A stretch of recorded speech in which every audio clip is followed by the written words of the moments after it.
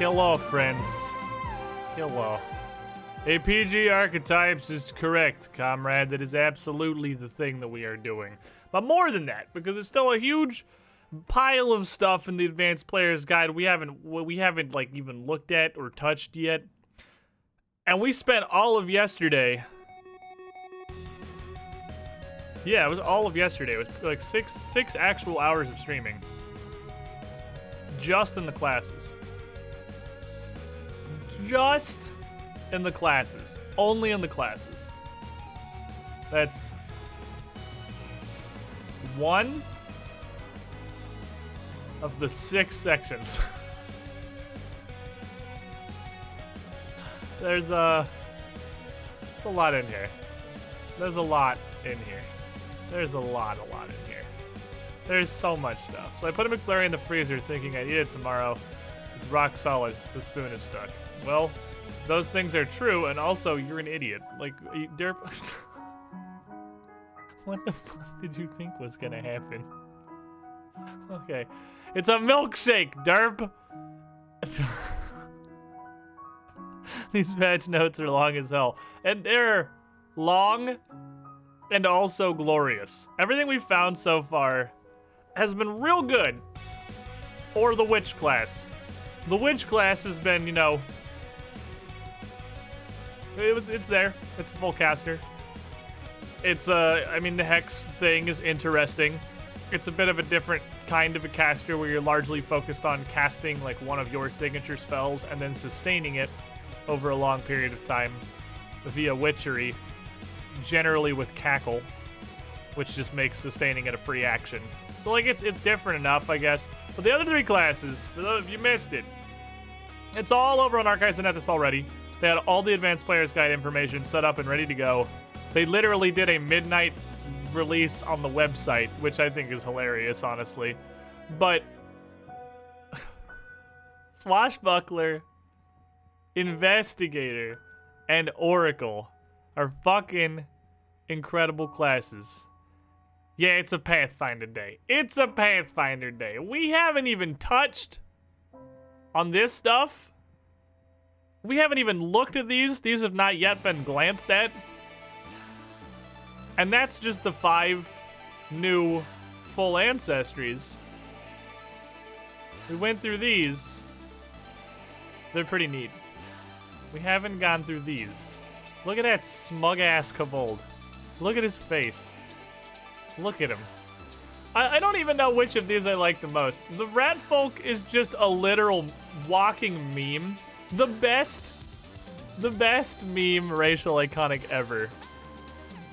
Kobold just looks like he's smug beyond reason. Catfolk looks like he was late to the party when they were handing out pixels. So he only got half the resolution of everyone else. I'm not really positive what happened here. Is it just me? Is it just me, or does the Catfolk look like it's straight up at half the resolution of the other pictures?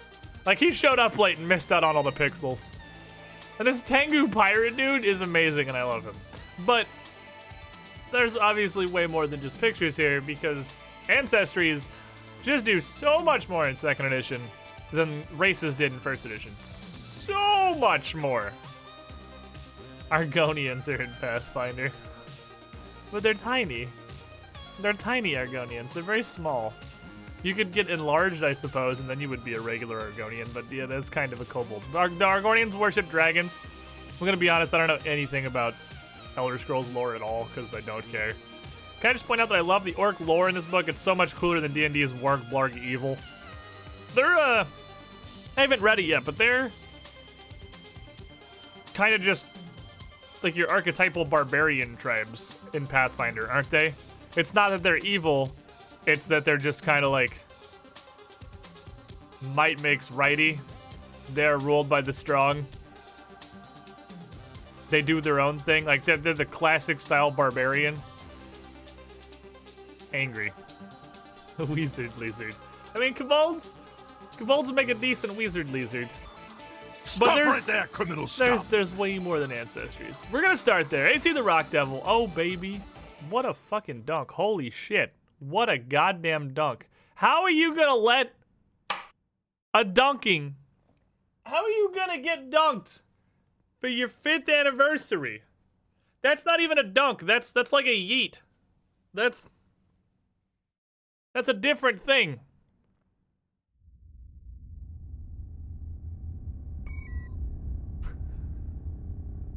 You went up. Not down.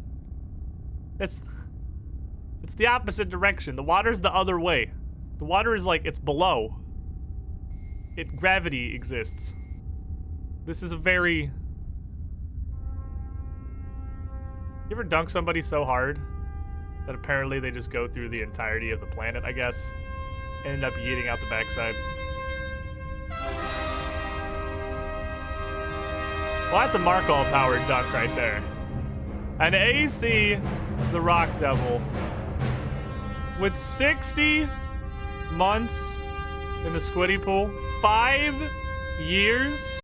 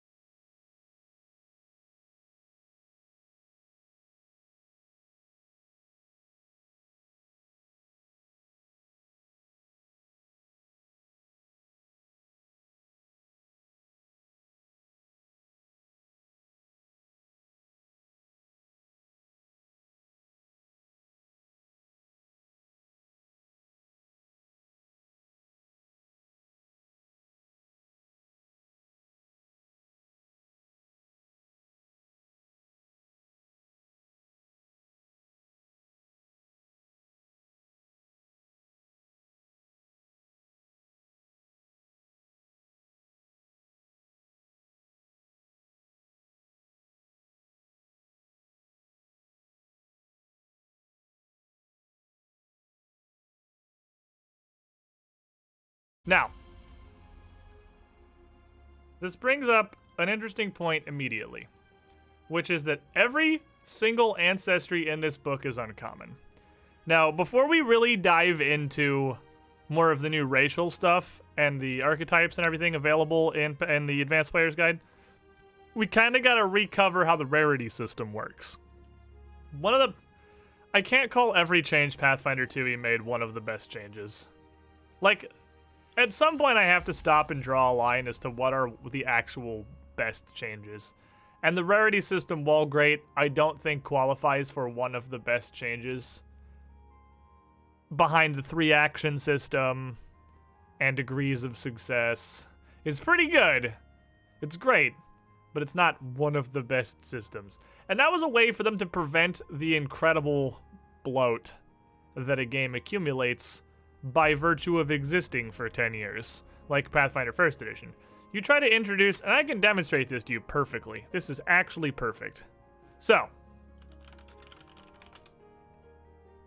this is fun. I always like showing this off. This is a fun thing here. So you get a new player in your Pathfinder 1st Edition campaign. And as part of the creation of a level 1 character, you get a feat, right? And so your new bright-eyed, bushy-tailed Pathfinder character gets to select a feat. Gets to select a feat. Gets to select a feat. Gets to select there's more. Nope. Okay, hold on. Oh, gets to select a feat.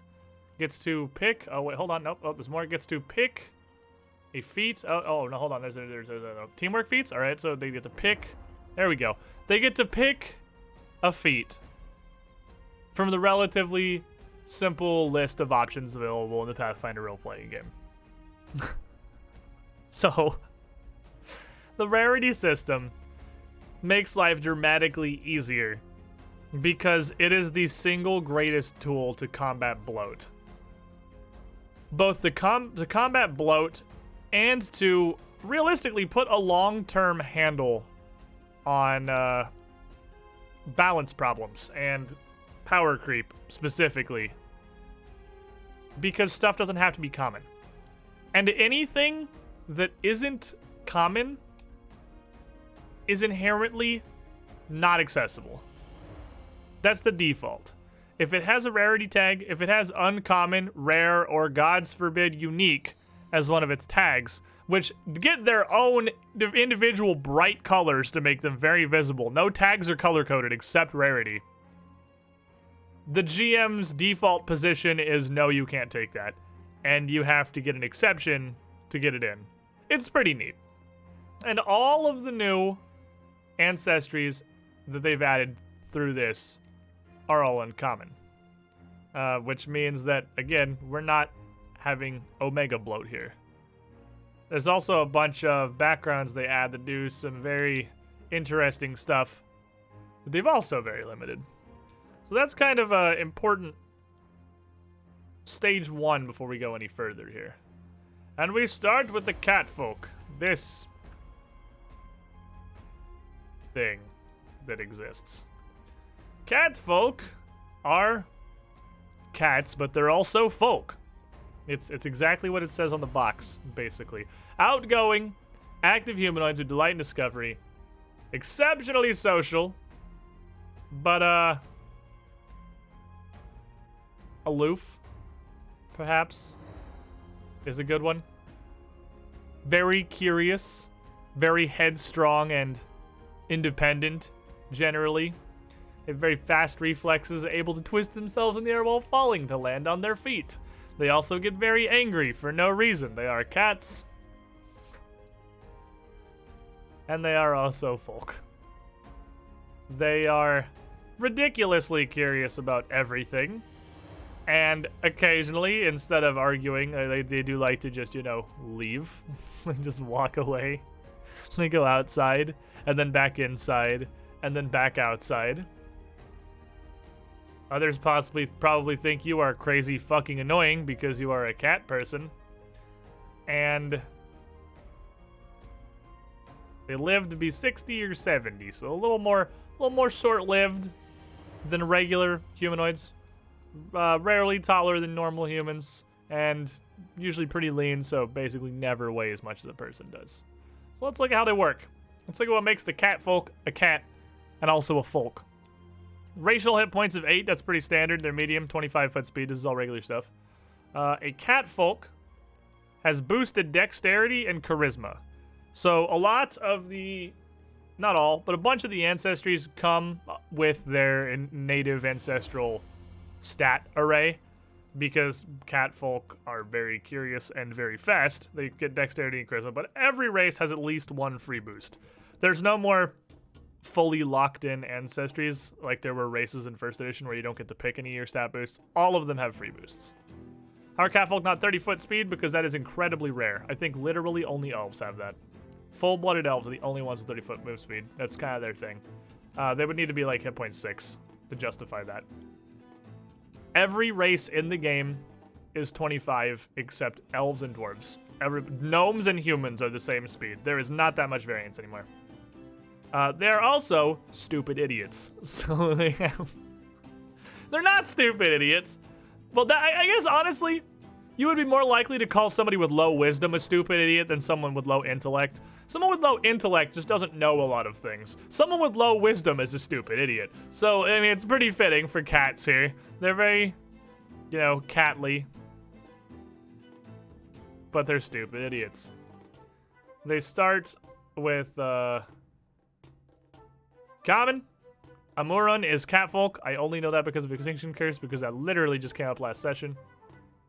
They have low light vision, and it's not a feat, it's a native racial ability. They take half falling damage and don't go prone. That's neat. Should be low int. Nah. The catfolk are super studious. Catfolk are high int. I'm surprised int isn't one of their boosts, honestly. I thought it was gonna be dexterity and int was what catfolk would have. Catfolk, I mean, the iconic dude literally has one prop, and it is a book. Catfolk are super duper bookish and curious and learned. They know all of the things. They're just stupid idiots because they're cats. So, every ancestry comes with a new set of heritages, because every character has an ancestry and a heritage, which is kind of like a subtype, basically. So you can have a bunch of claw things that do, this is a pretty standard heritage for a lot of the ancestries. You get a natural attack. It does some damage. Noteworthy, though, that these ones have finesse. I don't think a whole lot of the ancestry heritage natural attacks are finesse weapons. None of them come to mind immediately. They're almost always agile, but they're not usually finesse. So that's kind of neat. That lets you attack with your dexterity. You can be a hunting cat, which gives you a 30-foot scent, which is interesting, and a +2 circumstance bonus to track a creature that you have smelled before, because you know they stink. There is a jungle cat folk, which does not suffer difficult terrain penalties from undergrowth, which I think is probably one of the more common sources of difficult terrain. Maybe that's just because I have a campaign currently taking place in a literal fucking jungle, so it comes up a lot. Lizard claws are? Okay, fair enough. And 9 lives cat folk. They don't go to dying too when they get knocked down by a crate. Which I think is just hilarious. Your whole heritage is that you inexplicably are harder to kill. That's such a little meme. Winter cat folk, you get cold resistance, and you treat environmental cold as 1 step less extreme. And then, of course, what really defines the ancestries in 2nd edition, well, the heritages and the ancestry themselves do some stuff. A lot of the cool abilities, because you get 5 of these throughout the arc of your character, are these neat feats. It can start immediately with a once per day free action reroll take the best on a reflex saving throw. Fitting for a catfolk. Fitting for a catfolk. You can get some lore. Makes you train in acrobatics and survival. And catfolk lore. Oh, I guess this is like I was like, how does lore make you better at acrobatics? But it's from growing up with actual catfolk, like in a catfolk community, so you're better at doing ninja cat shit. All of them, they pretty much always have a weapon familiarity, which makes you more adept at using your race's weapons. And this gives you hatchets, commas, kukris, scimitars, and sickles. And whatever the hell catfolk weapons are, which I suppose we can find somewhere further. Pretty baseline so far, nothing real interesting yet. All really basic. Well met, traveler! You've seen people from so many walks of life that you are trained in diplomacy, and you get hobnobber. Alright. So I'm gonna say it. All the level 1 catfolk feats are very boring. I'm actually surprised. There is almost always at least something interesting in the level 1 racial feat. These are all very generic. There are a couple of them that are basically skill feats, which is useful for what it is, that your ancestry feats can just be more skill feats, but none of those are cool. Those are all very, very bland. 5th level, catfolk weapon rake. When you critically hit using any of the weapons from catfolk weapon familiarity, you get critical specialization. Alright, yeah, every class gets that. Climbing claws, you get a climb speed of 10 feet. Alright, cool. Expand luck. You can use your cat's luck once per any saving throw. Oh, here we go. This might actually do a thing. Balance on your toes to step carefully over obstructions. 2 actions to stride then step, or step then stride, ignoring difficult terrain. See, this is the first one that I feel like is a thing. So they get halfling luck, but it's cat luck, and then they get the ability to fairly effectively engage or disengage while ignoring difficult terrain, which is it's very, very situational. You get Springing Leaper. You can leap the 2-action activity to double the distance you can leap vertically. Or okay, so they can. Okay, here we go. Here's the thing. Squidling to the Here's the pool. thing. This isn't a super fantastic. Like this is surprisingly close to Cloud Jumper for being a 5th level ancestry feat. Mittenmerk, 34 months in the pool. You the shiniest squidling. Because doubling and tripling your vertical distance will actually allow you to jump. Triple lets you jump 9 feet. It lets you jump 9 feet and 12 feet if you make a DC 30 athletics check. Oh, see you later, Mittenmerk. Enjoy your class if that's a thing. Hopefully it's not a super boring class. I don't know, kind of class. But enjoy. Thanks for stopping by. Thanks for resubbing. Here's the thing, it's kind of neat. So we are... Sounds like a cat. Line it up, rev the engine, leap on top of the fridge. Yep. This was Superhero Landing. Superhero Landing. Oh, yeah. Yeah. If you have to be an expert in athletics anyway. When you get to the point where you have the athletics to make the DC 30 check, you can 3-action jump vertically, which would trigger Superhero Landing. You are using your entire turn to do Superhero Landing, which doesn't seem particularly good, but maybe it'll build into something better as we go further. I don't like it. This is tagged with disease. Your claws carry an irritant. Oh, yep, they're cats. Your claw strikes an additional 1d4 persistent poison damage on a crit. You can just get straight up poison claws. Neat.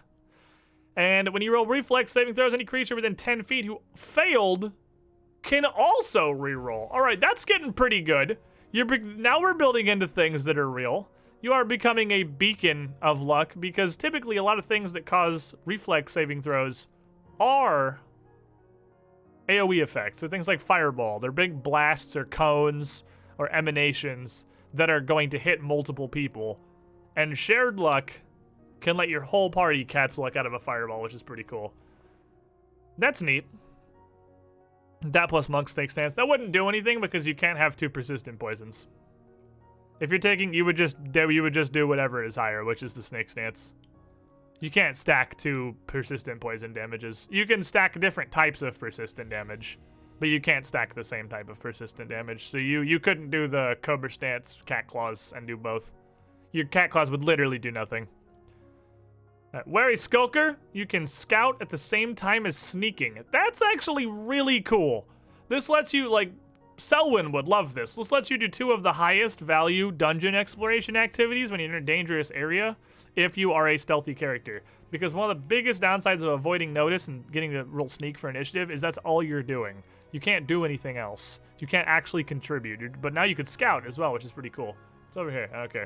Well-groomed.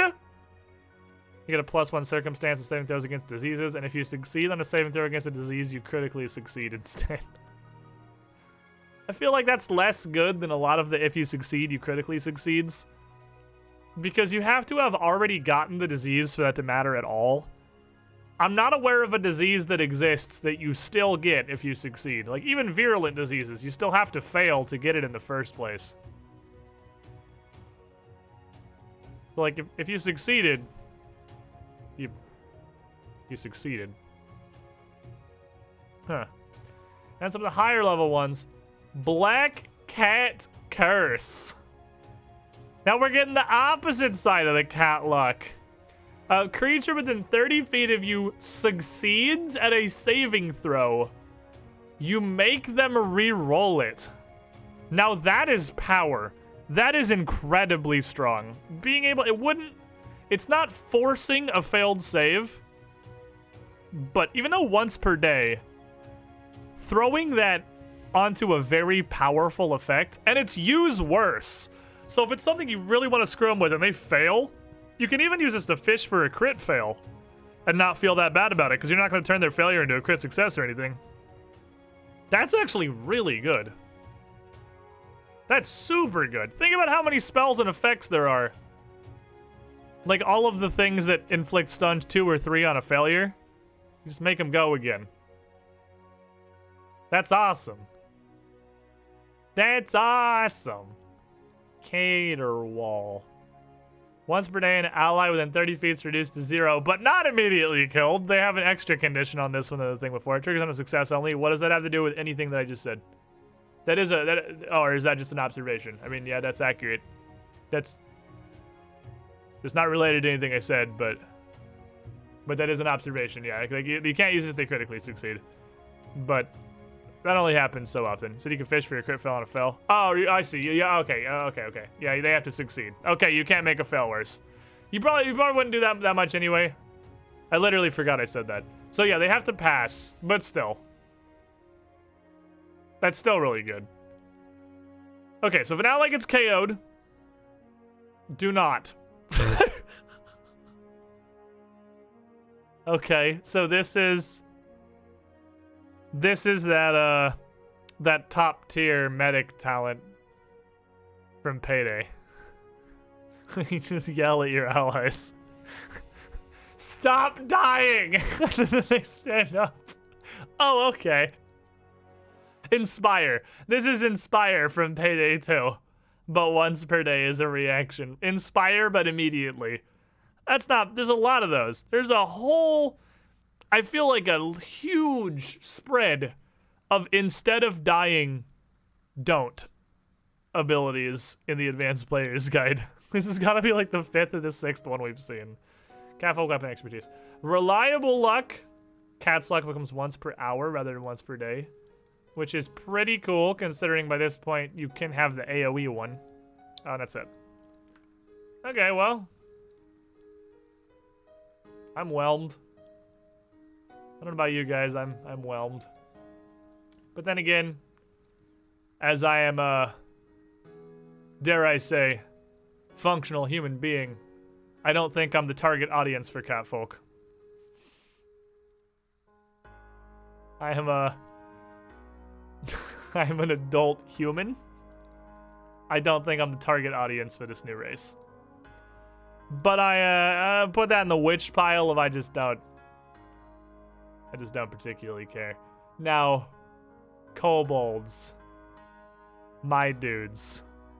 You guys know kobolds. You know kobolds. From such hits as Zerk and Sniggles to Kobold Grandma. Kobolds. Stop right there, kobolds. criminal scum. Kobolds. Were you...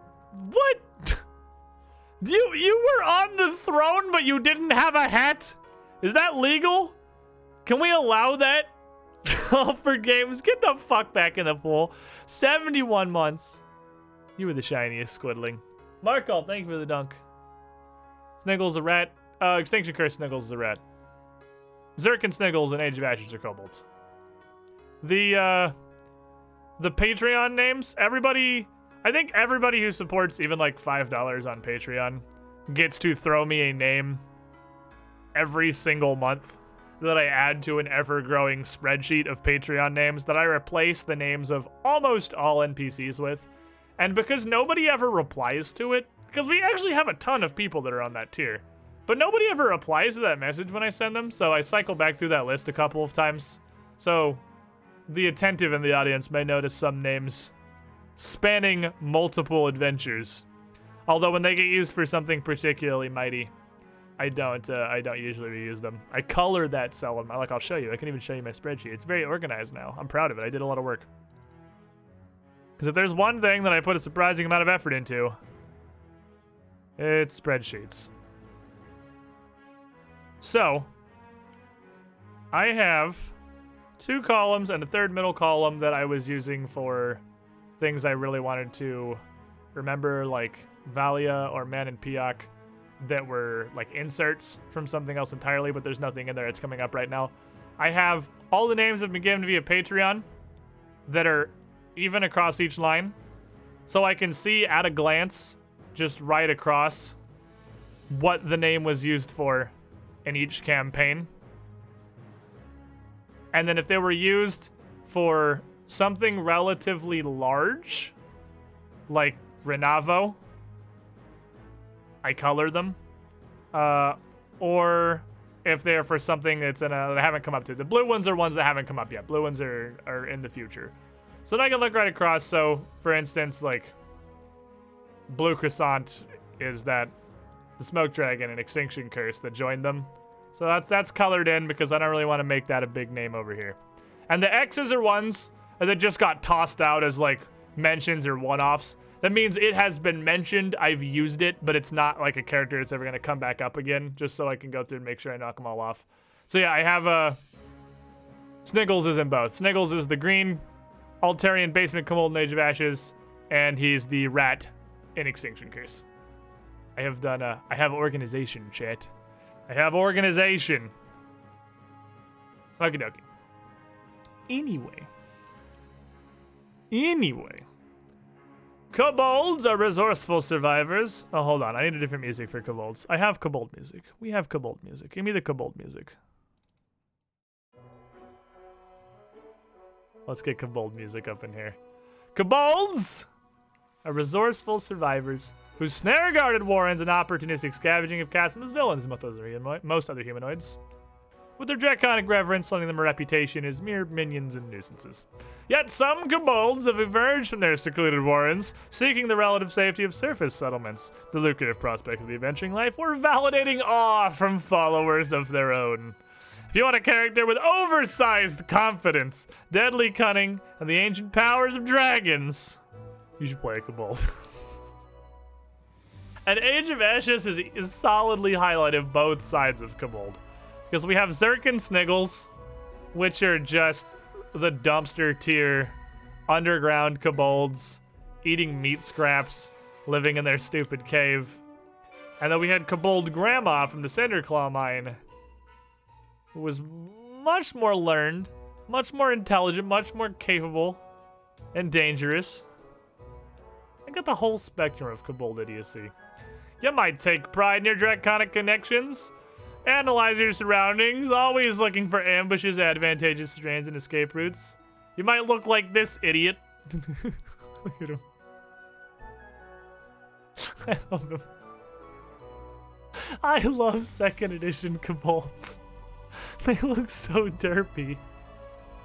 They just have such derpy faces, and they make me so happy. We have, hold on, I gotta pull up for anyone who didn't see them, because it was way back when in Age of Ashes by now. It was in the before times. We had, here is Sniggles. Ah. Here's Snuggles. No, get bigger. Get bigger. He's a kobold. He's seen things. And here is Zerk, who is also a kobold. Actual art from the Age of Ashes, by the way. He sees his own nose holes, and that's about it, perhaps. Oh, I love you, kobolds. You might naturally observe, adopt, and respect group dynamics. You know, there's a hierarchy here. There's a hierarchy. You got kobold things. Others probably assume you're cowardly and aren't going to stick around if things get dangerous. Probably appreciate your ingenuity, especially when it comes to traps and defenses. And consider your claims of draconic power to be, well, overblown or delusional. Or maybe endearing. Maybe endearing. Someone should have been a kobold, the coward she is. Someone would have been a solid. Well, but how can she mom the party so hard as a kobold? It'd be challenging, I think. Kobolds are tiny. Little reptiles. They are generally somewhat draconic. They got little horns, they got some teeth. Sometimes they have little wings, and sometimes they have dragon breath. They're fully adult by 12 and die at around 60. Short-lived little lizard nuggets. Their colors can be absolutely fucking anything. And they are, you know, they're kobolds. Oh my god. I didn't see the bottom of the trap. It gets so much better when you realize he's getting ready to poke a fucking bear trap. Just really pulls the whole image together.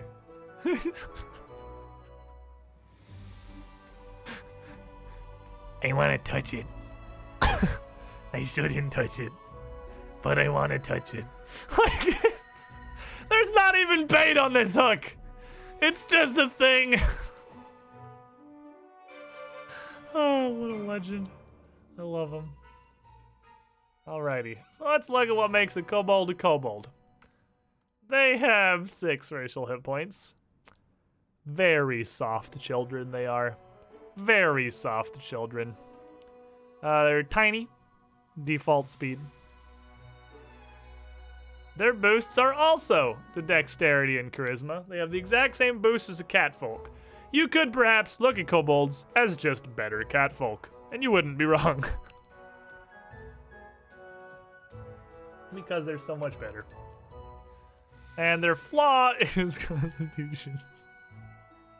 Oh boy. Oh, they are very soft children.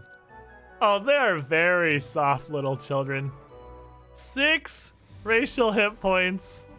Ability block constitution. Very soft children. Okay. Okay. Oof. They know Common, Draconic, and some extra languages. They have whole-ass dark vision, and they are a Draconic. They have a Draconic exemplar. They draw minor powers from their exemplar. Choose a type of dragon. It determines your color and your appearance, and sometimes dragons will not eat you immediately. It may also give you some other powers later on, which may or may not involve, I don't know, perhaps a breath weapon that does a specific type of damage in either a line or a cone. You know, usual pick a dragon color stuff. No, kobolds. Alright, so what we got for kobold heritages? You can be a cave kobold, which is largely just the default. 6 HP and a minus con, is that doable or is that just pain? You're gonna have to put some boosts into con for sure, or you're going to be the squishiest little nugget.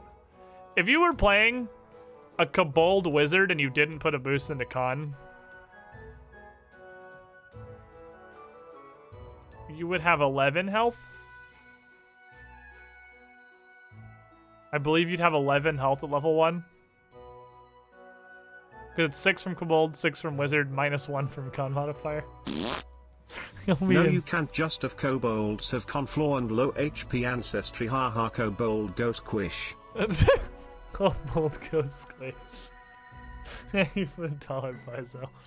Gavin kobold. Catch into a warren among narrow tunnels and countless kin. You are a wiggle. When climbing rock walls, stalactites under natural stone, you move half your speed into success and full speed into critical success. And if you roll a success on an acrobatics check to squeeze, you get a critical success instead. You are a wiggly rock scrabbler. Dragon scale kobold. Your scales are particularly colorful.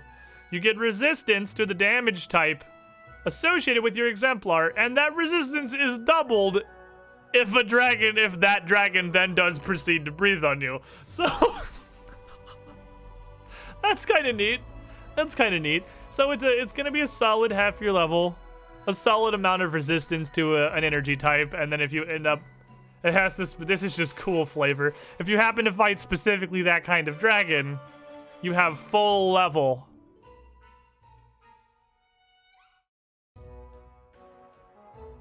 Technically, you don't. Technically, it's not full level. It's double the resistance. Because it'd be 2 at level 1. And it would be 10 at level 11. Because at level 11, your resistance is half, so it's 5.5 rounds down to 5, and the resistance is doubled, so it's 10. So it's your level, but with extra steps against dragons' breath weapons. Spell scale kobold. Okay, choose an arcane cantrip. You gain that as an innate spell at will. It heightens, and you're trained in arcane spell attack rolls and spell DCs, and your casting ability is charisma. Solid. Strong jaw kobold. You bite. Oh, yeah, I guess I'm just throwing finesse out here. Your bite has finesse? They're just yeeting finesse. It's not agile, weirdly. Is there a finesse non-agile weapon? Other than a kobold's bite attack? I kind of thought like finesse was just agile plus. Finesse and not agile. That's interesting. Venom tail kobold. You have a vestigial poison spur.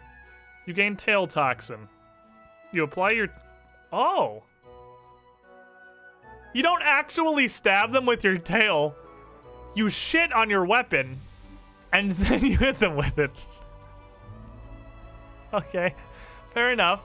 So one action, you can immediately poison your weapon, and then you have to strike, and then you deal persistent poison damage equal to your level. That's not bad. That's not awful. That's to be solid for some. Your full level persistent is pretty decent. It's a once per day, but you know it is what it is. I really like that you don't... I thought it was going to be you stab them with your tail. No, you fucking wipe your ass with your sword and then you stab them with it. Which is just peak kobold, really. And I can't... It's the only thing I could possibly imagine for a kobold. Ancestry feats. Cringe! An enemy crits you.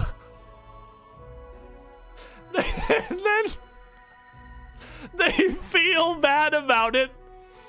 So you take reduced damage equal to your level plus 2.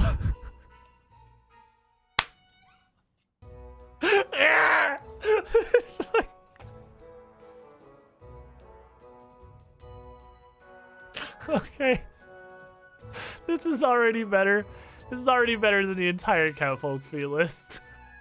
You're so depressing that they feel bad. There's no check on this one. It's like the gnome one we looked at yesterday, but it just happens. There's no check whatsoever. This one is also mental, so it also does not affect... The single limiter is emotion and mental. They can't be completely fucking mindless and they can't be blind. But it just happens. Solid. Dragon's presence. Unflappable confidence. When you roll success on a saving throw against a fear effect, you get a critical success. When you roll a failure against a fear effect, you get a critical failure. These are so good. I love kobolds.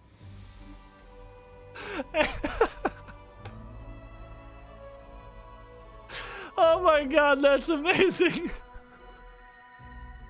That's fucking incredible. Oh, I love kobolds. I love them so much. Oh, it's so good. Also, when you demoralize the foe of your level or lower, you get a +1 circumstance bonus to the intimidation check. Rawr! We are mighty dragons. Oh no! We are not mighty dragons. Oh, I love this so far. That was amazing. At level 1, here it is, Kobold Breath. 30-foot line, or a 15-foot cone of D4 damage of the type and effect of your exemplar. At 3rd level and every 2 levels thereafter. So it's D4 per spell level. D4 per spell level breath attack. You have the 1d4 round cooldown, but no other limit. This is just nice. Pocket 2 action AoE spell. Not completely spammable, but very loosely limited. And it uses the higher of your class DC or spell DC, which is solid too. Solid. Solid. There's your breath attack. Kobold lore. Yeah, you learn a bunch of stuff about kobolds. Scamper. You instinctively know how to flee danger. You stride up to your speed with a +5 foot status bonus and gain a +2 circumstance bonus to AC against reactions triggered by movements. You run away, Gooder. You have to be adjacent to an enemy. Oh no! Like, so if you're, it's just better stride if you're adjacent to an enemy. It's just better. You get a 5-foot speed bonus and +2 AC against any stuff that any reactions you trigger. That's pretty dang flavorful. Hey Dan, you just joining in? The Kobold feats have been amazing. They're so good. I love the Kobold feats so far. So you can run away more effectively. You can cringe pathetically. If somebody crits you, you critically succeed or critically fail on fear saves. It's great or it's terrible. Oh, it's a good time. All right, Snare Setter. You read up to the time-honored Kobold art of trap making. You gain the trained proficiency in crafting. If you're already trained in crafting, get something else. You gain snare crafting. And you can also choose from uncommon kobold snares. Okay, so they get a bunch of free stuff to, you know, Tucker's kobolded up in a cave somewhere and put a whole bunch of stuff. If you super boost con, you could actually make a fantastic kobold tank style character. Yeah, it's only challenging on account of you're starting one down and your racial hit points are 6. So you got a lot of uphill battle in the initial building of a kobold tank. But then, you do get a bunch of really, really good defensive abilities. Alright, Allies Shelter. Reaction, you attempt a saving throw while adjacent to an ally. You use their modifier instead of yours. Okay. Yeah, cringe is actually super good. Alright, fair enough. You can borrow a, but that, I don't... This is interesting, kind of flavorful. Seems not great as a once-a-day fortune reaction. It doesn't seem strong enough to merit the once-per-day tag. But, you know, here we are. Can you use your free boost to cancel the flaw? Yeah, you can. But even if you were trying to make a super tank, if you put 4 boosts into con, which is the most you can put into a thing at level 1, because you get 4 sources of boosts, you would end up at 16. Oh, you'd end up at 14 con. Because you can only put 3. Because the racial is one of them. No, you can end up at 16. You can end up at 16. You can end up at 16 and you'd have to spend an extra one. Because you basically are negating one of the boosts that you get and only getting 2 instead of 3. But yeah, you can end up at a maximum of 16. But again, that will catch up very quickly, because then at 5 you can go to 18, which is the highest anyone could be at 5 anyway. Because no one can get to 20 by then.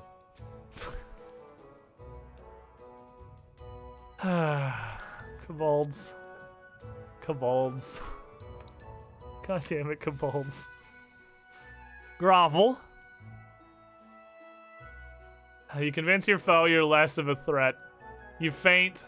Unlike a normal feint, you can feint them from 30 feet away. and you make your check against their will instead of their perception. Please no. Alright, Snare Genius. You snare, this is at 5. You can prepare 3 snares for quick deployment. If it normally takes a minute to set up, you can set it up with 3 actions. Okay, so they can get a racial ability to set snares mid-combat, and they don't cost any resources. And they're stronger. If they critically failed, it also makes them flat-footed. Holy crap, okay. 30-foot feint. Yeah, 30-foot feint's actually pretty dumb. That's cooler than I thought it was going to be. So you can make them really good trap wizards. Between the scales, underestimating you is a grave mistake, but one others keep making. When you strike a flat-footed creature that has the agile and finesse traits, it gains the backstabber trait.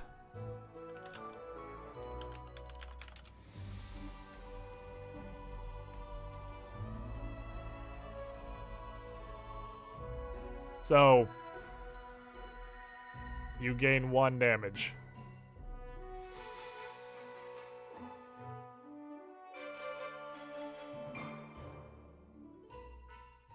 One. You get 1 damage. 9th level feat. You get 1 damage. You guys ever want to take a 9th level feat that gives you 1 damage? Yeah, if this was like, if this feat said all your strikes deal +1 damage, it would still be bad. But it's worse than that. It's actually worse. It's so bad. All right, that's okay. Take that! -1. Got him. Easy. By this level, enemies have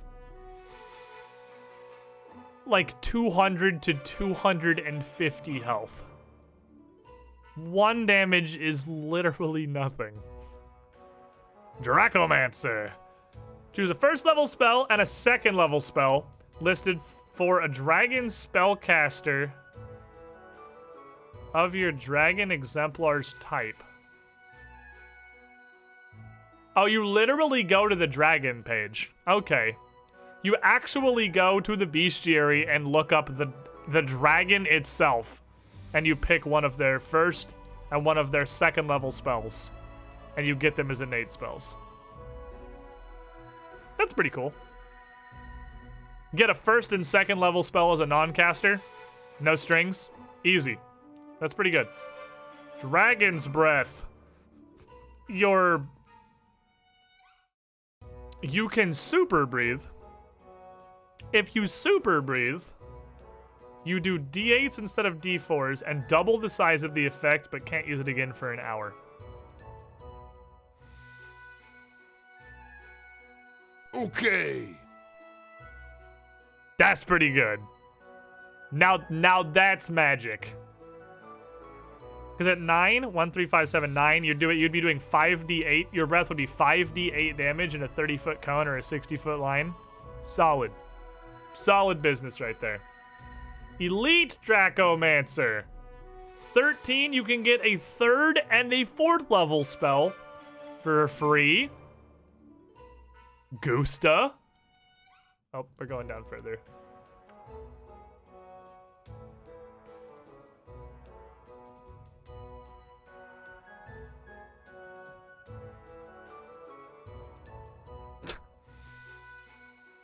I can't tell if this is a the fuck or a well, what is it? It's unclear. It could be either. It's not enough. Oh, that's it. That's the bottom. Oh. I was hoping there was going to be another breath one. I thought we were going to get a super tier breath. Still, pretty neat. Pretty neat. I dig them. Kobolds did good work. They did good business. I'm happy. I'm pleased. Good work, Kobolds. We get the regular music back on here. Kobolds are dope. Kobolds confirmed dope. Orc. Holy fuck. Orcs! Orc mad. Orcs often struggle to gain acceptance among other communities who frequently see them as brutes. Those who earn the loyalty of an orc friend, however, soon learn an orc's fidelity and honesty are unparalleled. Orc barbarians, fighters, and rangers are prized as gladiators and mercenaries. Why are her eyes fucking black? While some human settlements might be hesitant to accept an entire orc community, a small handful of orc mercenaries can do the job of an entire squad of human conscripts, so long as the orcs are well-fed and well-paid. The belief orcs are only suited for battles pervasive. The harsh orc mentality comes from a long history of conflict, rather than a lack of ability in other areas. So these orcs are, they sound to me very archetypal barbarian, rather than just evil. Eagerly amid any chance to prove your strength. Believe lies and treachery are for those who lack the strength to seize what they want. View dying in glorious combat as preferable to a mundane death. Yeah, they're fucking Vikings. So, 2nd edition orcs are Vikings. They're just turbo Vikings. I'm on board with turbo orc Vikings. Others probably see you as violent or lacking discipline, think you're an idiot, or admire your blunt honesty. Orcs are larg. Many orcs top 7 feet in height. They tend to adopt broad, almost bow-legged stances and slouch forward the shoulders. Makes for seeming contradictions, sharing an eye level with most humanoids while simultaneously towering over them. They got rough skin, thick bones, and rock-hard muscles. Or despite the roughness of their skin, they scar very easily, and most orcs take great pride in the scar they've accumulated. They're green to gray. Orcs consider powerful builds and heavily scarred skin fucking hot. Is this the first time that... I think it's the first time that a race page has delved into the sexually attractive standards of their race. Fair. Alright, fair. Fair. A powerful orc makes the hold stronger, and scars are signs of victories won or hardships survived. Not sure that's really necessary, but okay, yeah, I'm like, alright. Many orcs consider large, jutting tusks to be more attractive than smaller tusks. Get that tiny dick shit out of here. I like my women with big tusks. And, let's look what they got here. Racial hit points, fuck off. 10. Up here in Dwarf City. Ability boosts, strong and free. No downside. That's right. Orcs have lost, that was the int or the wisdom or whatever flaw they had before. Orcs no longer have an ability flaw. They have a +2 to strength and a free boost. You want to make your orc wizard, go for it. They'll take a -2 to every single mental ability score. They orc, they have dark vision. So pretty basic. So I kind of want to look through this. I've been skipping a society page in most of them so far, but I'm interested in how Pathfinder goes about the this stuff. Oh, orcs and 1E. Yeah, because they were like one of the optional classes that don't matter. None of the races in 1E that weren't core races were real. They were legal third-party tender. None of them were real races. Now everything is much more reasonable. Most orc communities define themselves through 2 things, pain and glory. Each earns respect so long as the pain is born with stoicism. An orc with scars who walks uncomplaining with a broken leg draws as much admiration as one who wins a great victory on the battlefield. Power in an orc hold comes from strength or family lineage. The structure tends to be feudal, weaker orcs working at the behest of the strong, yeah, it's Viking shit. The hold of Belkzen is the largest such society, and power changes hands there quickly. One mighty orc dying in battle can shake up an entire power structure. Many orcs who tire of being subservient split off to form their own war bands, traveling the new territory. Young orcs are raised by the entire community. It'd be almost impossible for orcs to raise their young any other way, since twins, triplets, and quadruplets are very common in orc families, as are deaths among orcs in their child-rearing years. Yeah, I guess when they die all the time because they're constantly at war. So orcs are way more, like they have fucking litters. They don't have single children. Huh. Interesting. Many orc cults conduct ceremonies when a young one comes of age around their 10th or 11th birthday. When an orc comes of age at the ripe The ripe time of 10 years. They slay a bear unarmed in single combat. During which new adults are told what their role in the hold will be. For communities that practice ritual scarification or tattooing, this happens at, again, the ripe old age of 10. Orcs fear very little, but most distrust magic. Magic seen as a tool that bypasses physical and allows the weak to contend with the strong, a belief that runs at odds with orc values. While they respect the physical might of Goromite war priests or even druids who take on the form of great beasts, they find arcane and occult magic questionable at best and unethical as a whole. All but the most depraved orc communities see necromancy as a foul art that steals glory from the dead, and their growing struggles against the undead have given them newfound common ground with their human neighbors. Interesting. Fair enough. And orcs like worshipping gods that like killing things, like Lamashtu and the Nugget at the center of the world. There are orc gods, but they don't get worshipped very often. Fair enough. Alright, orc heritages. Let's see what we got. What we got for some orc heritages here? The Badlands Orc. You come from a sun-scorched Badlands, where long legs and an ability to withstand the elements help you thrive. You can hustle twice as long while exploring before you have to stop, and you treat environmental heat effects as if they're one step less extreme. Oh. Hello? Hey. Oh, hello, Zendern. I figured since you're in high-level peasants, I was welcome to jump in. Yeah, no, that's why I was chilling here, so you can just jump in if you want to. Okie dokie, so hustling twice as long is cool thematically, almost completely and totally useless in any practical situation unless your entire party can do it. Because that's kind of the thing about the distance you can cover while hustling. If you have more than the rest of the party, it doesn't help you. Unless one of you rushing somewhere first and alone would be valuable. And rule 1. Don't split the party. Don't do it. Deep Orc. Your calloused hands and red eyes speak to a life spent in the deep darkness of caverns, where you learn to battle on rocky cliffs and survive with minimal resources. You get terrain expertise for underground terrain and combat climber. Neat. Hold Scarred Orc. Holy shit, you get 12 hit points from your ancestry and die hard. Sweet. You? You can become the ultimate barbarian.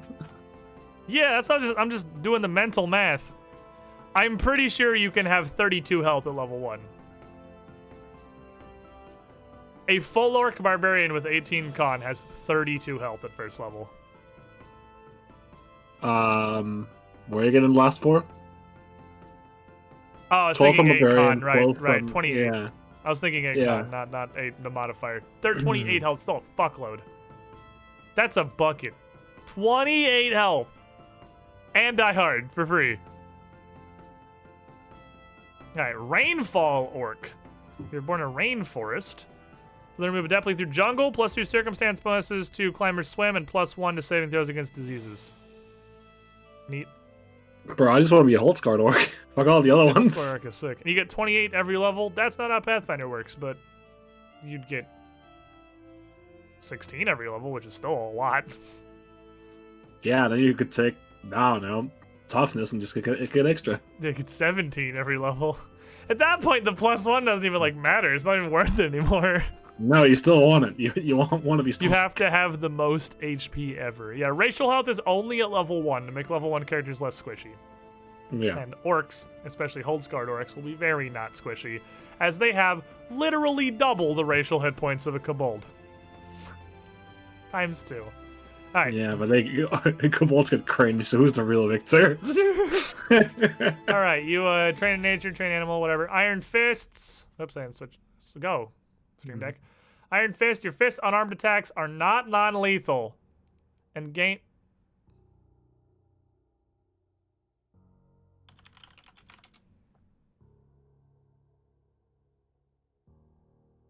Hold on.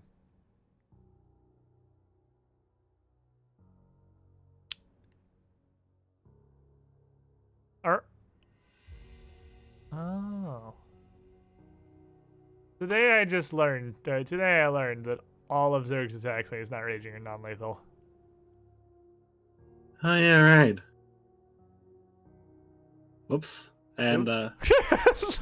to do him lethal, he'd have to Just take a -2. yeah. Whoops. Whoops. Whoopsie. I Whoops guess doodles.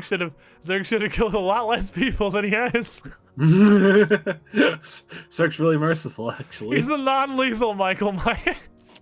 Whoopsie. Oops.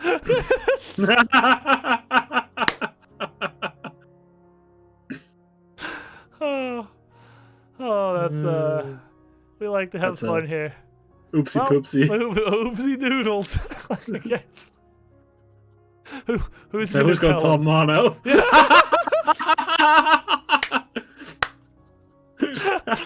Who wants to tell him? It's like Batman Arkham City. Zerg doesn't kill people. Sure, he smashed his head into the wall so hard his skull ceased to exist, but he's fine. He's fine. Don't worry about that guy. He punched a dude with an uppercut that snapped his fucking head backwards. He's fine. He just needs some intense medical care and hospitalization. Zerg's like Batman. He doesn't kill people. He just cripples them for life. Whoops. I've actually learned that both of our barbarians, over going through the advanced player's guide, both parties' barbarians have been doing their damage wrong. I learned that Zerg is non-lethal, and I learned that Dalren's attacks are not entirely electricity. Yeah, it's just the rage. Yeah, only the part, like 8 bonus damage from his rage is electric. The rest of it's still slashing. So, anyway. The lore feed, so I just learned some stuff. Tusks! Yeah. You get big old tusks. D6 piercing damage. Also finesse.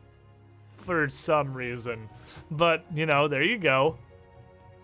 And you can I love how many people suggested to me that Zerg could get tusks. It's like, no, read the special. You can only take this in one. Not how it works, yeah. Yeah, when raging, Zerg's fists are lethal, but he punches a lot of things while he's not raging, and his fists are not lethal. He doesn't rage that often, actually. He really does not rage that free. He's been raging more with the Trog fights, but, well, interesting. All these are fairly standard here. Iron Fist is kind of neat. Athletic Might. You roll success on athletics to climb or swim, you get a critical success. No, cool. Yeah. Body blows. You're lethal unarmed attacks. No, bloody blows. Oh, bloody blows. Yeah. I dropped 2 letters out of that. Bloody blows. Your lethal unarmed attacks leave bloody gouges or cause severe internal bleeding. When you crit with a strike that isn't non-lethal, they take D4 persistent bleed damage. Sweet.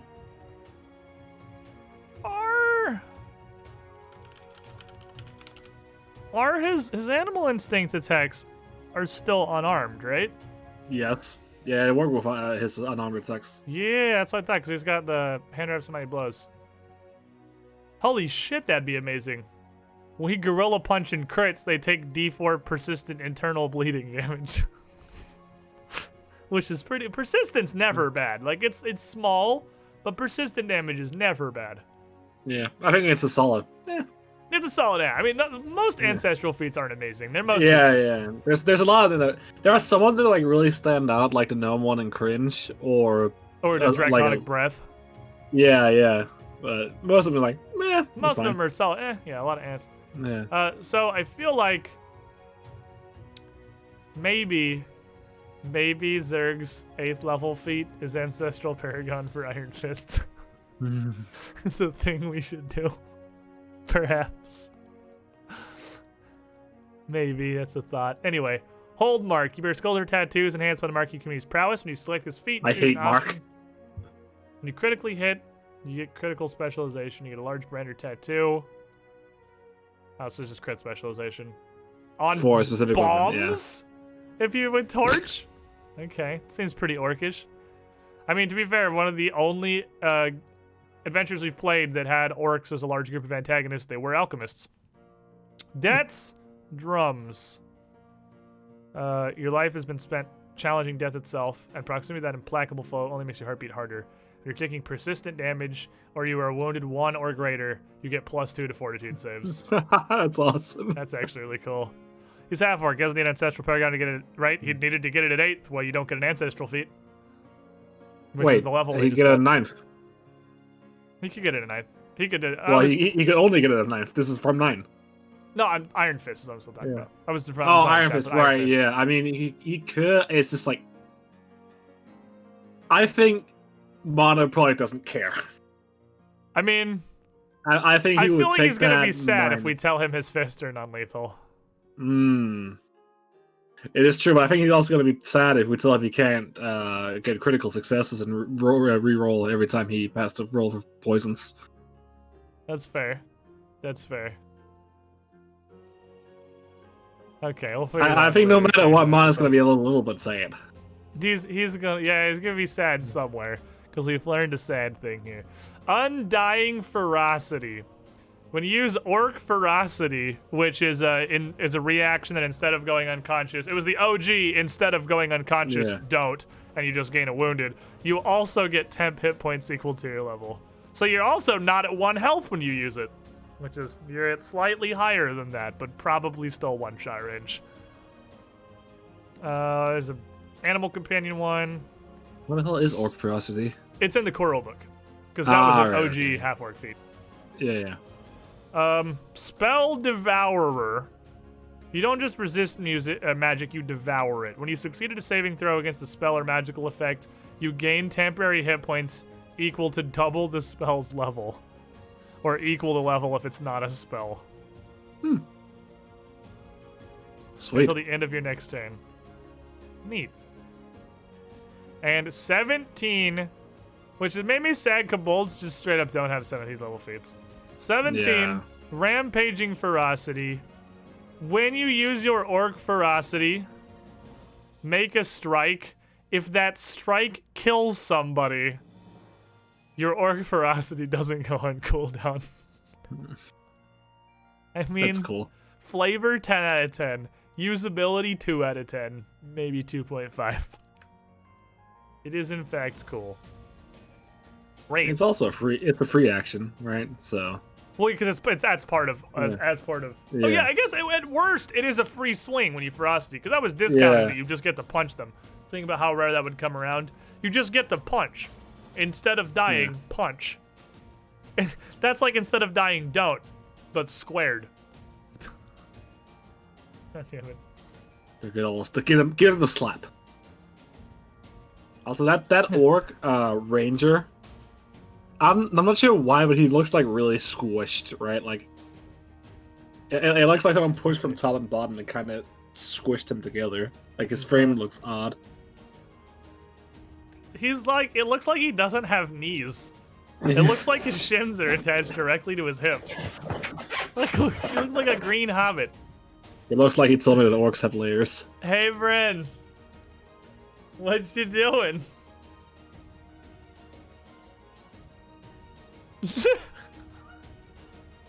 What is Bryn doing? Because it's easy.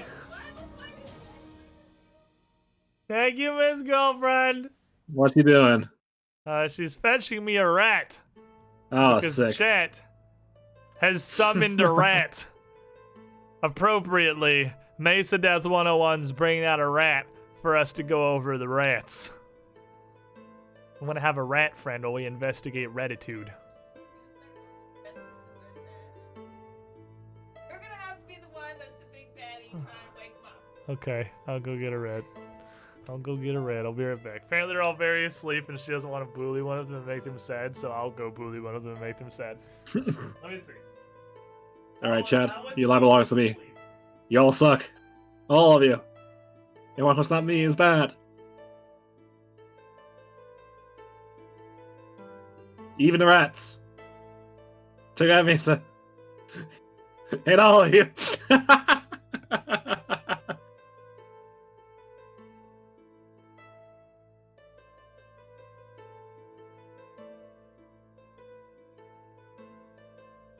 Oh yeah, you got him.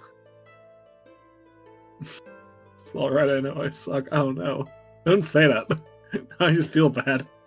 It's bullshit. Well, seriously, must be used against the limit. Ah, he's already at max. You can't hurt me. So I'm not getting a rat. They're all very asleep. Oh, lol.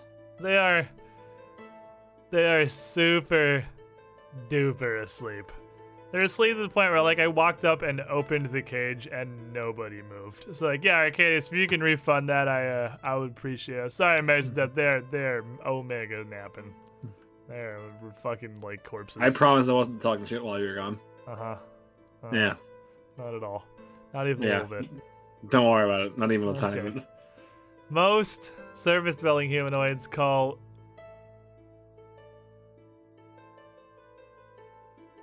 Dude, that fucking rat is cute as hell.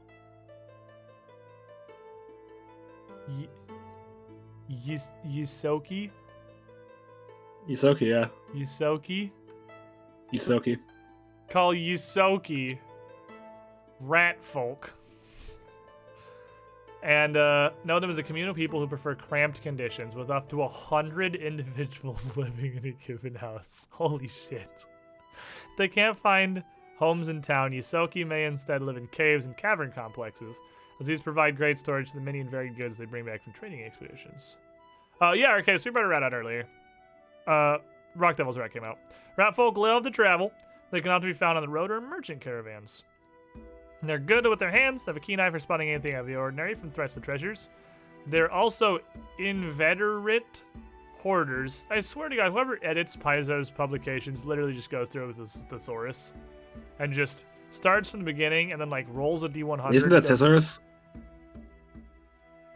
If it is, I've been wrong my entire life.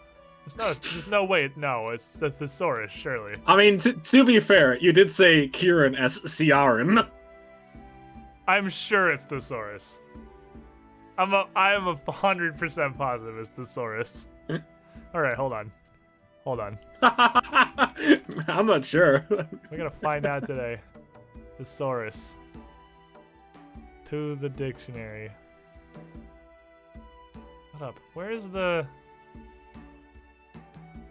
thing? Usually when you Google a word, the first thing at the oh crap, because it's a thesaurus, so what's Googling thesauruses? Usually when you Google a single word, the thing at the very top has just a button you can play that'll make it read it. And I can't find that. Pronunciation. Yeah. Now, I'm not memeing. I generally don't know. It's not a word I've used enough to know. Thesaurus. Thesaurus. Thesaurus. Yeah, it's thesaurus. Okay, I'm not fucking crazy. It's thesaurus. All right. So, Rados. He has a Hatto. You might have pride in your large extended family and stay in contact with everyone in it. And again, I mean, rat folk have already been yeeted out into Extinction Curse, and the three of them that you meet do very much fill this. Like to travel and search new experiences, likely collecting trinkets along the way, and work well with others. Others probably think you're a were-rat or other monster. Okay. Are surprised by your careful grooming, other fastidious habits, and think you're crowding them and invading their personal space. Well, I've role-played Sniggles pretty well then. There's just two other ones are actually wrong. Well, yeah, they also didn't, like, grow up in a rat warren. So they're rats that have very much grown up in, like, a human settlement with humans. And it's only the youngest of them that hasn't really broken out, I suppose. Alright, rats are teeny, they're rats. They're 4 feet tall, weighs about 80 pounds. Alright, so they're a good deal bigger than a lot of the other small creatures, actually. A common Yusoki is 4 feet tall. They're actually significantly larger than, like, gnomes and kobolds. Which is a horrifying concept, but there we are. They're all manlets. All manlets. Instinct drives Yusoki to maintain cleanliness. This is also reinforced through strong social structures. Other condescending humanoids often presume ratfolk are dirty or diseased, probably reinforced by literally all of them having disease on their bite attacks and everything they've ever appeared in any Paizo publication. But in actuality, they're meticulous about their personal hygiene. Because their appearance is often considered unnatural, and other people often mistake them for were-rats, they often conceal their physical features with hoods, gloves, shoes, long-sleeve tunics, robes, whatever. And they're rats. They do rat stuff. They're Lord Rat. They're big boys. All right, racial hit points. They got the oofer. They're pulling the big 6 out. You know, small boys. Classic. Ability boosts dexterity and intelligence. They fast. They smart. They not strong. Everything that I would expect here. Flaw in the strength. They know common Yusoki, and you know there's some other stuff. They have low light vision, and that's all their generic, general racial abilities. They do rat stuff, they do rat stuff. Rat folk heritages. You can be a deep rat, which just gives you dark vision straight up. You grew up underground, you have dark vision. You can Ooh, be desert rat's really good. desert rat. If you have both hands free, your speed 30 as you run on all fours. Environmental heat Rat effect one folk step- fucking monk, dude. Let's go. Dude. They don't need to have anything in their hands. Oh yeah, because it's not a status boost. It's just your speed is 30. Rat folk monk the fast. You gotta go effects are less fast. extreme. You can go 10 times as long as normal before you're affected by starvation or thirst. But cold is one step more extreme for you. Yeah, Master Splinter is fucking go. Rat folk, desert rat monk, just speed incarnate. Long gotta go snout rat. You get scent. It does scent things. Scenty stuff. Sewer rat. You live in a fucking sewer. You're immune to filth fever specifically. Each of your successful saving throws against the disease reduces its stage by 2, and critical successes reduce the stage by 3. You are a sewer rat. You are very resilient to disease. Shadow rat. Your Oh, that ancestors lived in Shadow dark Rat is spaces fucking. underground, granting you dark fur and a vaguely unnatural mien that unnerves sapient creatures and frightens animals. You train in intimidation and you can coerce animals. When you demoralize an animal, you don't take a penalty for not sharing a language with it. If you would automatically become trained to pick something else, animals' attitudes towards you start as 1 degree worse than normal. Usually starting at unfriendly for domesticated animals and hostile. You are an anti-druid. Animals fucking hate him. That's really just Clan Ashen from Warhammer. Fucking Shadow Rat. Yes, yes. Alright, first level, cheek pouches. You can store up to 4 items of light bulk in your fucking cheeks. None of them can be bigger than a foot. As long as you have at least 1 item in your cheek pouches, your speech is difficult to understand. Placing an item in your cheek pouch or retrieving one is an interact action. You can empty your mouth with a single action and spit everything out on the ground. What is the point of this? It's funny. I mean, like, but what do you gain at all from this feat? If you're going to a party, you're not allowed to have weapons. You could have a dagger in your mouth. You don't have to But say you anything. obviously have stuff in your mouth. No, it's only if your speech is hard to understand. You have a massive cheek pouch. They don't see it. But you talk like As long your as you don't mouth have is to- full of marshmallows. If you don't have to talk, they don't have to see. Because it's full of daggers. Okay. You have 4 daggers in your mouth. You spit all of them on the ground as one action. Use it as a thrown attack. Shoot those fuckers out. The pack rat. You can fit an additional 50% of the listed capacity into a storage container. You can fit Great. 6 bulk in a backpack or 12 bulk in a chest. It does not work in anything like magical, like a bag of holding. These So you're seem- really good at playing bag Tetris. These all seem completely useless, but very funny. You can have a tiny rat. Tiny rat is a familiar. It's a rat and it's a friend. Rat folklore. Rat speak. The speaking of rats and other rodents makes a strange kind of sense. You can ask questions of, receive answers from, and use diplomacy on rodents. Okay. Tinker fingers. You're trained in crafting. You can repair an item without using a repair kit at a -2 circumstance penalty. That's pretty neat and flavorful. They have so many level 1 feats, dude. They have so many. Vicious incisors. You bite. Finesse again. And unlike other races, you can file down your teeth and regrow them later, so you can take this at any level by just not taking care of your teeth anymore. Warren is still first level. Warren Navigator. Survival plus. When you sense direction, or specifically save against maze, you get 1 degree of success better. Neat. Alright, so all the level I 1 love that, feats right? are kind of like neat, but not good. Lab rat.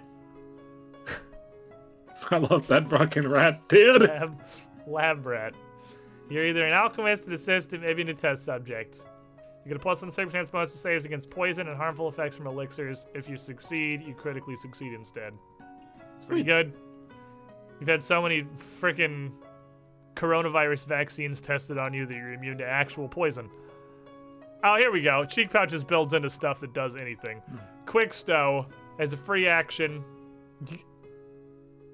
Oh, you stick something in your mouth. I guess it's called quick stow, but I was still like kind of thinking you'd be able to draw something from your mouth as a free action. But no, you enemy's can just, wielding a dagger. You disarm him. You pick it up, put it in your mouth. you He can no longer get it. You can just cram it in your mouth as a free action. Okay. Rat magic! You can cast Animal Messenger. The animal is always a rat. If there are no rats in range, the spell is lost. And there is the beautiful rat nobility here. Oh, she's so cute. Big mouth. Instead of storing 4 items of light bulk, you can store up to 1 bulk.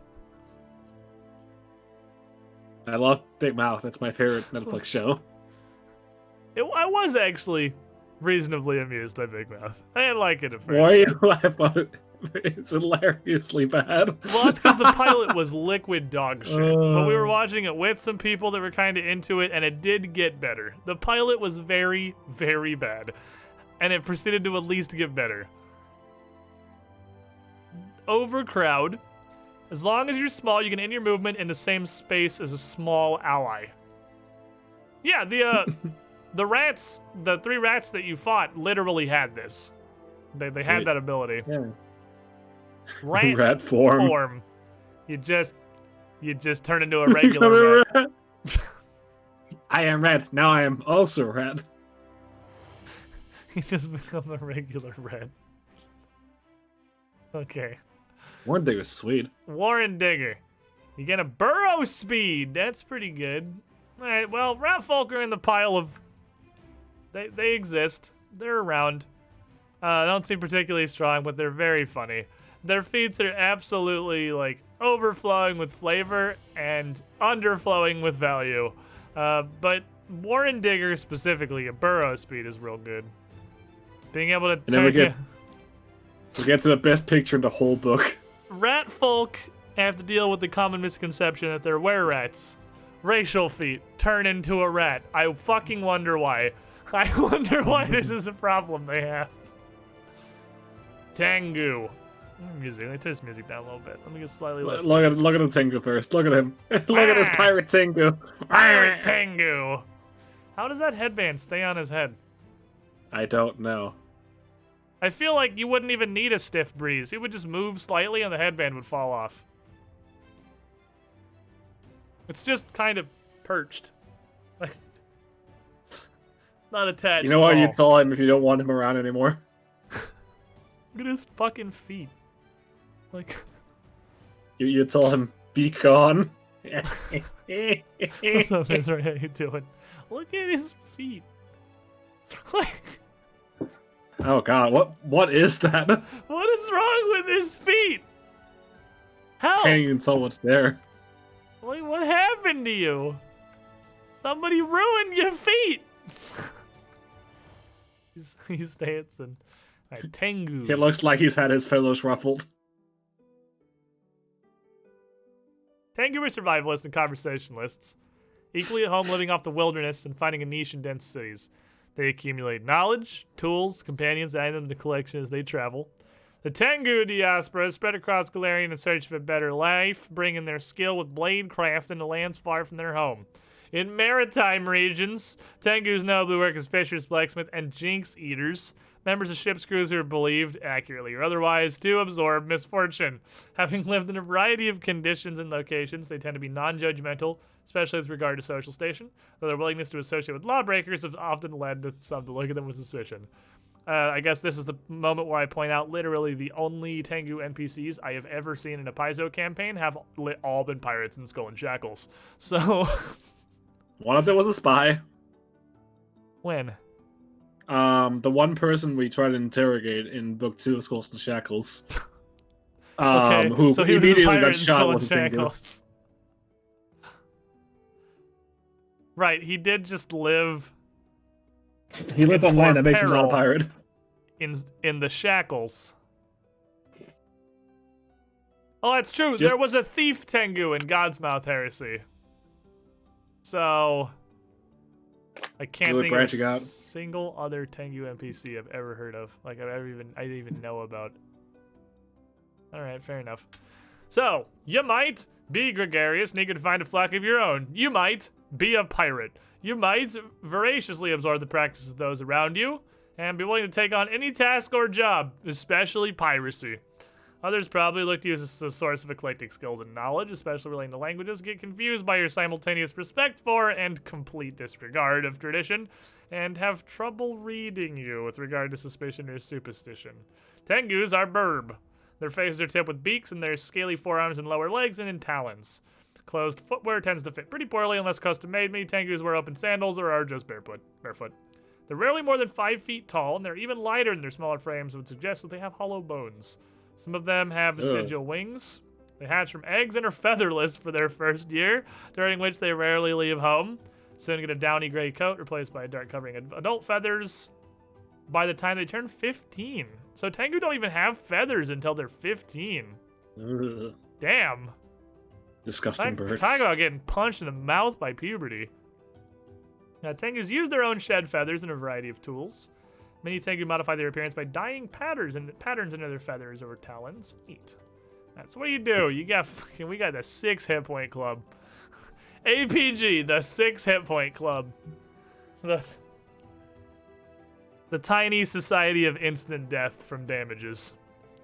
They are, however, medium, at least. The small medium, but they're medium. Boosts to dexterity and free. So we are chilling at 4 out of 5 of the APG classes have an ability boost in dexterity, I think. And 3 out of the 5 have 6 racial hit points. Languages. Common Tengu, some stuff. Low light vision. They got a beak. So They no got a feats beak. required. They give them a peck that deals D6 piercing damage. It just has, I guess they're just giving all of the racial weapons finesse. Fair enough? Beak by Dr. Dre. Stop. Why are you like this? Alright, Alright, Tengu one this heritages. The jinxed Tengu. Your lineage has been cursed literally constantly. If you succeeded at saving through against a curse or misfortune, you get a critical success instead. When you would be doomed, make it a flat check, 20% chance to reduce that doomed by 1. Sweet. Doomed is really bad, so like even a small chance to make it less bad is pretty good. You could I hero think- point that too. Yeah, you could hero point that. I also think that the vast majority of things that inflict doom are curses and misfortunes. Like almost universally. So that's pretty good. Mountain Keeper Tengu. Come from a line of Tengu ascetics with a link to the spirits of the world and the great beyond. You gain Disrupt Undead as a primal innate spell. It heightens. And every time you cast a spell from a Tengu heritage or ancestral feat, you can decide if it's divine or primal. Interesting. Changing on the fly is interesting. Skyborn Tengu. You take no damage from falling, period. So like You a am- leaf fleshy. You am soft. Yeah, leaf fleshy. Storm Toss Tengu. Whether due to a blessing from Hei Feng or hatching from your egg during a squall, you're resistant to storms. You get electricity resistance and automatically succeed the flat check to target concealed creatures if they're concealed by rain or fog. Doesn't say non-magical or natural rain or fog, so obscuring mist and the entire like litany of obscuring mist-esque spells are all completely ignored by a Storm Toss Tengu. Neato. Taloned Tengu. You also get a secondary unarmed attack that does less damage than the one that all Tengus have naturally, but it is But agile, this is and it's slashing, yeah. versatile, piercing. Is it your beak? What's your beak? Your beak's piercing, right? Your beak's piercing. very researching, yeah. So it does another type. It does slashing, versatile, piercing, and really this is the agile trait is why this is here. I'm assuming it exists to be agile. Tengu monks could go, well, not really. Every time a class or a race has a bunch of really cool natural attacks, I'm like, oh boy, they'd be cool monks, but they wouldn't because in second edition, monks use stance-specific strikes almost universally. unless you were going to be like some kind of a weird stanceless monk, which I guess you could do. But the stance strikes all replace your unarmed attacks. So I feel like there's a lot less space in 2nd edition so far to really take advantage of racial natural attacks. Unless you're doing them like Lizard Man was a good example. He was just a fighter whose main weapon was his racial claws. You got to do something like that. Because a lot of the things that come to mind immediately, like an animal barbarian or a monk, those are replacement attacks. Yeah. We have not done archetypes yet, no. Archetypes are... This is the... Ancestors at the beginning, so I'm just going in order. Feats. Scavenger's Search. Each time you use the seek action to search for objects, you can search for objects in your choice of a 10-foot emanation around you, or an adjacent 15 by 50. You search a slightly larger area. Here's my favorite. Well, hold on. Before we go further, I see reactions up. Before we go further, I'm gonna posit this to the chat, and then I guess also Zinder, I'm pretty sure you haven't run any 2nd edition, like you know enough about it and you GM things. Has anybody ever, like ever run any scenario in an area where there's a hidden door or hazard that they had to, you made the players seek a specific area instead of just like the room? Nope, because that bogs down the game needlessly. Has anyone ever done that? Because this feat only applies in that situation, which I'm not convinced is a situation that has ever occurred at a table. Like, I've never even considered. Like, I know there's the seeking that you do, the cone or the area, and obviously I do that when you're trying to find people that were invisible, like mid-combat, because that makes sense. I've never even considered that you could apply the mechanics of the seek action to searching a room. Just slows things down. If I'm made to make checks every 5 foot square to hang myself, fuck that noise. Like, yeah, there's like, yep. Nope. It's annoying for you and do this. Exactly. And it's specifically for objects. So this wouldn't even help you with like an enemy that turned invisible mid-combat or something. I cannot imagine a table at which this feat would ever come up a single time. I can. There are some really bad rules lawyers out there. I guess that's fair. Yep. Somewhere. This is for all the awful people out there. Yeah, somewhere. Someone is playing at a table where they walk into like the central hall of a temple that's 80 feet by 80 feet. And 2 of the 4 hours they've set aside to play this day is them making consecutive seek perception actions around the walls of the room individually, and then across all of the floors, and then across all of the ceiling.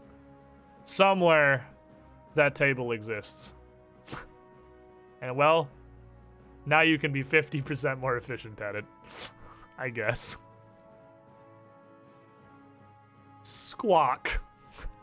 Yep. You critically fail a deception, diplomacy, or intimidation trait against not a Tengu. You ruffle your feathers or fake some other bird-like tick to cover up a social misstep. You get a failure instead of a critical failure. Oh, don't mind him. He's an idiot. How does that make it better? Okay. Oh, it's more like, well, it's not that it makes it better, right? Because it's still a failure. It's just they're so in awe of your majestic that it takes away from the rest of the dumb shit you said. This is the princess. What an ugly bitch. Sorry. What a Tenguvian slip. Pleasure to make your acquaintance, my lady.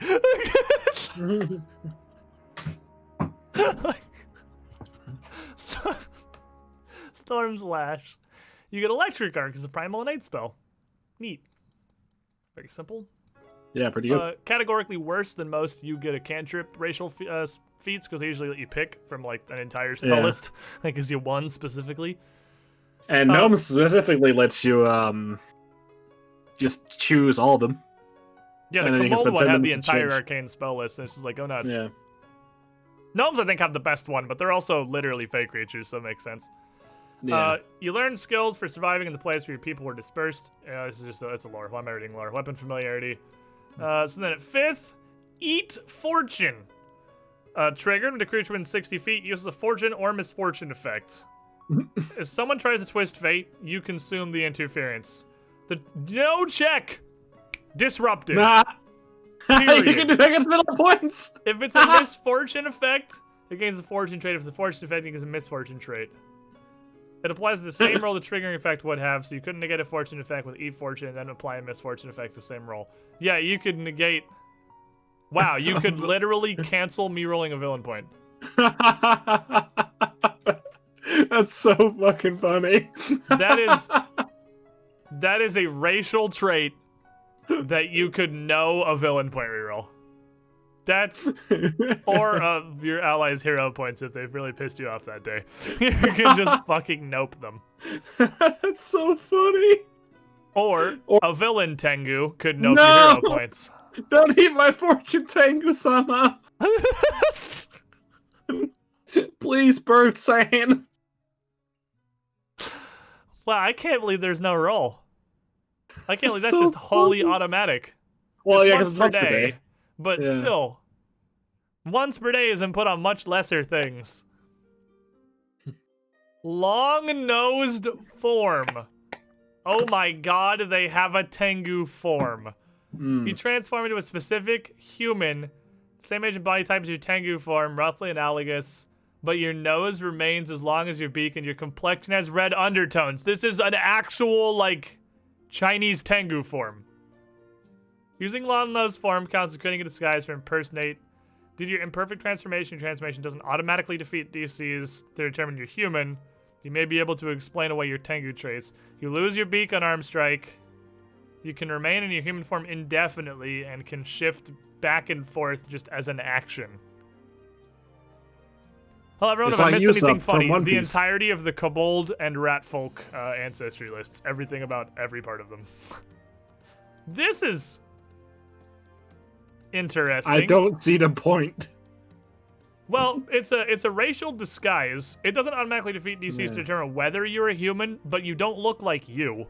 So if you're just going for disguise as someone else, you, as not you, you can do that one action freeload done. Yeah.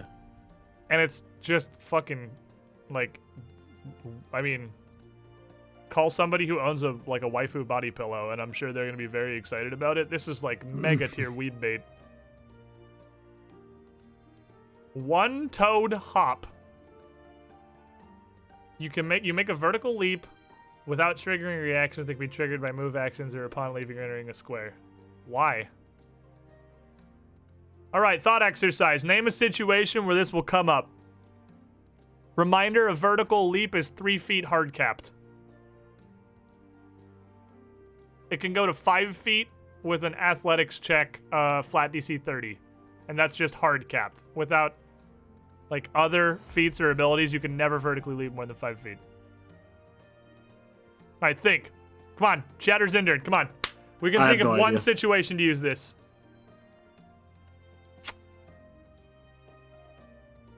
To confuse the enemy? Surrounded by enemies, using this to let you hop up, grab a ledge, and mantle away. So you have a ledge. It's like less than 10 feet high.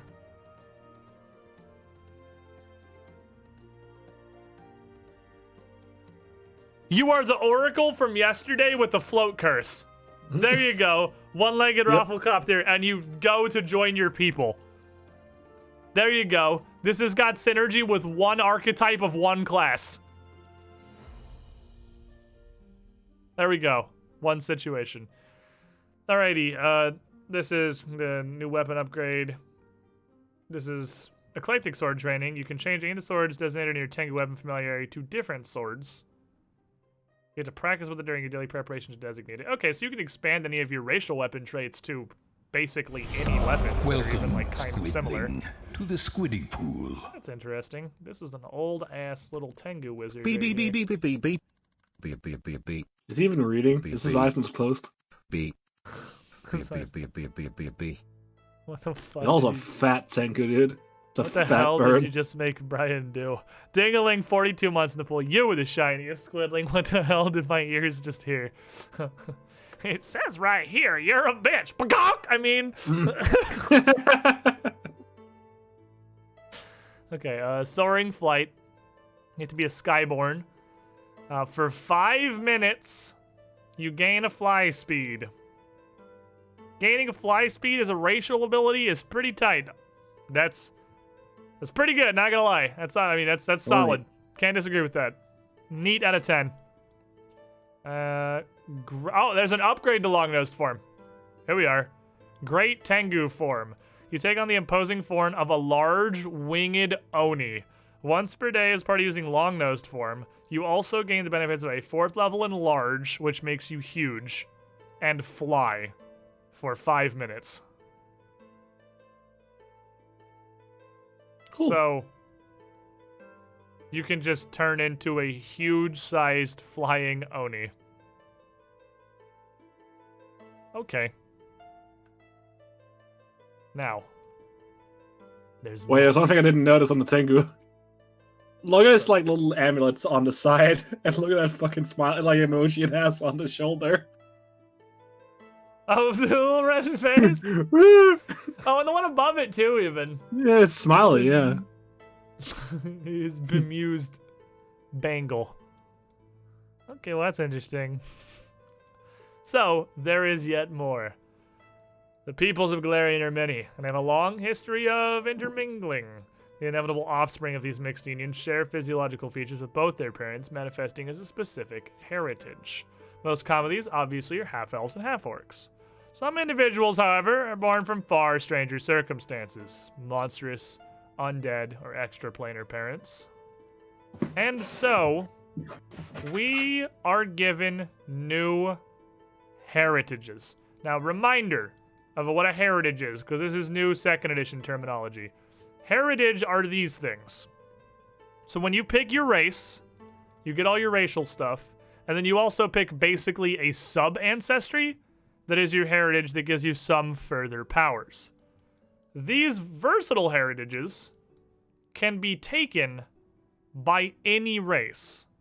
These are race, non-specific heritages. Such as changelings, Dampier, Asimar, Duskwalkers, and Tieflings. So not only did the Advanced Player's Guide give us like Tieflings and Asimar and changelings back, there are not only human Asimar and Tieflings. You can be an Asimar or a Tiefling anything. You can be a Tiefling Tengu. You can be a Demon Birdman that I mean, that was also the first thing that came to my mind, seeing as we just looked at fucking Winged Oni form. You could be a Tiefling Tengu with a fully human form that can literally transform into a fucking demon. You can be a Celestial Asimar full-ass orc. You can be the Golden Angel orc. These are interesting. These are neat. Also, changelings don't have to be female anymore. Hell yeah, finally. Ren was ahead of his time. Ren was ahead of his time. Ren was ahead of the fucking curve. Both changeling player characters I've had in my campaigns were guys. So they were both ahead of their campaigns. Because you made Who Ren... was the other one? Joe wanted to play Winter, but he didn't want to be a girl. Remember? Yeah, true. So he wanted to gender swap Winter. And then we just wrote it off like, Winter was always a man. What are you talking about? Yeah. So these heritages allow you an assortment of interesting things because they give you access. Your heritage gives you some stuff, and then you also get an entire list of new feats, just like half orc and half elf did in the core rulebook. Super neato, actually. So changelings are the offsprings of hags. Their race, they look like an exact member of their father's race, but they always have heterochromia. Always. One eye with their father's lineage and one their hag mother's. Usually something fucking crazy like bright green or gold or something. Winter's was gold. I don't know if did Ren have Ren specified had what it a was? red eye, I think. That's what I thought that just because it would have been the assumption. Yeah, because of the flame. Now they did change it that women in particular are much more commonly changelings, but they can be anything now, because the call is a psychic influence that is where hags come from. Basically, it creates hags, and changelings who understand this heritage often fear the call. Hags may cherish and protect the family and friends who accept you for being a changeling. Seek to better understand your hag mother and the gift she gave you, or distance yourself from your heritage. Or you may very well fear the day you hear the call and where you may not be able to resist, as there is the always hanging threat of hag transformation over a changeling. Others probably assume you're a fucking witch. Or a monster. And also notice your weird eyes. Imagine being like a normal human with heterochromia. Yeah, oh man, a regular dude who just has heterochromia and Galarian, you got fucked on the genetic lottery. Yeah, it's like, oh, look at the hack spun. No, I'm just a dude. You've met my parents, man. Your dad was there when my mom gave birth. Changeling. Your mother was a hag. You have heterochromatic eyes, but you're also likely fairly slight, probably paler skinned, and likely darker haired. Likely darker haired than other members of your race. Very likely going to have distinctive dark hair. The distinctive, visibly dark hair of a hag. Very dark. He probably has a wig on because he's trying to pass. You gain the changeling trait, you gain low light vision or dark vision if your ancestry already had low light vision. And you also get access to changeling feats. Ooh, let's see. Which are all largely based on your hag mother. You can have a sea hag mother, which defines your eye color. When you roll success in a swim, you get a critically success. If you end your turn in water without having succeeded a swim check that round, you do not sink, so you're basically immune to drowning. Your mother could have been a green hag, giving you the Charming Liar skill feat. And if you roll Deception for initiative, everyone you beat is flat-footed to you. There's the yield and lore. You could have a night hag as a mother, which is a fucking terrifying concept, especially for a hag that doesn't want to become, or a changeling that doesn't want to become a hag.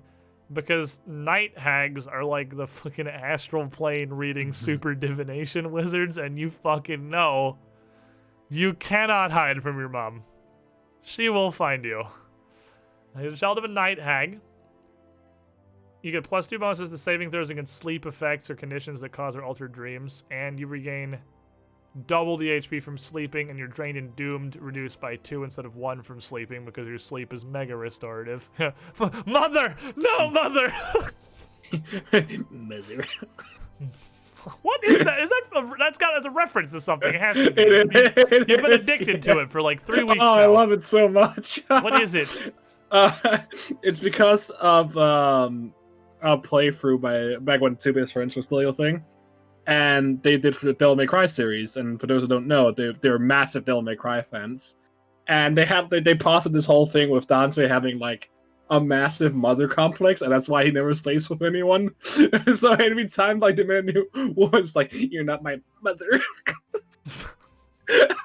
and they go from Devil May Cry 1 through 2, 3, 4, DMC Devil May Cry, and finally half a year later when Devil May Cry 5 came out, they kept that joke running because it's so much fun to say. Fair enough. That was a much more invested explanation than I was expecting. I thought it was just going to be like a reference to... I didn't realize it was like a second tier little meme on a meme. Yeah. Hag claws. When you come of age, your fingernails grow long and sharp. You get a claw unarmed attack that's agile and finesse. Guess we're not. These hands are actually rated M for mature. Hag sight. You gain dark vision. Mito. Slag me. Your mother was an slag. Angus hag. No. No, she was an Angus hag. Pay attention. Known for physical prowess, you have one violent. Yeah, you have thick, sturdy claws made out of cold iron. That you are fucking Ooh. Wolverine. You get a claw and arm attack that deals D6 slashing damage. That have the grapple trait and are cold iron. For reference, I actually learned this just a couple of months ago. Because I was very No, this is Age of Ashes. We're okay. Derp, close your ears. I was very confused about an encounter that I was setting up. Derp, seriously, close your ears. That involved an Angus hag. And some of the abilities. I was just reading through an Angus hag stat block. You keep calling it Angus. I know. It's the meme that. This Okay, was part good. Of I was making sure it's a meme. Anderson. This was part of the. Yeah. I built this on I think the first of the Patreon behind the scenes setup streams.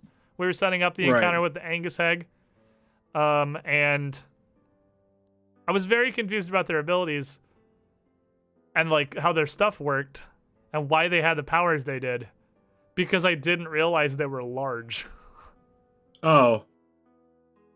They are big boys. No, a bird fine eyes, Derp. You're Permanently. good now. You're Close good. the stream. You're good, Derp. You're good. So that's Click the off. thing. That's the thing. They are. Here, let me go to Archives of Nethys, just because it will have the bestiary art for them.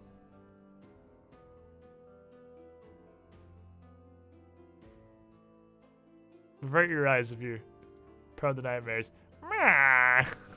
This Avert thine eyes. This thing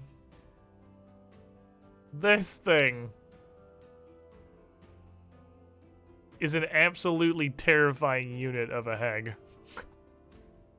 That is a hell of a schnoss. They're Jotun hags. They have the Jotun trait. So they're actually hag giants.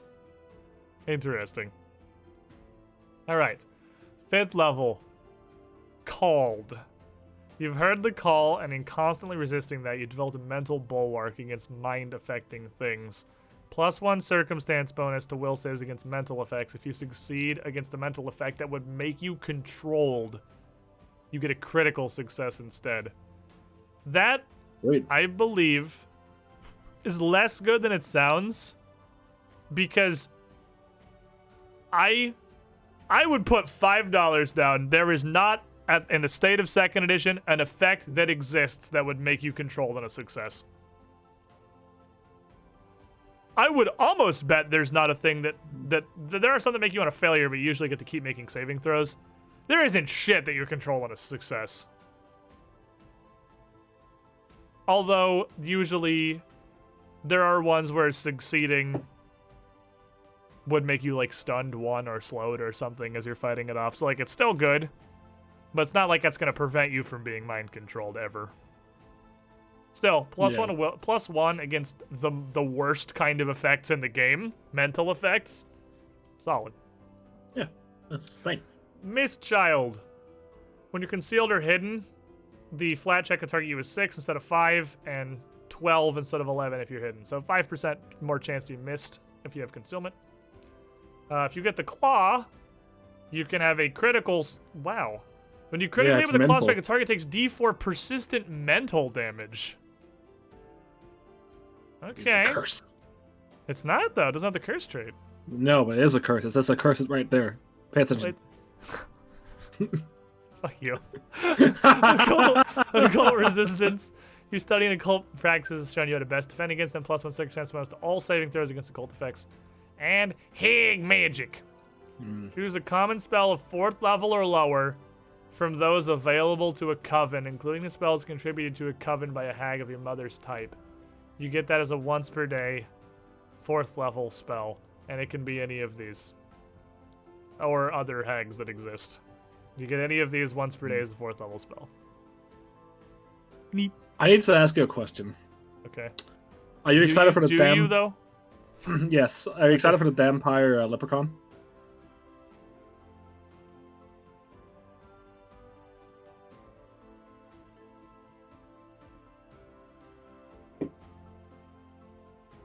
Why? Why? Why is he so green? I spent 3 or 4 seconds processing that and then scrolled to the next page because I picked up what you were putting down. That is, in fact, a vampire leprechaun. Accurate. I can't disagree with that. So, anyway, Dampier, sometimes the child born of one mortal and one vampiric parent, which apparently is a situation that can happen, while others are born to those who would turn into vampires while pregnant, which seems much more realistic. Still, others come out of dark rituals or other supernatural influences that impose a vampiric curse onto a mortal infant. The life of a Dampier is often difficult. Vampires are vampires, and they're off doing vampire shit. They respond to positive and negative energy as if they were undead, making them unwelcome in many holy communities and often driving them toward necromantic arts. They're not immortal, but they age far more slowly than most mortals, similar to an elf. They have difficulty producing their own children, and those few they make are never Dampier themselves. Fair enough. And they have very pale skin, and their eye color is so light that it literally doesn't look like they have an iris. You might distance yourself from your heritage by trying to blend into society, or even becoming an undead hunter because you hate yourself. Take special precautions to avoid being exposed to helpful healing magic, and find yourself fascinated with the sight, smell, or taste of blood. Oh, I know the 400 IQ play. This is why you become a superstition barbarian, to hide that you're a vampire. Like, don't cast healing magic on me. Stay away. Why? Because of something that's wrong with you? No, it's against my beliefs. Because I hate magic. That's pretty fucking 5-head. That's big brain. That's big brain. Others probably are unsettled by your skin and your pointy teeth. Wonder about or even write Twilight fan fiction about your origins and motivations, or find themselves the subject of their own shitty Twilight fan fiction. Dampier have negative healing. You're harmed by positive damage and healed by negative effects as if you were undead. You also gain low light vision or upgrade the dark vision if your ancestor already had it, and it comes with a swag pair of bowling shoes. Alright, Eyes of Night. You gain dark vision. Woo! Prerequisites, low light vision, which is physically impossible to not have if you're a Dampier. But, we'll put that on there anyway. Fangs. You have vampire fangs. They do d6 piercing damage and have the grapple trait. Oh. I just really need to slurp. Straveka. You descend from one of the truly ancient vampires, a Nosferatu, cursed to eternal life but not eternal youth. Oh, you are ancient born. The vestiges of your forebears' powers and domination have left you with an understanding of blah blah blah. +1 to percent. All of that shit was you have a +1 to sense motive and attempts to lie to you. All that build up. Boo. For the smallest payoff known to man. Okay, here's your next challenge. Fucking, I hate this. Svetocher? Alright, I have a friend who speaks Romanian. I'm getting him on this. You were born to one of the Moroi, one of the most How do I common pronounce? vampires, and you share their supernatural fortitude and power of persuasion. When you are drained, your penalty to fortitude saves and your hit point reduction is as though the condition was 1 lower. So you basically ignore 1 point of the drained condition. You still are drained, but you ignore a point of it. You're also trained in diplomacy. Here's the lore. What? Voice of the Night. Voice of the Night.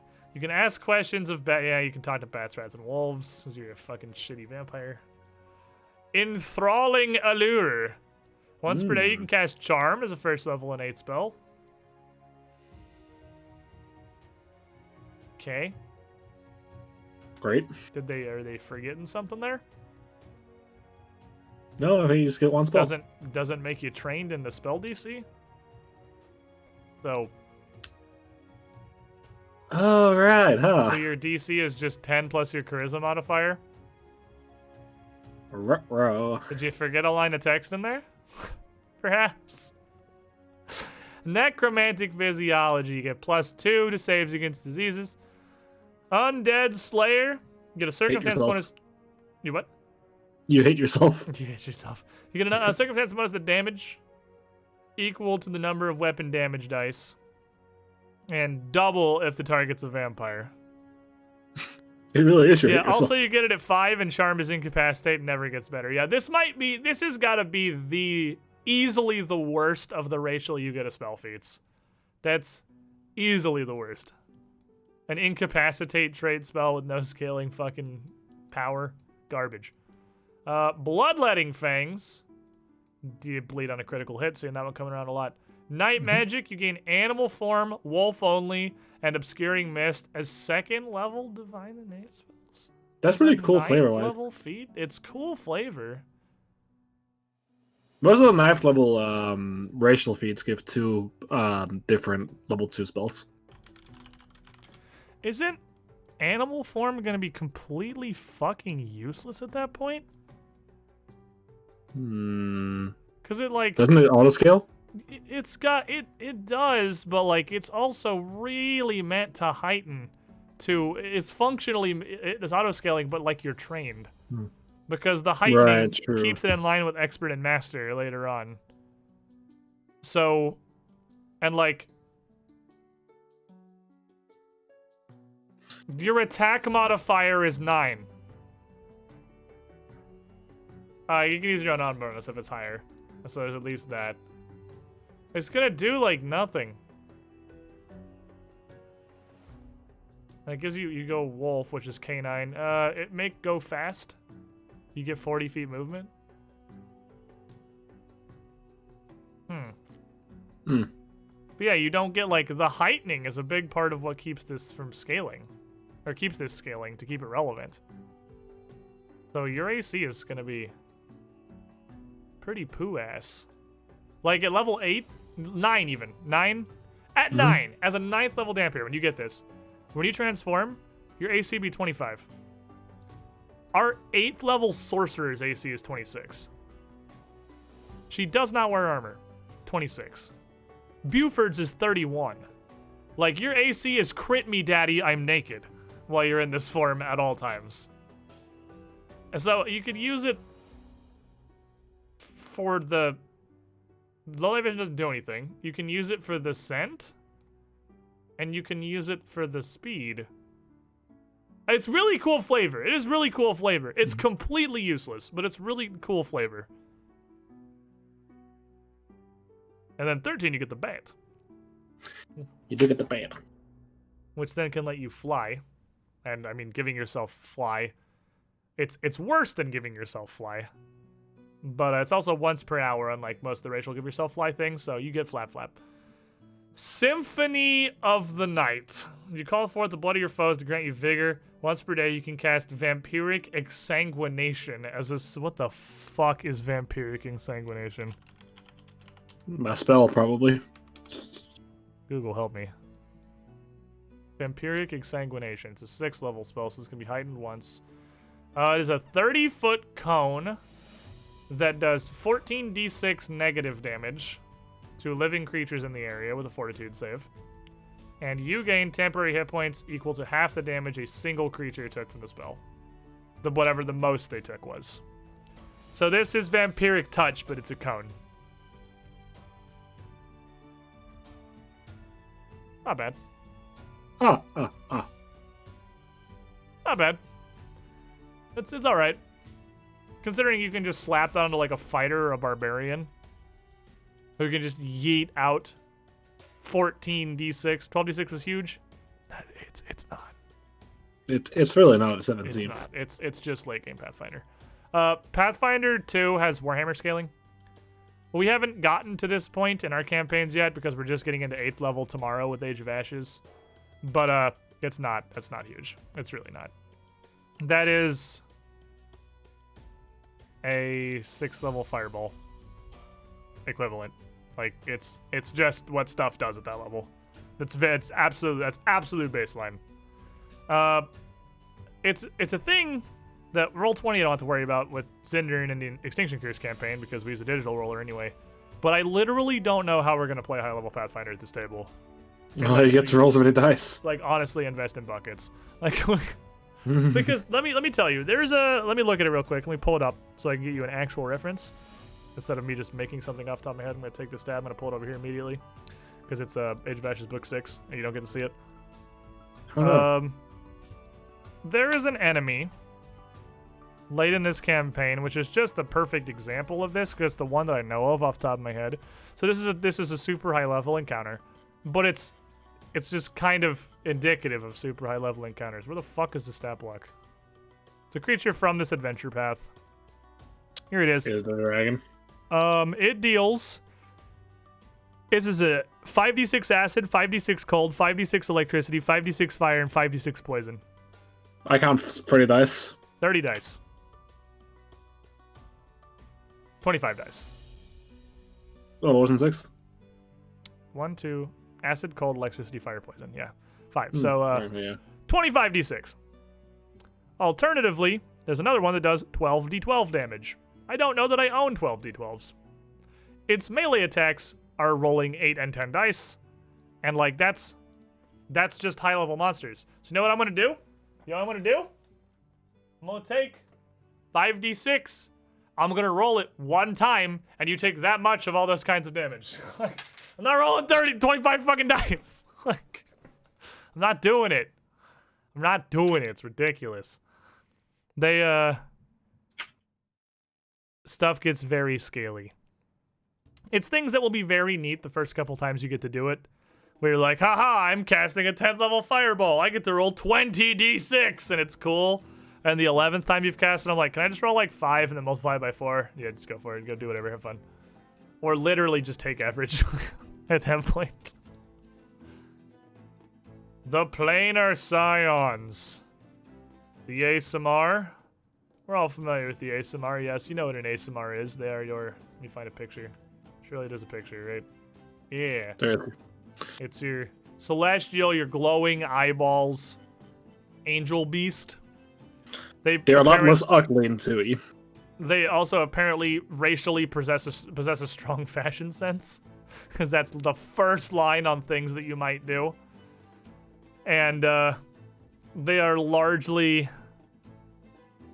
just always seen as paragons and beacons of good. I mean, they literally are angel folk.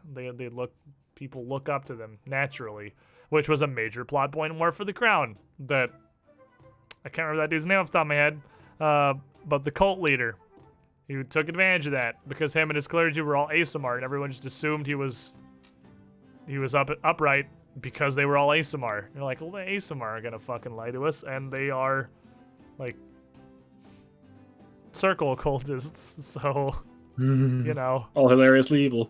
All very, very evil. Super evil. The ASMR heritage gives you low light vision or dark vision. And then we'll zoom through these ones because they kind of are just grouped together, these planar scion ones. You can become an angel again, which is just a skill feat.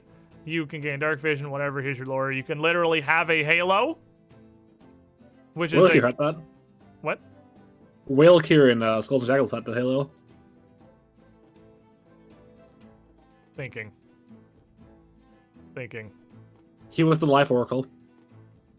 Right. The one that was. I remember that now. I remember that. Your second oracle, your follow-up oracle. Yeah, you can have a continuous light-giving halo, and you can turn it off and on at will. You have a light switch. Lawbringer, +1 circumstance to emotion effects. If you succeed, you critically succeed. +1 circumstance bonus to escape. If you succeed, you critically succeed. What is critically succeeding on an escape? It's you get to step immediately, isn't it? I'm pretty sure that's what it is. I think so. So that's pretty cool. And then you can give yourself a fly speed at 9 for 10 minutes. That's longer than the other one. You get your blood is literally holy water, so when undead hit you, they take damage. You can get some resistance. You can get that ASMR passive resistance like they had in 1E. Your weapons and unarmed strikes deal good damage. You can summon in little angels. I mean, do a bunch of angel stuff. I assumed before I started looking, and I'm glad that I was not wrong. I don't know if that makes me less ASMR racist, but they are all just the generic angel stuff you would expect them to do. It's cool, but all of their racial feats are exactly what you expect them to be. So I'm just kind of zooming over them. Yeah. Some of the higher ones here just give you neat spells. Notably, at Eternal Wings, you have flight. Permanent flight as a racial feat. You just always have your celestial wings. Welcome, Squidling, Which is to the pretty... squidding pool. That's a pretty good racial... That's probably one of the strongest racial feats there is. Like, just period, full stop. A permanent fly speed. It's 17th. But that's really good. Hey, Papa Elephant, what's up? 13 months. Holy shit. Damn, it's been over a year. It's probably been at least fucking half that since we've hung out. You're the shiniest Squidling, my dude. You should actually do that instead of me just mentioning it in passing every time you come by and resub and then it never coming up again. How you doing? How's life? It's one of my actual friends from around here in Ocala, chat. Say hello. He was the one that enabled... I have told, at some occasion, I have told the story of Bryn's VR experience. He was the one who enabled that. That was his VR setup where she got to play Robot Recall. Which was one of the funniest things I've ever seen in my life. I'm so sad I didn't record it. God damn it. It was so funny. It's when I learned that she was physically incapable of playing a game like Robo Recall is VR first-person shooter game. It's classic VR game. You have gun, you can grab stuff. The Steve guys that are in front of you can literally rip the robots apart. It's classic, have fun in VR kind of game. But it's largely a shooter. And Bryn was literally incapable of shooting the guns with the controllers without actually saying bang out loud. Like, every time she pulled the trigger, and she wasn't doing it on purpose or to be funny. It's just a tick. Like, she didn't realize she was doing it until he pointed it out because he was losing his shit laughing. He was like, bang, bang, bang, bang, bang, bang, bang, bang, bang, bang, bang, bang, bang, bang. It was so fucking funny. And she'd say hi when she was punching people. The fact that it was not on purpose makes it 10 times funnier than it actually was. Bang, bang, bang, pull my Bryn trigger. Thank you, saying Fox. Okay, Duskwalkers. What the fuck is a Duskwalker? Oh, it's a half psychopomp. Oh, so this is probably what Espis is now. This is what Espis is gonna come back as anyway. Duskwalkers, they don't like undead. They're not friends with undead. People assume they're probably necromancers. And as a Duskwalker, literally all of these get low light or dark vision. You can never become undead. Fuck you. Impossible. And you get some neat stuff. Weapon unarmed attack strikes against once you have a magical weapon, you can have a racial trait to just have ghost touch, basically.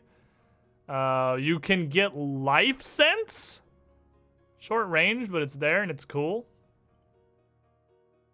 You can deal negative damage. You get the opposite of the ASMR. You can get 5 resistance to negative yourself, and you can cast Death Ward. That's a really good one to pull out as a racial spell. That one's good as hell. Death Ward's great. Plus 4 status bonus, because like heightening this doesn't matter. Plus 4 status bonus to saves against death and negative effects. Negative resistance 10, and you fucking suppress the doomed condition entirely. Death Ward is an incredible racial spell. This is really, really good. That's one of the best things you can probably get as a racial ability. It's solid. And Boneyard's Call. You can just yeet off to the Boneyard twice a week. And, you know, just... for some reason. That's S tier flavor. I'm not entirely positive where you're gonna find the incredible value of yeeting yourself out to the Boneyard, but it's it's a thing you can do. It's a thing you can do as a Duskwalker. And then we have Ye Olden Tiefling. You are Devilkin. You are probably, red. It's pretty common. It's usually how they work. Very independent, solid self-confidence. You got that demon power. That's true. You can use it just fuck out, escape wherever you are. People assume that you're evil. And you have fiend connections.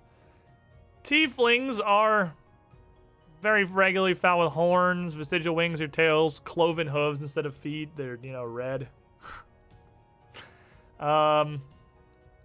You get the vision. What kind of cool stuff have tieflings got? Form of the Fiend. You get to... Oh, they got a huge selection. You can have any one of a wide variety of demonic unarmed attacks, whether it's claws, hoofs, jaws, or a tail. You can be Grim or Hellspawn. Which, Grimspawn just giving you Die Hard. Hellspawn's as a skill feat. Nimble Hooves is fleet, but as a racial. Pretty good. Pretty good. Pretty good. You can get the Fiendish resistance similar to ASMR resistance. You can cast Bane once per day as a first level Divine Innate spell. Alright, I'm wrong. I take it back. I take it back. I would like to apologize to the Dampier. This is the worst racial get a spell feat in the game. Yeah, I don't know, actually. A level locked charm with the incapacitate trait or a fucking first level Bane. Ooh, that's tough. They're both phenomenally worthless. That's actually a toss-up as to which is more trash. But, Dampier and Tieflings can fight to the death about who has the worst you get a spell racial.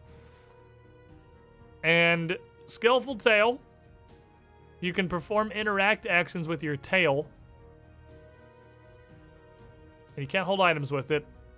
You can't use it to perform actions that require fingers or significant manual dexterity, including anything that would require a check to accomplish. Have we just opened the door for the dual-wielding Funslinger of the future? I am positive Paizo has learned their lesson, and when Gunslinger someday comes out, they're just going to give you a way to reload while you're dual-wielding pistols. There's no way they don't. There's no way they make that mistake twice.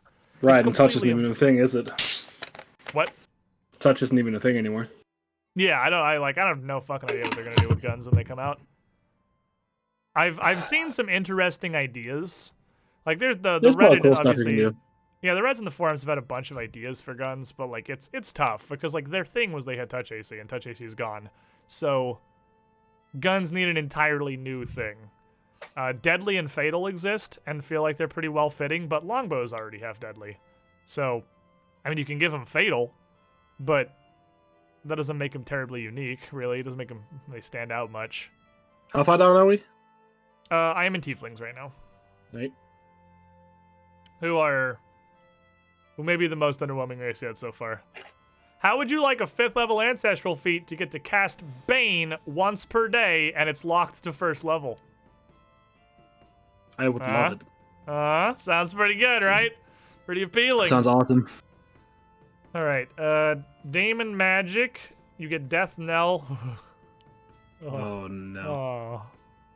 You get Death. Oh.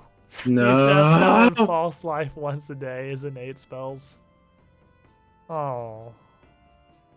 Duskwalker. They're one of their racial feats. Is they get Death Ward. That's probably must the get best. Demon and Demon. I love how it's separate things in Pathfinder. Yeah, I mean it's neat though. I like it because they are different things. It's the neutral and They it's are. the evil or the chaotic. Yeah. Chaotic and neutral, right? Demons are neutral, right? Yes. And demons are chaotic. Jack, can we get an F for Lizard Man? As much as we shit on their consume, they have successfully consumed a running total of 1 soul so far from the party. And we consumed a lot of their souls. You've killed a lot of them. I mean, their souls kind of went wherever they're going to go anyway. I count it as consuming. Fair enough. Demon Magic, you get Paranoia and Shatter. Devil Magic, you get Invisibility and Misdirection. You can get the... Oh, this has the same thing as the Celestial. They also have Permafly at 17. Look at a fucking rules lawyer. Look at him. That is a just literal as evil rule as he slayer. is in real life. Look at a fucking book, dude. Symbol of Abadar in the front of that. He's here to lawyer some rules. Yeah, they get the exact same flight feats as Celestials, or the ASMR rather. And they get plus 172 to divine effects. So almost all of this is just the opposite of what ASMR get, which is. Oh, actually, I know what he is. What is he? He's obviously the devil's advocate.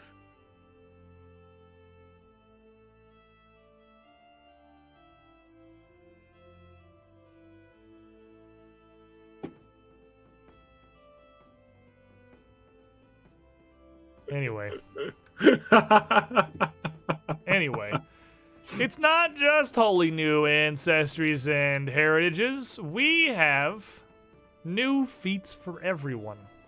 And while we don't have a dwarf in either of our parties, I can quickly look at what they have got here. Dwarven doughiness, doughiness. The frightened condition goes down by 2 instead of 1 every turn. Press X to doubt. Press X to defy the darkness. They can have greater dark vision as a racial feat. I believe they're the only ones in the game with access to that. But you cannot ever cast spells with the darkness trait. So you can't take advantage of it yourself. Your party can, but you can't. Mm-hmm. Dwarven reinforcements. You can spend an hour working on an item and give it a circumstance bonus to hardness. Someone call Buddy. He needs a dwarven friend. Bren! Do humans in 2nd edition have an ancestry feat that lets them take an ancestry feat from another race? Or was that 1st edition? They do, but it has to be 1st. Because dwarves have a new racial feat now that by spending 1 hour working on an item, they can give it +1 hardness for 24 hours, +2 if they're a master. So if you could get this as your hour of daily preparations in the morning, you could just, for free, give your shield +2 hardness. Why would I know whether humans can do that? Oh, no. It's a general feed. Because you are a human. Because you have a human character.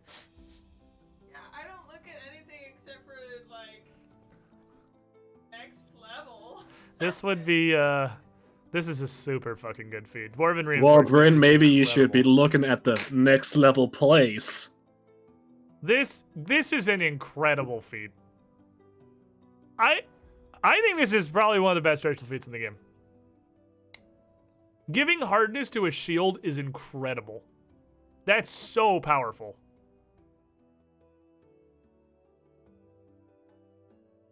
That's ridiculous. And there's no check.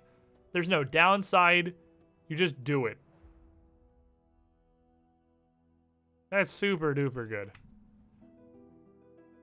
Sheltering slab. As long as you're a man on the ground and are adjacent to a vertical stone wall, you can't be flanked. This works even if you're at the outside corner of the wall. Interesting. I am the stone, and my other friend is also the stone. Until the start of your next turn, 1 action, gain Tremor Sense 20. Pretty cool. Spend 1 action of focusing. That could be very useful. Guy wasn't saying much of 2E. What does hardness do? It's resistance. The main feature of hardness is with a shield. When you block with a shield, the shield reduces the damage of the incoming hit by its hardness. So flat increasing the hardness of a shield is just giving you resistance, an extra point of resistance to everything you can block, which is anything that makes an attack roll. Because you can shell block spells too. If they have to make a spell attack roll, you can shell block that shit. That's super good. Returning throw. You can throw a ranged weapon as 2 actions, and it automatically gets the returning property. You boomerang anything. Stone Bones. Stone Bones, Steve You have a 20% chance as a reaction to ignore crits. That's pretty good. Sick. That's pretty good. These dwarven feats are fucking high-powered so far. And dwarf is already good. Power. Yeah, they're already a strong race. When making a melee strike against a target who's standing on the same earth or stone as you get bonus to your damage equal to the number of damage dice. Pretty solid. Stone Gate. You gain Pass Wall as a 7th level divine spell you can cast once per day. It can only work through earth or stone. That basically lets you literally walk through a wall. But it will also open it to your allies as well. Sick. You can become the Kool-Aid man. Well, yeah, basically. Elf ancestry feats. Linguistics. Prerequisites. You're at least 100. I dig it. During your daily preparations, you can become fluent in a language of your choice until you prepare again. Also, this face is kind of horrifying. I'm going to see this in my nightmares. He's kind of cute. He is, I mean, it really drives home how absolutely terrifying Pathfinder's elves look. Pathfinder elves are not just sexy humans like they are in a lot of other fantasies. They are terrifying fucking monsters. I rail it. But is that a high standard? In terms of fantasy creatures, not particularly. But it really just embodies the human spirit, doesn't it? It's why all of these versatile heritages exist. Because somebody would fuck an Angus hag. Anyway. Angus hags are cheating. They can change shape. They're probably really pretty when you do the deed. That's actually true. They can do Hangus. They can do Hangus things. They can Hangus themselves into a sexier form. Yeah. Oh boy. They're probably witches too, so it's sexy times. Well, ancestral suspicion. +2 to saving throws against effects that would give you that would control you. And +2 to sense motive when you're trying to determine if somebody is controlled. That's interesting. Martial expertise lets you apply your weapon or elven bonus to other things. Otherworldly acumen. Choose a common second level spell from the same tradition as an innate spell you already have. So just pick from a whole fucking spell list. And by spending one day of downtime, you can change it to a different second level spell. That's pretty fucking good. That's on par with the gnome one, but you. There is one thing with ancestral suspicion that's also really good. It makes your successes auto successes just when you roll the saving throws. Like the successes become quick successes. On the controlling effects. Which is just better than the what was the other one we saw? It was that, but it had less stuff in it. It didn't have the +2. It didn't have the +2. It was just when you succeed, you critically succeed. I think it was +1. It was when you succeed on an effect that would make you control on a success, it becomes a critical success. This is just blanket. Your successes become critical successes. Once every 10 minutes at 13th level, you can get advantage on a strike if you have a dying friend nearby. You get mad. And when you're the target of a teleportation spell that transports more than one person, you basically don't count towards the number of people it can transport. When you're the target of a teleport spell, you can never appear more than 1 mile off target, regardless of distance traveled. Hey, Baylor! I have a fucking feat for you, guy who can't stop having teleport mishaps. You just need a magic writer, a friend. You're a half-elf. You can take this. Baylor was a half-elf. Take this immediately. Gnomes. Empathetic meme. Ah, yes. Seen that one? Went over this one yesterday. The best. You look sad and pathetic, and they maybe don't hit you. No, I look adorable. It's not sad and pathetic. You can give them the old razzle dazzle. Anytime you blind or dazzle someone, it's 1 round longer. There was something we saw the other day that synergized really well with this. It was one of the Oracle. Star. One of the Oracle cantrips. No, yeah, it was the cone. The spray of stars that could, on a success, dazzle them for 1 round. So even if they succeed, they'll dazzle for 2 rounds. And dazzled is actually really good now. Project Persona glamours your armor at will. Cautious Curiosity. Misdirection and Silence as new spells. The master edition of your other known magics. And Life Leap. Oh, I love that one. You was 1 action move from your current location to another location still adjacent to the same living creature, but on the opposite side or corner of the creature's space. It doesn't trigger reactions based on movement. You have to be able to see your destination. You can't move further than your speed would allow. So that was interesting because it lets you reposition around any kind of living creature, including your allies, and go backwards without provoking. And it would let you, as, I don't know, hypothetically, a gnome rogue, yeet to the opposite side of a massive creature by going directly through them. Also without provoking. Not that, I mean, you have gang up now, so it doesn't super matter, but you can give your friends flanking. It's really cool, though. It is really cool. It's also one action, so in a lot of times it's just better than walking around a creature. Like, it has no, like, frequency or anything. It's really strong. It's pretty solid. Okay. Instinctive obfuscation. Once per day you are attacked, and you instantly shit out mirror images. Yep. Only As a fucking reaction, when you are attacked, not when you're hit. So the triggering attack has to deal with the mirror images. Pretty good. So when I hit someone that I already fucked over with the plea, I hit him. They're like, "What the fuck, bro?" And they start hitting me. It's like, no, I'm more of me now. And they get plane shift to the first world twice a week. So you can go there and back once per week. Neat. You get scared and look at this fucking goblin, dude. That is horrifying. Look at this fucking goblin. He has a versatile heritage with a fucking giraffe. He's just wearing a collar as a necklace. Is this someone's dog? Extra squishy. Your rubbery physique makes it easier to wedge yourself into stuff. You train in acrobatics, and while you're squeezing, you get a +4 circumstance bonus to fortitude and reflex DCs against people trying to get you out of the space you're squeezing into. No! Twitchy. +1 to ace. Oh, it's back, but at least it's a racial feat now. +1 to initiative and AC and saves against hazards. And if your opponent is using deception or diplomacy for initiative, it's +4. You're never at ease in conversation. Kneecap! You punch him in the knees! On a hit, they take a -10 to their speed, -15 on a critical hit. You break their fucking knees. Noteworthy, this is, again, a straight upgrade to striking. There is no reason not to do this. It doesn't have a frequency, it doesn't have restrictions, it doesn't have downsides. It is just a strike, but better. So, you're eating these out every single turn. How long does the speed last?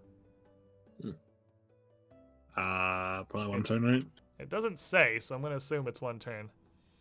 Oh, this attack doesn't deal damage. You break their knees very carefully. Never mind. Never mind. Tiny sentence. Trash.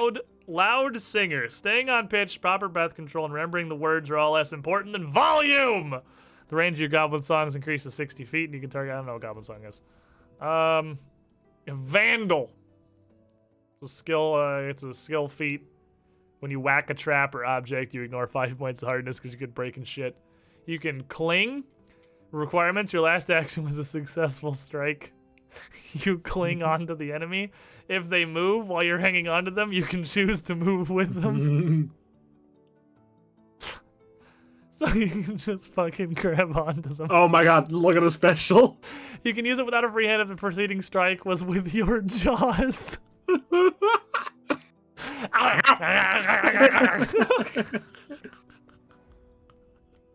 Okay. And we go from 9th to 17th level with Reckless Abandon. Following a lifetime of questionable decisions, you are somehow still alive. For the remainder of your turn, if you roll a failure or critical failure on a saving throw, you get a success instead. Furthermore, enemies and hazards that would damage you this turn roll the minimum possible damage. These benefits apply only to harmful effects incurred entirely during the term in which you activate Reckless Abandon, such as running through a prismatic wall. Persistent damage and conditions applied prior proceed normally. As soon as your turn ends, you get full consequences if any danger is still threatening you. So, no, that's awesome. It has to be during your turn. Anything that would harm you, you literally cannot fail. Even a critical failure becomes a success. So this is the perfect fucking example. You activate Reckless Abandon and you run fucking screaming through a prismatic wall. Automatically passing every save and taking half minimum damage from the shit that just does damage. Holy fuck, that's amazing. This is peak goblin action. Alright, halflings. They got a new heritage. You can be an unlucky halfling instead of a lucky halfling. You can take 2 actions to jinx somebody, and if they fail, they're clumsy 1 for a minute. If they critically fail, they're clumsy 2. You make them bumble. There is a thing I want to go into. Here it is. It is Step Lively and a series of things that come off of this. Step Lively triggers when a large enemy moves up next to you. Oh, it's not that. That just lets you step. Dance Underfoot. Dance Underfoot. Oh, yeah, it's Step Lively, which builds up. That lets you step if a large creature moves up next to you. You have to stay adjacent to them, but you can step for free. And then it builds into Dance Underfoot, which you can tumble through a larger enemy and end in their space. Step Lively will let you step into their space just for free, no check. So now you can be underneath them. And then that goes into Toppling Dance. While you're underneath them, all of your attacks gain the trip trait. And you can be in the same space as a larger prone creature somehow. And you go underneath them and you just become an obnoxious fucking trip meme. It's 17 with legendary stealth, triggering when you successfully hide. You literally become invisible. You hide so good, you straight up become invisible. No magical traits on this. This is fully non-magical invisibility. Choose a location within 10 feet of you. Until your invisibility ends, you appear to be hidden in that location to anyone trying to find you. If the searcher gets clear evidence you're not there, they no longer think you're hidden there, but they don't discover your actual location. Huh. Interesting. Humans! You gain the Ask for a Manager racial feat, which this woman is preparing to do. But also you can take Sense Allies. Willing allies you are aware of within 60 feet that would be undetected or are instead hidden from you. So you can keep track of your invisible friends. Here's all the aid and other stuff I was talking about the other day. Group aid. When you aid an ally to skill check that is not an attack, you can also aid any other ally who attempts the same skill check for the same purpose that round as a free action instead of a reaction. So you can AoE aid 2 people. You can get increased bulk and a 10-foot bonus to your traveling speed over land. You can turn your racials into general feats. And as a fucking free action, when you lose the dying condition, you can just not increase your wounded. You just bounce back once per day. It's actually Can you group aid the whole party? Is there anything that says you can? It just says any other ally, right? Oh yeah, you could group aid the whole palette. Yeah, it's any other ally. So yeah, you could definitely read either way because of the word any can be singular or plural. So I don't know what the raw is, but I would definitely say yeah, you could do it to anyone because I think they'd say one if they meant one. Yeah. So yeah, you can AoE aid your entire party if they're all working to do something like I don't know, knock over a totem that's shooting mind control lasers at them. Age of Ashes. Stubborn persistence. When you would become fatigued, 20% chance to don't. Heroic presence is a fucking gusta. This one is great. Once per day, as a single action, you can target up to 10 people with zealous conviction. It's a single action. First of all, it's a 2-action spell.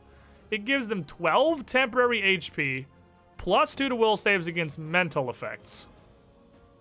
And if it's not something that they would find repugnant, you can also command them. But it's 12 hit points and a plus 2 bonus to will saves against mental effects to your whole party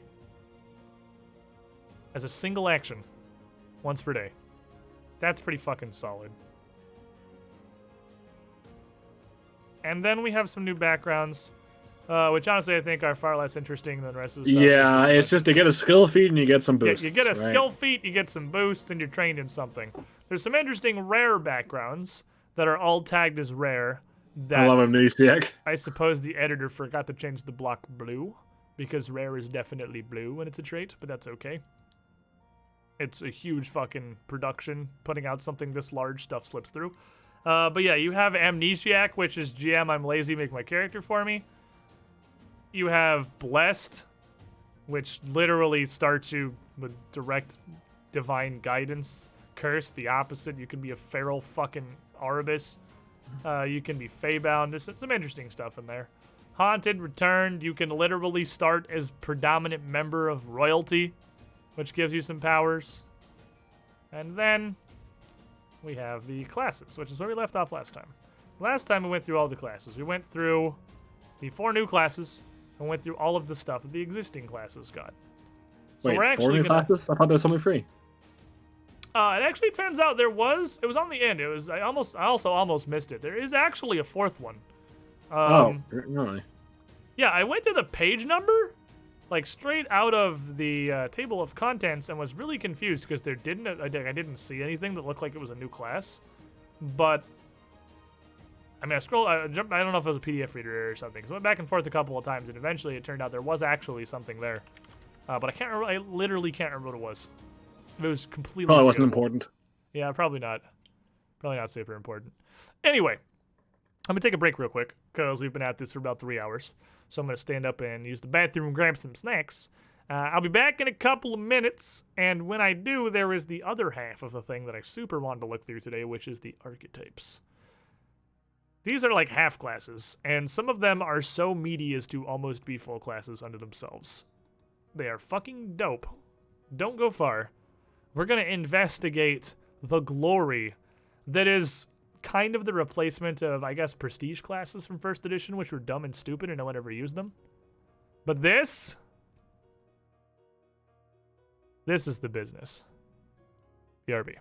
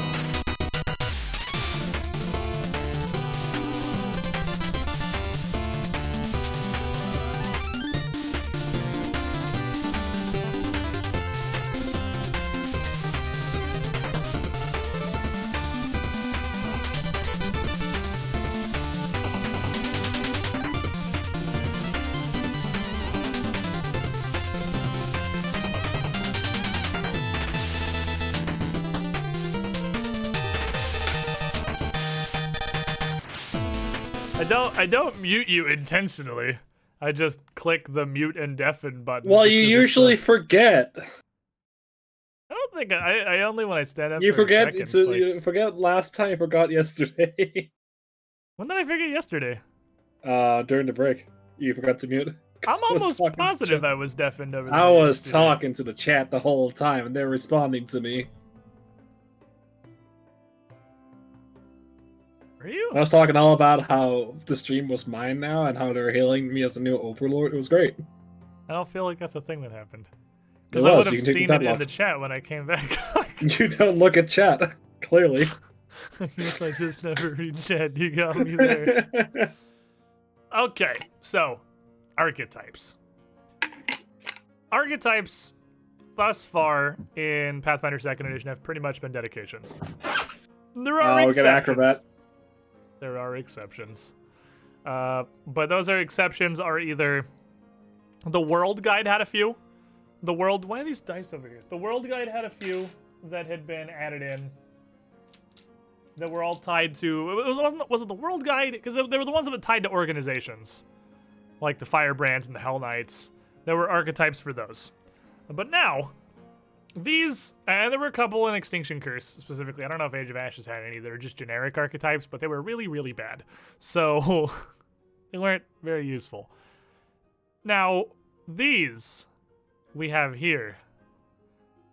Like I said before break, these are the closest functional equivalent is prestige classes, I think, in first edition, because they're things you can't take at first level, generally. They are things that you level into that are almost a subclass you can tack on to nearly any other class. And they have such a huge variety of things. Of course, there are the multi-class dedications for the 4 new classes in here, and I believe they are literally the first ones. They are. Which is the most basic tier of thing. And let's play the game that me and Zendern were doing. We were looking through this originally. The multi-class dedications. What is this? She's investigator what? What is her main class? Wizard? I think wizard. I feel like we disagreed super hard on one of these, and I can't remember which one it was. I don't recall. Monk? Think she's a monk? Okay, I could act maybe. Yeah, she's got like the ramps. She doesn't have much of anything on her. She very well might be a monk. Monk and monkstigator. Oh, who they are, right? Yeah. Yeah, like their class, because it's an investigator something, like what their actual class is. Yeah. Monk is actually way better than my guess. She's probably a monk. She is probably that's a not monk. even like a wizard staff. That's got She like, could be a druid. could be. The staff is kind of I druid. like this little dumpster cape she has. Like this tiny little waist cape. Interesting. Okay, there's the Oracle, whose Zendern's first reaction to this was, I'd hit that. I would. And, like, look at her. She just... the disdain. She looks at you with, like, as if you're gross. Does that make it better? Like, Yes. Does any weeb's fantasy come to life? Her curse is that she's with you. I can't even tell if you're fucking memeing me. Like, I really I am, can't. obviously, but it's really funny Yeah, too. but that doesn't mean it's not accurate, regardless. Oh no, it's absolutely accurate. Like there's people who love being talked down to, you know? Masochists are a thing. Fair, the internet exists. It's just a hard thumb. It brings with it a sort. Oh yeah, and then there's this. We don't talk about the swashbuckler. And then there's what I assume is a witch champion. Witch druid, that's perhaps? the one, right? Like, no, that was the one that could be anything, right? Because This was the one. This was the one Yeah, we didn't agree disagree. on. It's just it could be anything. I like. Because it has the champion to bard. Yeah, the tabard, the shield, and the pauldrons and the gorget all say champion, but the Yeah. bird and the That's little the bird. like leaf headband that says druid. Yeah. The shitloads of potions and shit says possibly alchemist, but I think that might be more like witchy The things. they're going for. pauldrons could be fighter. He's even It's got, such a. It's like the armored Nightmare boots. Amalgam in Hearthstone. It's like one of everyone. It is all traits. Yeah. All right, but with that, that is the last of the multi-class dedications, and now we move into real dedications that do Oh, I real love your things acrobat. for real people. So acrobat, you cannot take at first level. A lot of these you can't. You just straight up can't. But you Are there take any you these- can? You what?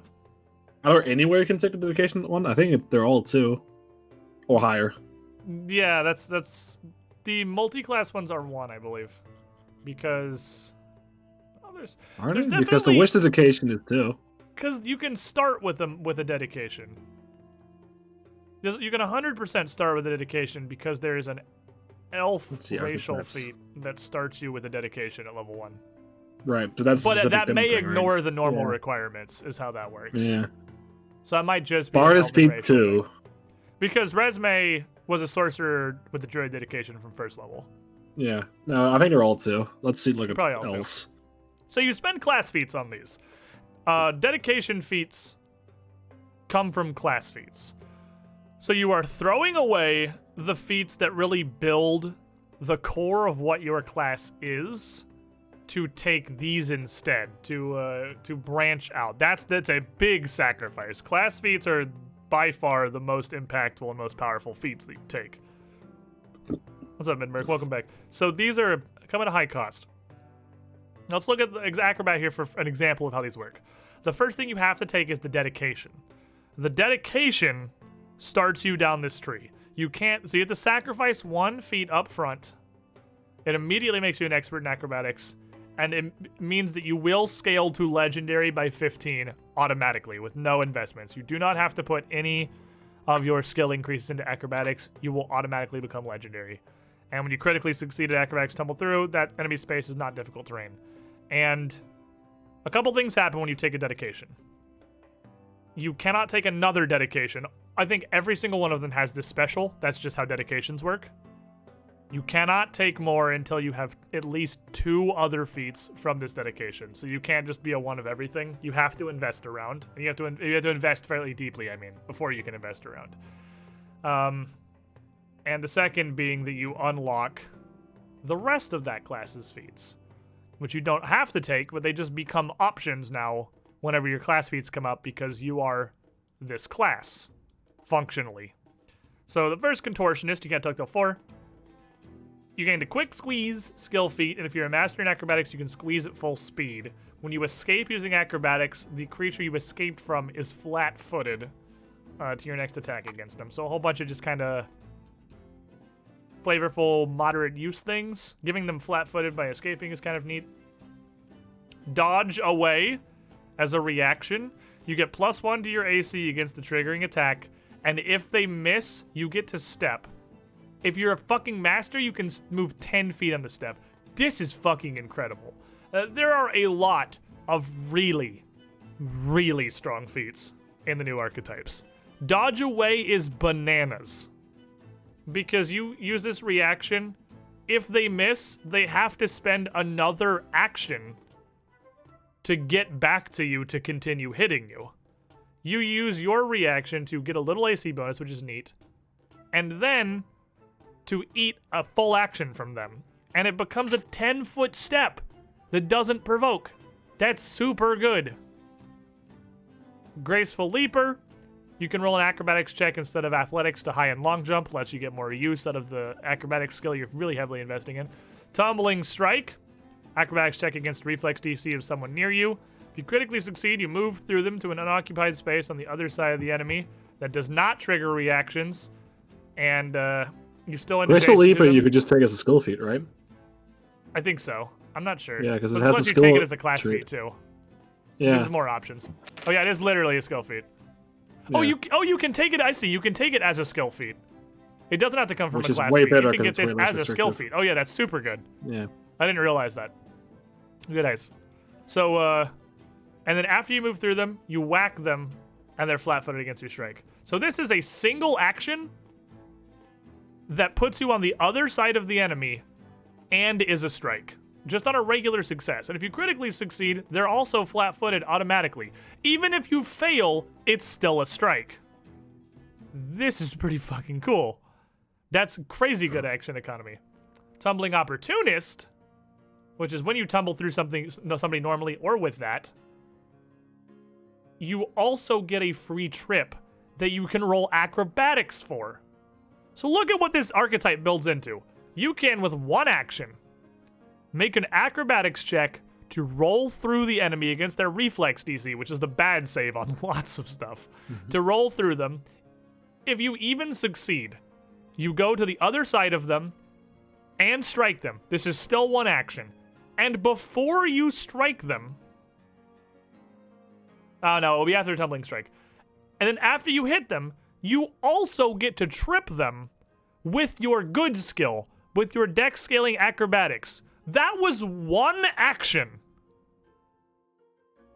That's really good. Not limited once per round. It is. That's what flourish means. Flourish means you can only do it once per round. So you can't spam tumbling strike.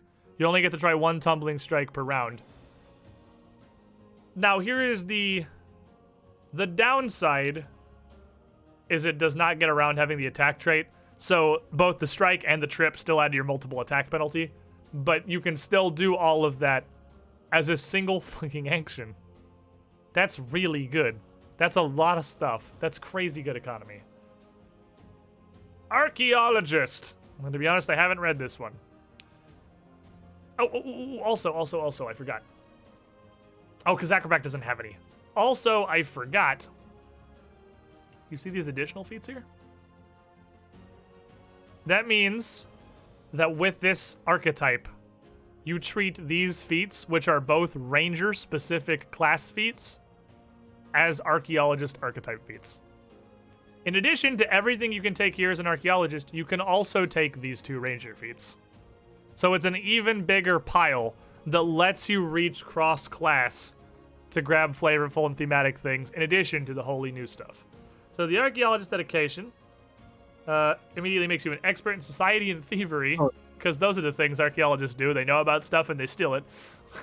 What's in there? Oh, it's just Discord died for like a solid couple minutes. Just Discord things. Classic. Magical scholastics. With a feat, your otherwise completely non-magical character, because the only requirement of this is you're trained in perception, society, and thievery, can gain detect magic, guidance, and read aura. Detect magic and read aura. You are the identifier man. That's pretty cool. Settlement scholastics. You become an expert in lore about a specific settlement. And choose. You also get a language. That's a skill feat. So you can just take this. This is a skill feat. That's neat. This is also a skill feat.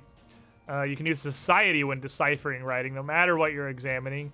You can also use society to identify magic when examining a magic item or location with any kind of cultural significance. Neat. So like anything in Moonstone Hall. Yeah, exactly. That's a pretty wide thing there. I mean, the random magical items you find, probably not, but anything about Moonstone Hall, absolutely. That's great. That's super Gusta.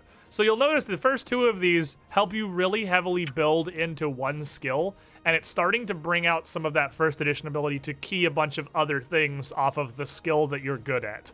Acrobat letting you key a bunch of athletics, things like jumping and even tripping off of acrobatics, and Archaeologist letting you key a bunch of identification stuff off of society instead of magical traditions. You also can re-roll a failed check when you fuck up disarming a tramp.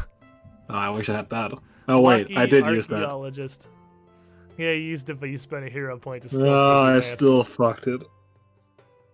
And you can use it on the save too. Nah.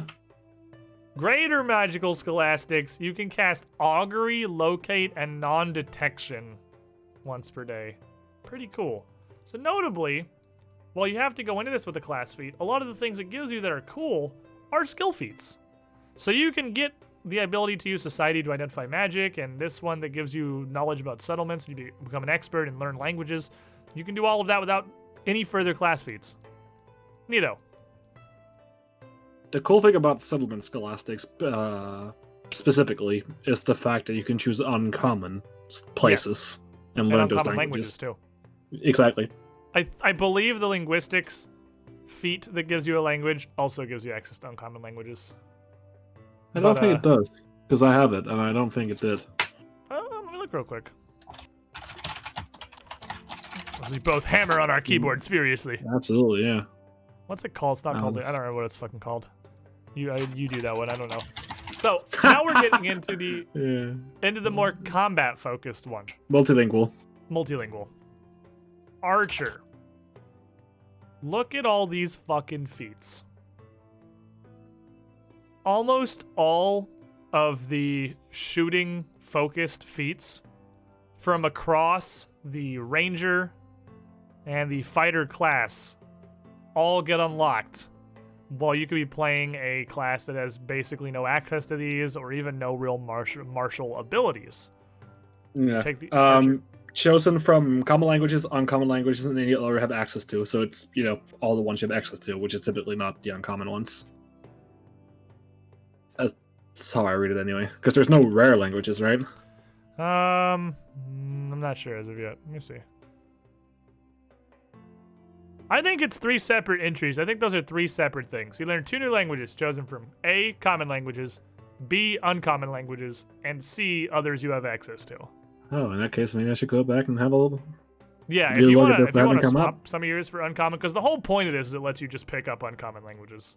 Sweet. Hell yeah. And yeah, that's I'm real fucking light on misunderstanding mistakes in 2E, so you absolutely can swap out a language for an uncommon one if you want it. Anyway, the Archer dedication immediately trains you in all simple and martial bow weapons, and any class feature that gives you expert or greater proficiency in any weapon also applies to your bows. And it also will give you the critical specialization if you're at least an expert. So slap this onto any class with the smallest amount of martial aptitude, and you can become a bow wizard. You can draw and shoot as a single action, and you can gain access to advanced bows. You can become better with a crossbow. So here we go. Crossbows slowly making it to not trash. +2 circumstance bonus to all damage with crossbows. If the crossbow is a simple weapon, which is pretty much all of them, the damage die goes up by 1 step. So that's pretty neat. You can have a crossbow that's not poo-poo. And Archer's Aim, 2 actions, +2 circumstance bonus to attack roll, ignore their concealed condition. That you may recognize as Hunter's Aim from Esvis in Age of Ashes, but it is actually straight better because it does not require you to be hunting your prey. It doesn't require any prey. You can just do it to anybody as 2 actions. So that's cool. It doesn't give you like a lot. That's it for the Archer archetype. This isn't a particularly large, like mega fleshed out one, but it gives you the ability to slap crossbows or bows onto, again, non-martial classes. And that's a lot of these are options. Options to get things, because there are way more feats than that. There's all the fucking ranger and fighter feats are also you can take as part of these. It lets you put stuff on stuff where it doesn't belong. Assassin. The dumbest assassin known to man. Yeah, the art's interesting. Right. Hello, I'm Grog the Assassin. Have you ever seen a blow orc? I'm very stealthy. No one's ever seen me on a mission. Well, no one's ever seen me on a mission and then continued to be alive to tell anyone that they saw me. You do not see, Grog! Alrighty. Assassin dedication. You need alchemical crafting, which is interesting. That's a kind of a tough, spooky requirement there from another feat. And you immediately gain Mark for Death. 3 actions. You designate a single creature as your mark. It lasts until they die or you use it again. You get a +2 on perception checks to see them and deception checks to feint. Your agile and finesse weapons gain backstabber and deadly d6 when you're attacking your mark. And if they're already deadly, the deadly just gets better. So if you have the opportunity before a fight begins to mark somebody, you get super hunt prey. You get super murder hunt prey. If you're not just, again, kicking down the door and starting the fight. Any situation where you get the opportunity to even take 3 actions. Because you don't have to do anything. If it is not instantly a fight, you can mark somebody and start off a little better. Expert Backstabber. It makes backstab slightly less bad by doubling it from 1 to 2. Is it still bad? Almost assuredly. But it's less bad. Surprise attack. On the first round of combat, you get the rogue thing where creatures haven't activated or flat-footed you. Angel of Death. All your strikes against a creature you have marked for death have the death trait, which today I learned does a thing other than just make people more resistant to it if they have a resistance. Apparently, anything with the death trait that reduces a target to 0 hit points instantly kills them. So, you have that. When killed in this way, attempts to communicate with it, return it to life, turn into an undead, or otherwise disturb its afterlife. Just straight up fail, unless the effect's counteract level is higher than half of your level when you killed them. So you kill them, and they can only be revived by somebody higher level than you, or an artifact or a deity who gets to do whatever I like how we have to spell out exceptions for deities. This worries me. It does not bode well. And of course, you know it's coming. Assassinate. You have to have a mark, and your mark cannot have noticed you. If a fight has started or they're even aware you're there, you can't use this. You have to be completely undetected. Make a strike. If you hit, then you do 6d6 additional damage with a fortitude save. If they critically fail, they fucking die.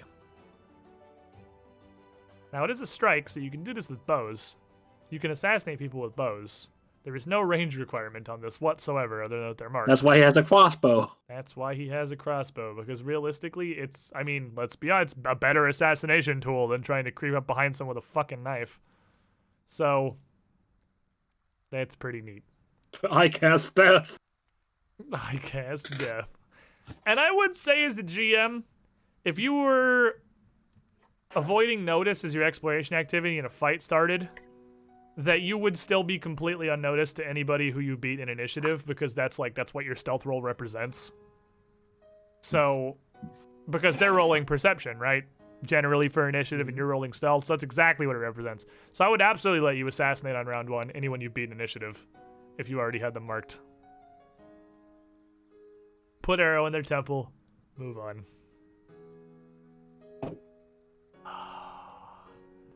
The first of Buford are us, the archetypes. The fucking Bastion, also known as the Shield Lord. Bastion dedication.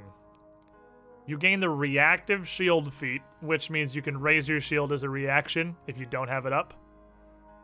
Fun fact, you can't just slap this on anyone. It doesn't give you shield block. You have to already have shield block to go into this. Disarming block. Free fucking action. So every time you block, you get a free disarm check. That is the first feat that comes along with this. Every time you block, you get a free disarm check. Nimble shield hand. Your shield hand is considered a free hand. That's pretty fucking neat. Generally useful. Destructive block. This one's really cool. When you shield block, you reduce the damage to yourself by double your shield's hardness. But if you do, this is worded very awkwardly, the attack does double damage to the shield. So, shield sacrifice, largely. You throw the shield up, and it eats the shit out of everything. The way I interpret this, it seems like somebody tried their hardest to make this clear and did the opposite. The way I interpret this, so you have a shield that has hardness 10, and you get hit for 20. If you destructive block, your shield will block 20 damage, so you would take 0, but the shield would treat it as if it got hit for 40 on its regular hardness. So it has hardness 10, so it would take 30. That seems right. That's how I interpret this. Yeah, no, I think that's completely right. I'm not sure if it's meant to be against the doubled hardness, because even if it still got the double hardness, it would take twice as much as it would have normally. But the way I interpret this, when you're calculating the damage your shield would take, it doesn't even get the double hardness, because it just explicitly reduces the damage to you. So your shield's gonna get fucking annihilated, but you are going to take no damage though. That's what I'm about to make Nell's grandson or something. Oh wait, there's a couple of super good tank archetypes. Shield Salvation. If your shield would be destroyed due to damage taken during shield block. You know, if. Do not. Instead of exploding, do not explode. It simply remains at 1 hit point until your next daily preparations when you're able to fix it. Then you have actually, I think the Bastion art is really fucking good.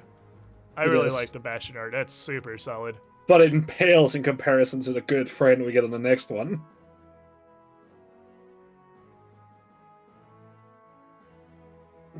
Oh, the giant fucking Badger! I forgot about the giant fucking Badger. Yeah, that's pretty cool. So, this is an entire archetype about an animal companion. I'm gonna pause it to the chat. It's 2 pages. Do you want to read through this? My brain shuts off when anything is animal companion or familiar focused. Like, my interest toggle changes positions to negative immediately. It's an entire archetype about animal companions. It does, I assume it makes your animal companion better. It does, yeah. I do notice that one of the earliest feats is that you can have multiple animal companions. This is a GM's worst fucking nightmare. This archetype is the worst thing that has ever existed. I also noticed that it gives you basically a World of Warcraft hunter stable for your companions, and you can spend 1 minute switching your companion for a different companion. So you don't have multiple You can become Pokemon trainer. Yeah, Pokemon trainer is better. You don't have multiple out at the same time. And then at least, thank you, Paizo. There is one at 16 that lets you have 2 out at once, and they threw uncommon at it. Thank you! Thank you, Paizo, for dropping an uncommon on the double animal companion that is never, ever, ever, ever, ever being allowed in any game I ever run. Thank you for throwing this on here so I don't have to fucking argue with anybody. And it also gives you some focus spells and shit. Okay, some cool stuff. There's some things. And now, Blessed One is where we get into the really interesting aspects of... 5-head. 5-head.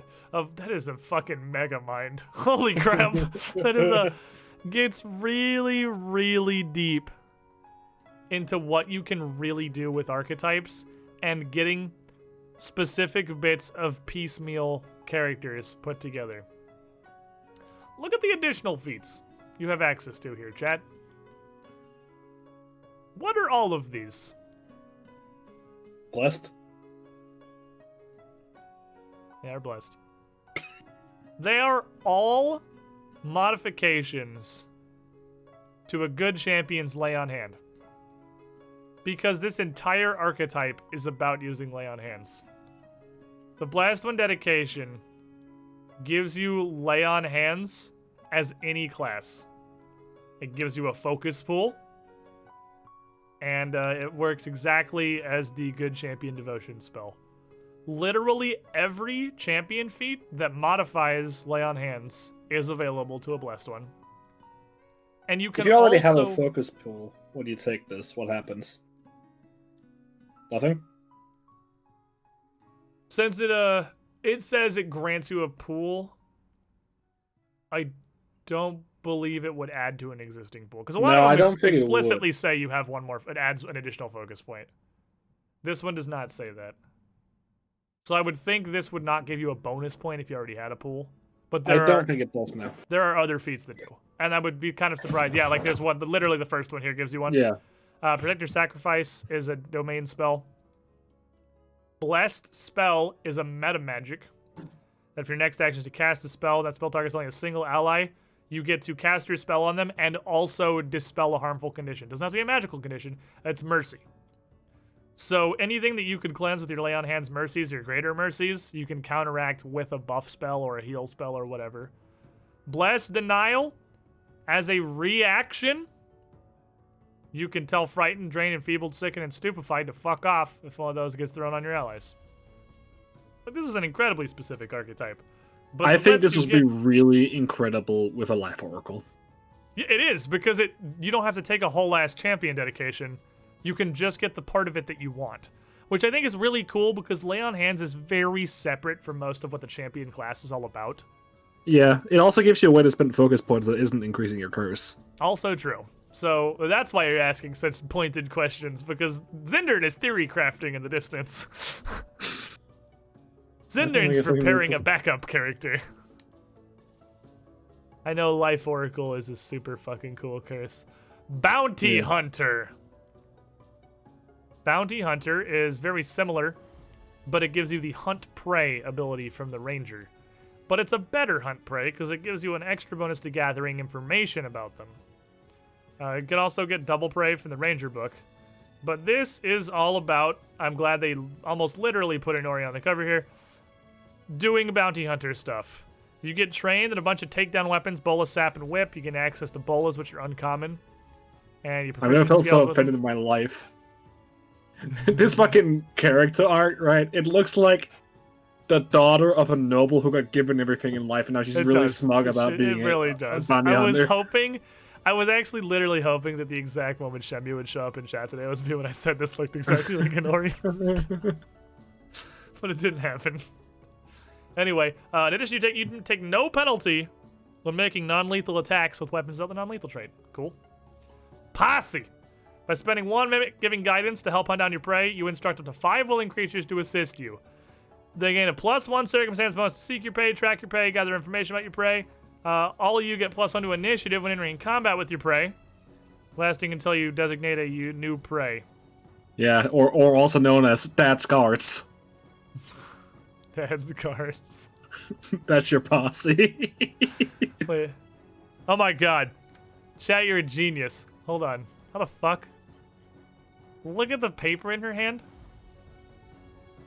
Oh yeah, she picture on it? actually might be tracking down the Orc Assassin. That is literally the Orc Assassin. Mesroy! What a fucking eye! What a goddamn eye! He's tracking the fucking Orc Assassin. Oh, it's beautiful. Anyway, keep pace. Hey, it's no escape from Barbarian. You stride up to your speed when your prey tries to move away from you. Opportunistic grapple. Also Barbarian. Yeah, that was also Barbarian. So you get some Barbarian fees in here about keeping your target around. Let's get an F for Cavalier. But Look look at that art. In a stupid fucking archetype dumpster where they belong. Oh god, wow. That's fucking extravagant. Holy shit. Yeah. That's fancy as hell. Use like 6 times the resolution of the other art. Anyway, this has been added to the trash can where it belongs. Fuck player characters who build their characters around having a mount in a campaign that's not really like specifically dedicated to that. You're stupid and I hate you. Even Cavalier. It makes you a young animal companion. It has to be a mount. You get a banner, which is uncommon. So the banner's not native, but you can, if your GM allows it, get a banner. Which gives you +1 to fear effects. You can get on your mount and command it as a single action. You can Cavalier charge, which is just sudden charge on Wait, a if your horse. banner's destroyed or removed, everyone gets scared. What? Look at the last part of the banner. Oh my god. If your banner's destroyed or removed, all your allies are frightened one. Oh, that's actually great. Oh, I love it. Mounted shield. You raise a shield while mounted, you and the mount both get it. You can block attacks on your mount too. You can trample people, whatever. Cavalier, no one gives a shit. Alright, celebrity! Added an archetype to be whoever this is. So, with the archetype, the more people you have looking at you, the more content you are. And you take every opportunity to show up others and their performances are less than perfect. You gain the upstage reaction. Foe attempts a skill check and doesn't get a critical success. After your foe has tried their best, you show everyone how it's really done. Attempt a check using the same skill. And, against what DC? The same DC, I assume? If you critically succeed, you get a +1 status bonus to attack rolls, perception checks, saving throws, and skill checks until the end of your next turn. And if you succeed, you get that if they failed. So, you buff yourself by shitting on people. I love it. Oh, it's beautiful. With that, I have to head out for my own Starfinder.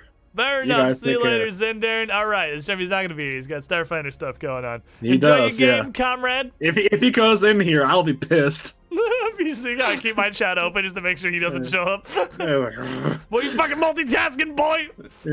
right, take care, boys. See you later, Zendern. All right. Never tire. You would gain the fatigued condition when observed by at least 3 creatures who are not foes. You delay the fatigued condition for 1 minute or until you are no longer observed by 3 creatures. God damn it. Note, 3 creatures who aren't foes is your party. So, you know, there you go. I cannot look weak in front of the boys. Not in front of my boys. Mesmerizing gaze. When you meet someone's gaze, they're unable to look away.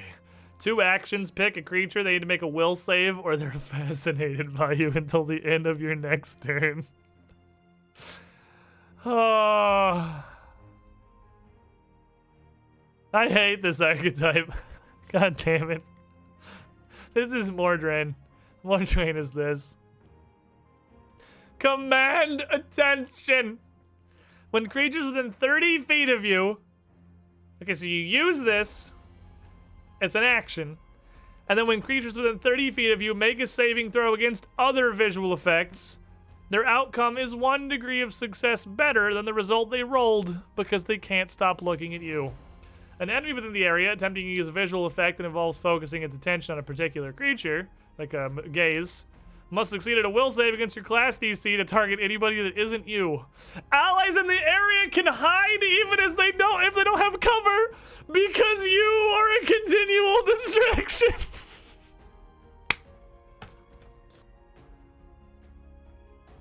What? Okay. I love it. Another. What the fuck? Celebrity's so much better than I thought it was gonna be. I hate this. I'm gonna scroll out.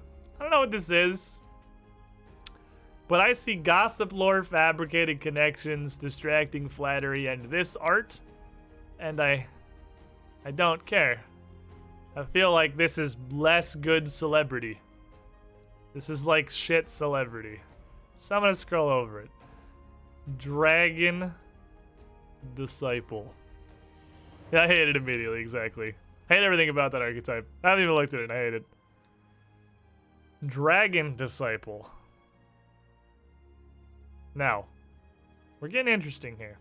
We're getting interesting. Requirements. You are a dragon scaled or spell scaled kobold, a dragon instinct barbarian, or a draconic sorcerer.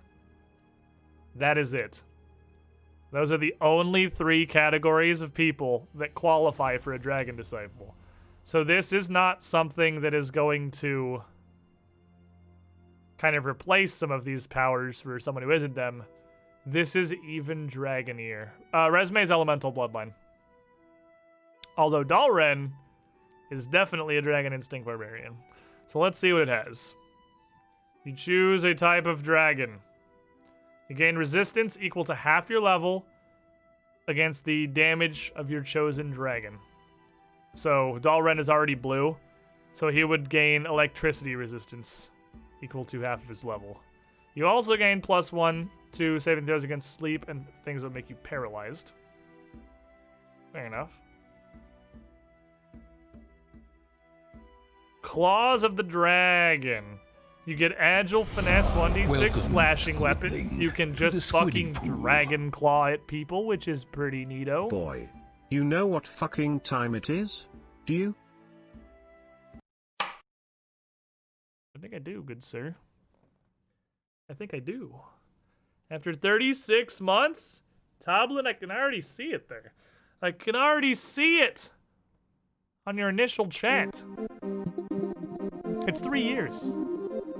It's 3 years, and after that long in a squiddy pool, you have long since tired of the silly meme hats, I assume. You don't want the fancy rainbow or America. You want something spectacular, valuable, extravagant, even. Well, you were the shiniest squidling.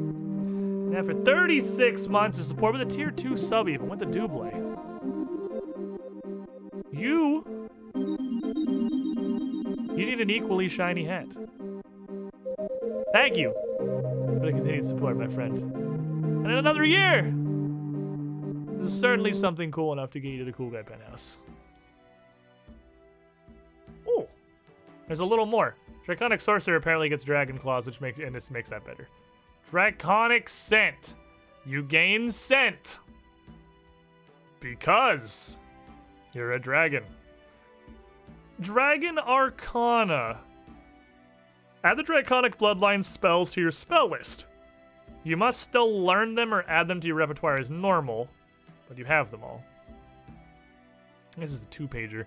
Scales of the Dragon. When you're unarmored, you gain +2 AC from your armor. And your resistance from Dragon Disciple Dedication increases to 3+ half your level. That's pretty neat, because you can wear Explorer's clothing and put runes in that still. So, like, Dalren could get this. I don't think his AC would change. I think his armor already is a +2, because he has fairly light armor. It might even be a +1. This might increase his AC. He might have leather. I don't remember. But they would also get a fuckload of resistance, which is pretty neato. He would also start using unarmored proficiency, which I think scales with regular armored. Breath of the Dragon. You gain the Dragon Breath Sorcerer Bloodline spell and a focus pool of 1 focus point. So, yeah, Dex have +2 means this is going to be 1 lower than traditional armor in most situations, because usually it adds up to 5. But it adds up to 4, while also giving you a fuck ton of resistance against the type of energy. -1 AC for a fuckload of resistance is basically the trade-off here. And you don't have to wear armor. So, this is neat. Because it's not Dalren's Rage Power. It's a different thing. And it scales because it's a focus spell. And it's the 60-foot line of electricity he already does. But he can do it while he is raging on a cooldown. And during the cooldown, he can spend a focus point to yeet an extra one, which is kind of neat. Wings of the Dragon. At 12, you can gain the Dragon Wing Bloodline spell, which does exactly what it sounds like. Use focus point, get wings.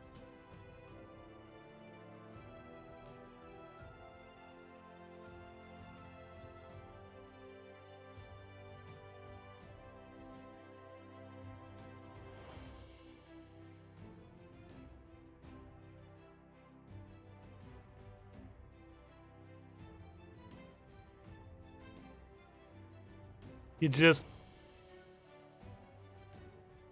just turn into a fucking dragon.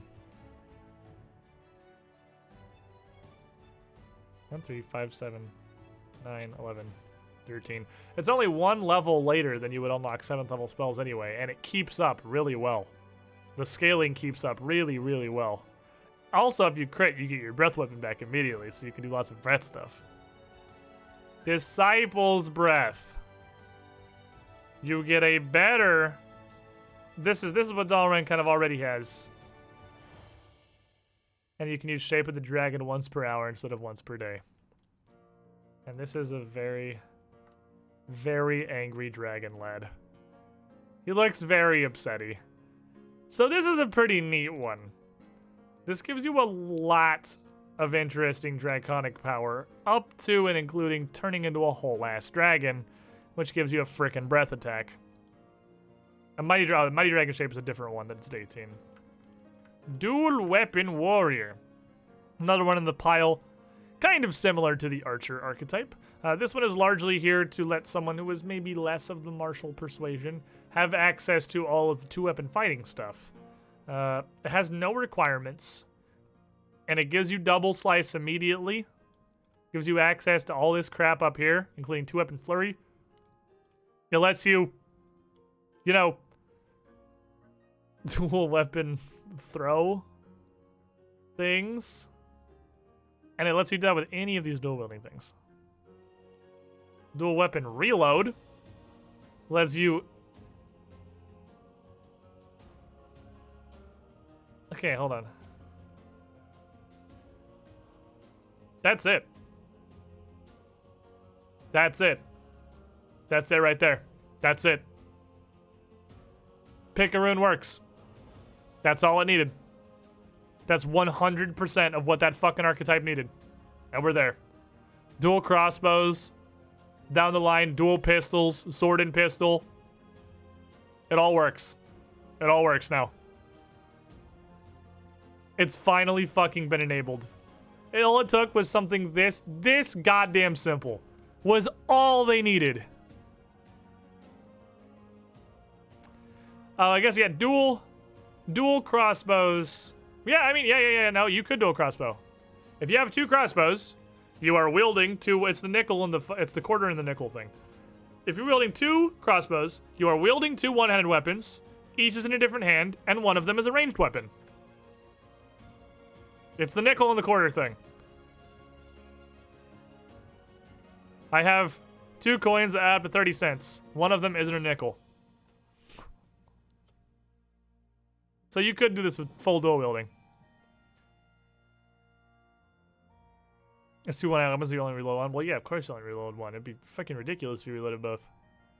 That would enable all kinds of crazy shit. Obviously, you still have to reload. I mean, it doesn't give you literally doubled reloading action economy. It just lets you reload them without a free hand.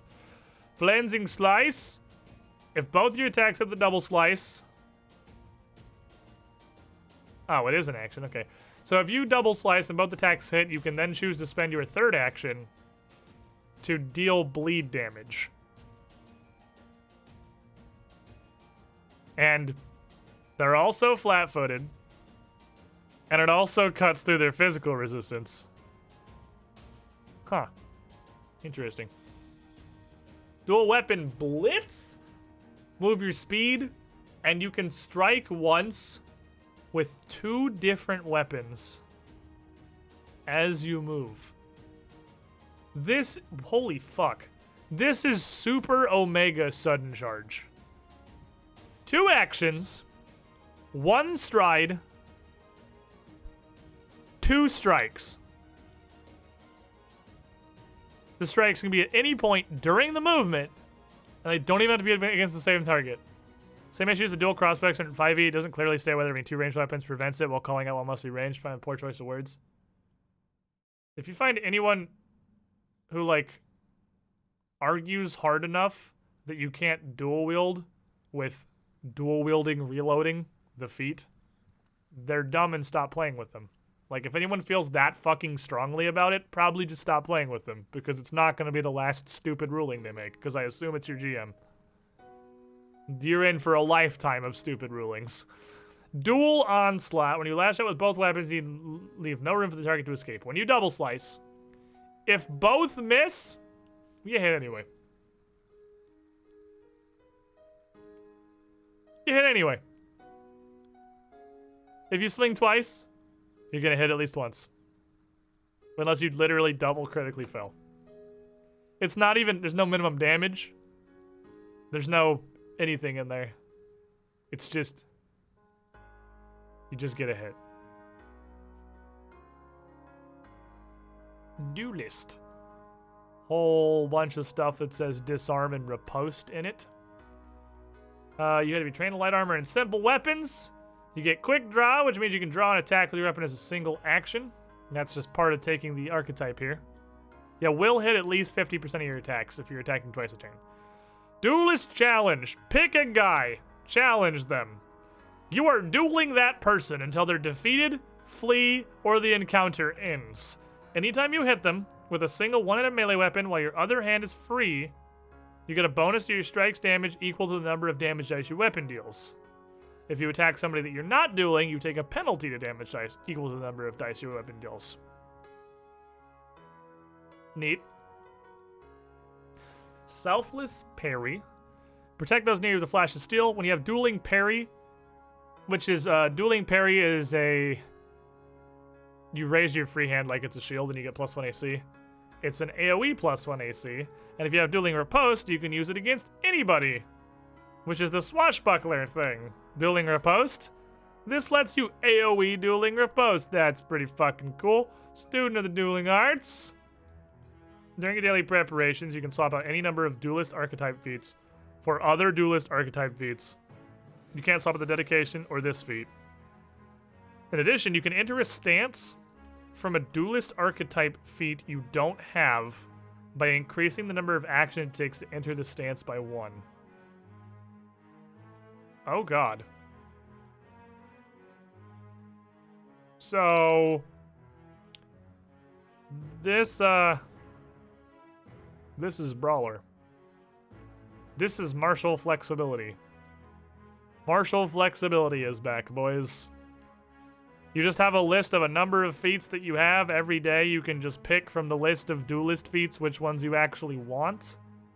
And you can also enter any duelist stances that you don't have by just spending an additional action. That's fucking martial flexibility. That's awesome. That's super awesome. Eldritch Archer is back.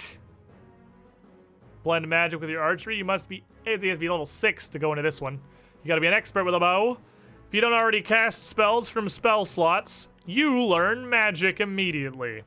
You gain a spell repertoire with a cantrip from a spell list of your choice. Choose from the common spell list. Has to have a spell attack roll. You're trained in spell attack rolls. Your key spell casting is charisma. If you already cast spells, you get a bonus cantrip. You can prepare in addition to your stuff if you're a prepared caster. If you're spontaneous, it's just on your thing. You also gain Eldritch Shot. 3 action. You cast a spell that takes 1 or 2 actions and requires an attack roll, and I think you can kind of probably figure where this is going. Then you shoot your bow. Your attack roll with your bow determines the hit of the arrow and the spell. So you can load up your 2-action spell and put it into your arrow and then just make 1 attack roll for both of them. It doesn't give you action economy advantages because it's 3 actions to do, which is the same as casting the spell and then shooting the bow. But, couple of things. 1, bows have a fuckload more range than most spells. A lot of spells have 30-foot range. That's pretty common, whereas longbow's range increment is like 100. This makes no mention of the spell's range. You just cast it into the bow. So you can shoot spells from way further away than you normally could. Additionally, it's much less likely that you will succeed at 2 different attack rolls than you will succeed at 1 attack roll. And any kind of reload effects that you have, or reroll effects that you have, will reroll the spell and the arrow if they both miss. Also, you have the ability to double crit, which will get real nasty real fast.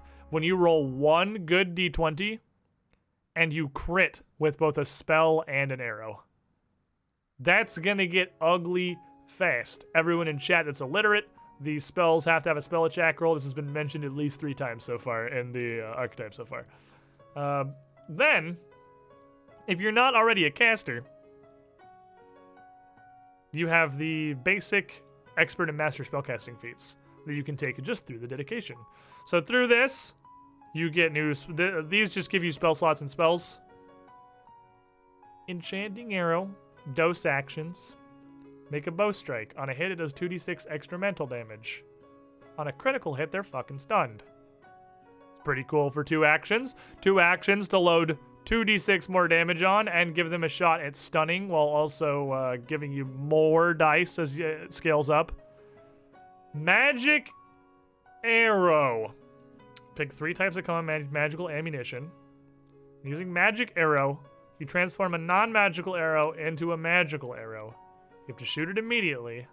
If it doesn't activate, you still have to activate it. You can choose a type that's not typically available. You can use a climbing bolt on an arrow, even though magical ammunition is usually found on bolts. I notice it's also free. You are not paying for it. Nowhere in this do you have to pay for your magical ammunition. Nowhere. So this gives you literally a free magical piece of ammunition, 4th level or lower, every round. You can just, and it's free action too. So now, with our Eldritch Shot, we are shooting our arrow, our spell, and the magically enhanced ammunition we just created. And if it crits, it all crits. It all crits. We loading the fuck up here. Precious Arrow. Cold iron, silver, adamantine. You just have it. Guess what doesn't take any actions or have any restrictions? It's this. Oh, this doesn't include the strike. Okay, so this does take an extra action. The strike's not part of the ability. I assumed it would be because it usually is. 1 action can turn an arrow or a bolt into a precious metal that overcomes DR. Expert spellcasting. Seeker Arrow. Make a bow strike against a foe you can see. Ignore all cover and the concealed condition. 1 action. 1 action. No frequency. No downsides. No flourish trait.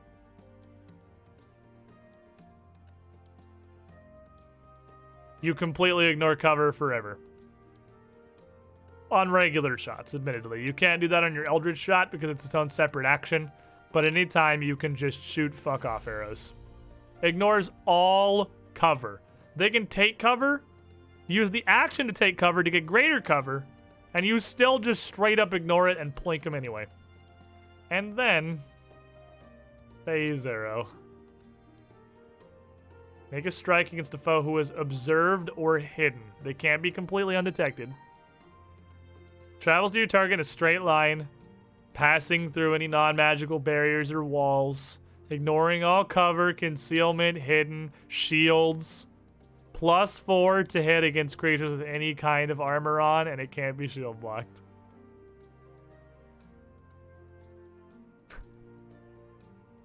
Parry this, you fucking casual. That's just a gun. That's just a gun. It is once per day, which is a crazy low requirement, but goddamn.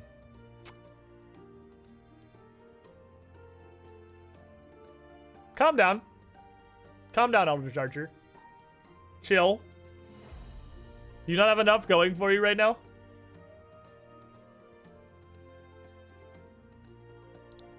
Buddy hates this.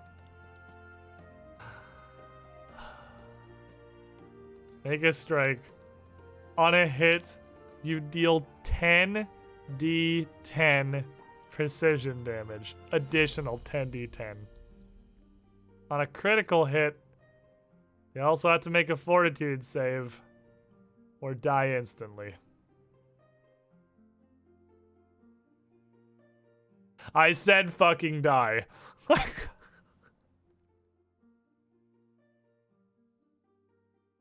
Okay.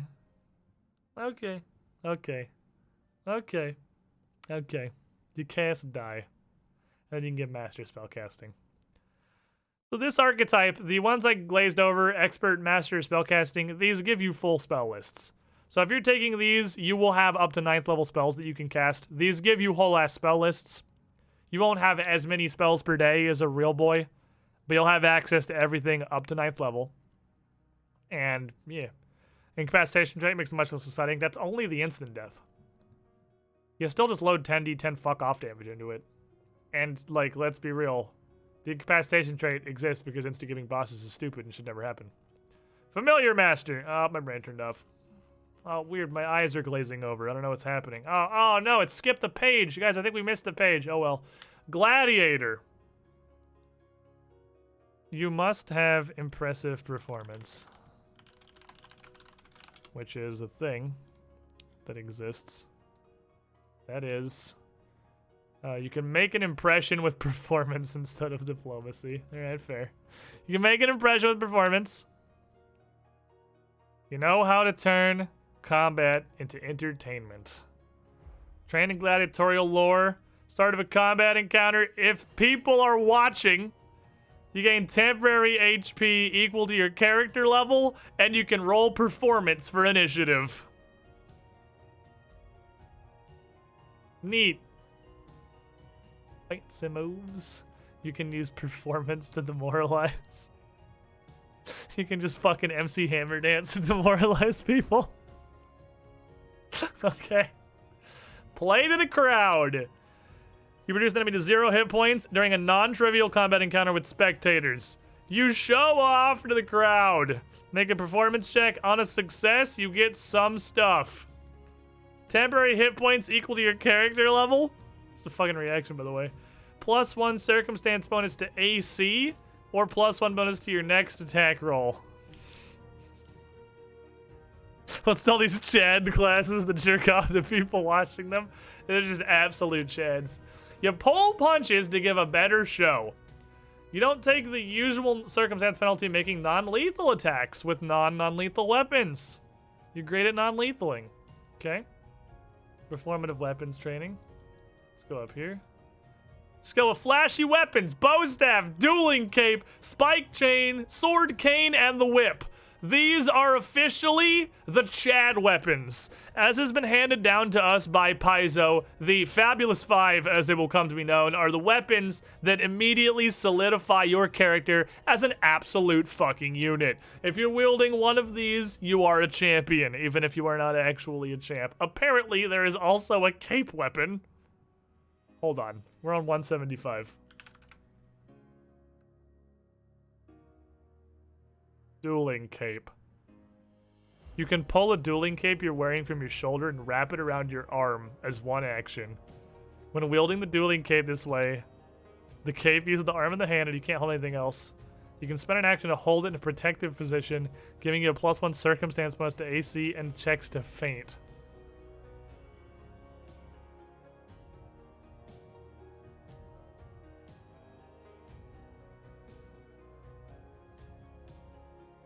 Oh, it's not a weapon. Okay, it's not a weapon. It's not a weapon. It's a buckler that you can also use for deception checks. It's a weird shield. Yeah, it's a weird shield. Huh. That's a thing. Anyway. Okay, when you successfully play to the crowd, get a new benefit. Choose a creature within 30 feet. They are frightened one. There is no save. They are frightened one. I'm coming for you, brother. Shits his pants immediately. The fucking reaction. Instantly shits his pants. If you watch this guy murder your friend and then turn and fucking just point to you, I'm pretty sure you're frightened one. Chad Thundercock blocking swords with his fucking cape. What a goddamn legend. Herbalist. Now, Herbalist is the archetype that should have existed before Arubis started investing in things, because this is Arubis, the archetype. You gain basic alchemy benefits, so they apply only for herbal items. Alchemical items with a healing trait, and also antidote and anti-plague. You gain batches of infused reagents per day equal to your level, or half your level if you didn't make your preparations in the wilderness. The advanced alchemy level for creating these is 1. You become an expert in nature and can use nature instead of crafting to craft items. You don't need to be trained in crafting or have alchemical crafting. Doesn't matter. You just use nature. You can use healer's tool instead of alchemist tools. This is 100% Arbus. This is Arbus all over it. When using natural medicine to treat wounds, which I don't know why Arbus doesn't have already. Maybe Shemi just doesn't know it exists. Natural medicine means you use nature instead of medicine to treat wounds. I have no idea why he doesn't have this. You can spend a batch of herbs to gain +2 circumstance bonus from having fresh ingredients, even if not in the wilderness. Spending a batch of herbs in the wilderness gives you +4 circumstance bonus instead. And those are your infused things that you're getting. Poultice preparation.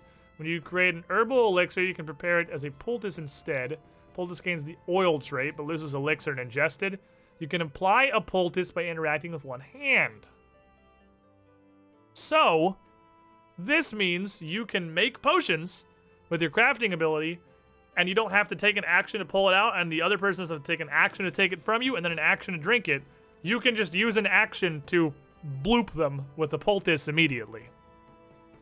It also immediately gives them a chance to recover from persistent damage. Oh yeah, you can use the sickened people, because sickened people can't ingest anything. Endemic herbs. During your daily preparation, you find medicinal plants endemic to your location. Until your next preparations, you can spend an additional batch of herbs to add a benefit to an item you create. The benefit of the special herbs affects the creature that the item is applied to. If the benefit's not immediate, lasts for 1 minute until otherwise stated. So you... Okay, so this is... based on your location. So based on where you are, you can buff your potions to also do one of these things. You don't get a choice. It's just based on where you actually are. It's almost like the way it should be by default. If you think you should be able to take one action to pour a potion down someone's mouth in the middle of combat, I'm sorry about the number of times you were dropped on your head as a child. But this is this makes way more sense. If you're saying you should be able to outright just make it a poultice instead of a potion, you should absolutely have to invest for that because it's directly stronger. And now you can, because there's a feat for it. Expert Herbalism. The advanced alchemy level for herbalism increases to your level -3. You gain the formulas for elixirs of life automatically as soon as you're high enough to create them. Neat. So this might be nice for me to use. So Derp, Rur right now, with this, if he had hypothetically had his feet already, he would immediately have instantly learned the formula for a lesser elixir of life, which is 3d6 + 6. It's not bad. So that's like a low investment one, but it gives you some cool payoffs. Did it have any additional feats? Did it have Dirty Lady? Did it have... It didn't have any bonus feats. No, it didn't have any bonus feats at all. Just the ones that are here. Love you, Adobe Acrobat, you pile of flaming garbage. Okay, Horizon Walker. Horizon Walker is like a nomad world explorer. They're interesting. Pick a type of terrain. It's your favorite terrain. You get a 10-foot bonus to travel. So if people follow the expert, they get the ability to ignore non-magical difficult terrain as well. And you just get resistance to a lot of environmental effects. You're better at navigating it. You're always scouting. Like it just lets you deal much better with environmental effects that you are used to. It lets you really invest into your character being from somewhere and resistant to a lot of its dangers. Linguist is like... It's interesting. It's a super facey, kind of war for the crowny dedication that makes you a lot better at doing face stuff. You learn a billion languages immediately. You get better at deciphering writing. The longer you talk to someone, the better you are at diplomacy checks. You get some interesting stuff. You get to just learn some things about people while you're talking to them automatically. You can spot translate stuff in languages you don't understand by trying your best. And you can even get to the point where at 8, where you can communicate with a creature that you don't share a language with and basically still talk to them. It just takes longer. Lore Master. Why are you so mad? Why is he so mad? What happened? What happened? Did somebody put all this scribbled toilet paper all over you? I don't understand why he's so angry. You're trained in Lore Master Lore. This one actually might be interesting. A special lore skill that can be used only to recall knowledge, but on anything. If you're legendary and a skill used to decipher writing, you gain expert proficiency in Lore Master Lore. But it can never go higher than that. So Lore Master Lore is recall knowledge all. That's pretty neat. If you have Bardic Lore, you get a +1. It also gives you just some magic, guidance, message, and sigil. You can decipher writing with Lore Master Lore instead of whatever it needs. Yeah, it's better Bardic Lore, but at least gives Bardic Lore a +1.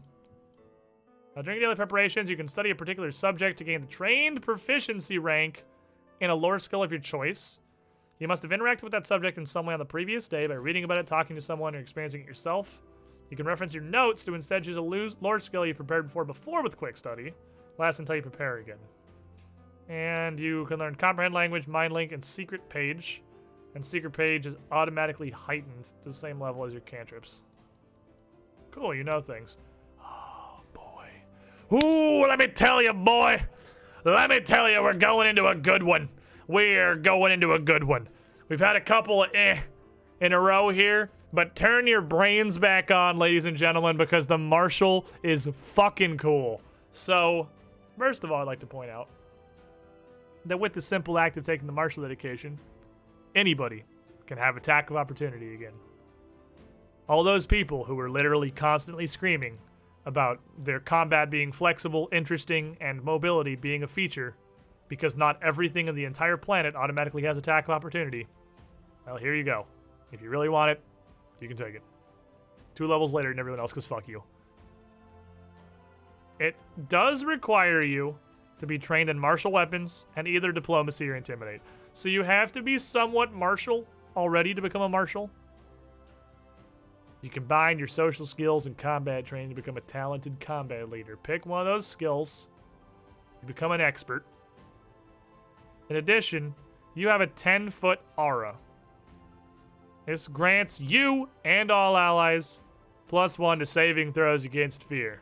Because simply basking in your presence makes everyone just a little bit more stalwart. But we're just starting. We are just fucking starting on Marshall.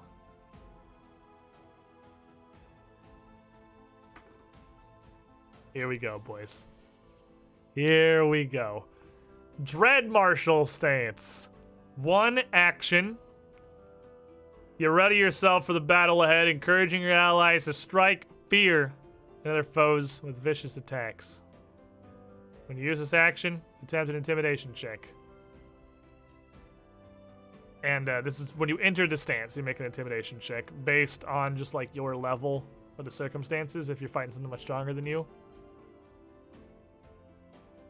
If you succeed, you and your allies get a status bonus to damage rolls equal to the number of weapon damage dice of your weapon.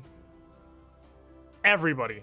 And whenever you or any of your allies crit in your aura, the enemy's frightened 1 immediately. If you critically succeed at this check, you double the size of your aura. But if you fail, you don't even enter the stance. So, you have to make a roll to get into this stance. But this stance increases literally everybody's damage. And its status bonus to damage rolls. It's just damage rolls. If your sorcerer throws a fucking fireball out of your Dread Marshal's aura, it gets a bonus from this. All damage. And every time anybody crits, you slap frightened 1 into the enemy, reducing their everything by 1. But we are just getting started because wait, there's fucking more. Opposite style inspiring martial stance. The diplomacy, foil of this is the intimidate stance. This is the diplomacy stance. You're an example of dedication and poise in battle, encouraging your allies to follow suit. You use this action, make a diplomacy check. If you succeed, your allies get +1 to attack rolls and saves against mental effects. +1 to attack rolls. This one I feel like is definitely less good than the Dread Marshal stance. But if your party does not already have access to a status bonus to attack, a +1 status bonus to attack to fucking everybody is pretty good. And a +1 status bonus to the worst kind of saving throws you have to make is also pretty good. What's the open tag mean? It has to be your first action of the turn. Yeah, you want to inspire courage, but you're not a bard. Bam. Smaller range, but also does some other stuff too. We're not done. We're not done. We're not done. We are revving up the fucking Marshal here. So, choose an ally within your Marshal's aura, single action, who was affected by a mental effect that gave them a will save that isn't going to last longer than 1 minute.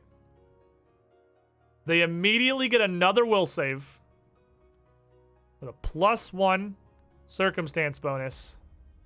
And if they succeed, ends instantly. Hey! Quit it! Resaves. You can hand out resaves to absolutely any mental effects across your party. With a bonus. Resaves with a bonus. That's pretty solid. More commands, more commands, more commands. Encourage now to toughen up. Pick a guy. They get temporary hit points equal to your charisma modifier and a +2 circumstance bonus to fort saves until your next turn. We're getting to the good ones now. We're getting to the good ones. We're getting to the meat. We are just starting. We're getting into the meat. The meat. Cadence call. 1 action. Each willing ally in your aura is fucking hasted. 1 action. 1. Every ally in your aura is hasted. It is for 1 turn, and you can only do it once per minute, and it has to be a stride. That is a lot of conditions and contingencies, and then they become slowed 1 at the end of their following turn. But wait, this will get better. Stuff builds off of this. This is really fucking good. This is everyone. Oh, you guys have the tiniest little pea brains I've ever seen. This is incredible. This is so goddamn good. And it gets better because it builds into more things. It continues improving. Rallying charge, straight up to your speed, whack a dude. If you whack the dude, every ally within 60 feet who saw it gets temporary hit points equal to your charisma modifier. Walk up and whack is 2 actions anyway, so why the fuck not? Get in there. Get in there and give him some temp HP. Back to back. As long as you and an ally are adjacent to each other, you can never be flanked unless you're both flanked. And if you're adjacent to several allies, it applies to everybody. We're getting in there.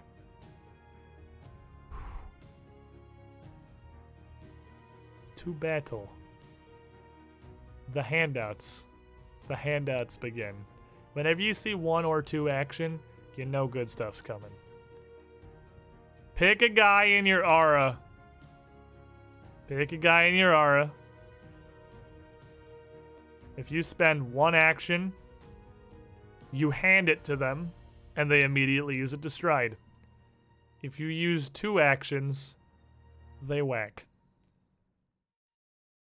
Hey, Buford. Buddy. I notice you like just kind of walking up to the enemies and holding your shield up. Well, would you like to use your first action to hold your shield up, While you're already in inspiring martial stance, which means everybody is just getting a +1 to their attack rolls and mental saves passively because you're such an awesome dude. And then take your last 2 actions and just hand them to Dalren so we can hit somebody for 70. Because that seems like a pretty good option. That's fucking flexibility right there. Topple foe. Welcome, Squidling, to the Squiddy Pool. Oh. My man. My lad. 72 months. 6 years. 6 years of ascension? Well, I mean, again, it seems like around 5 years is where everybody starts making questionable decisions. You know, like for some reason decide the cool guy penthouse just isn't really cool enough. I want to go higher. I want to go further. They want to ascend to something ridiculous. Now, they do the space thing. It's been happening kind of a lot recently. But you did this an entire year ago. I mean, you did it. This is the highest anyone in the Squiddy Pool is ever going to even conceive of going. Fossil Master, you are certainly the shiniest Squidling now.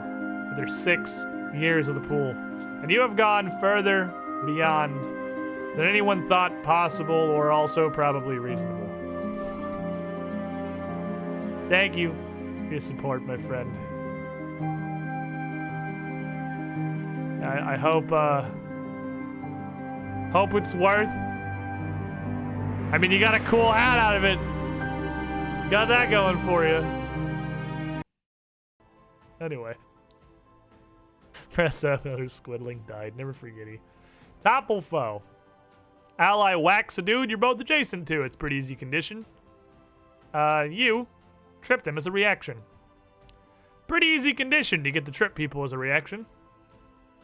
Coordinated charge. You stride and whack. There's your 2 actions. Economy fulfilled. If you whack, every ally within 60 feet can do a full ass stride as a reaction. This is what I was thinking of. It doesn't actually build out a cadence call. Oh no, there is more cadence call stuff.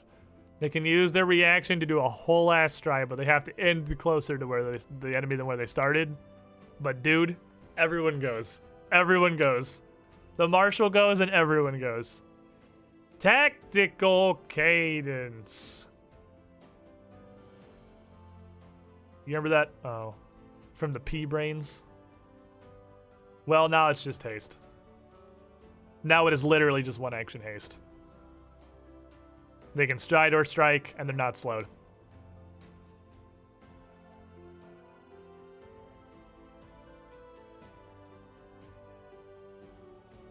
It's just 1 action haste now.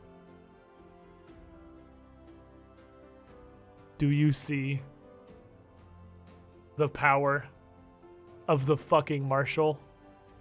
Whole ass 1 action haste. That sounds really bad if they don't go immediately afterwards. Or after you, otherwise you're just giving all enemies 1 action. Huh? What is that in response to?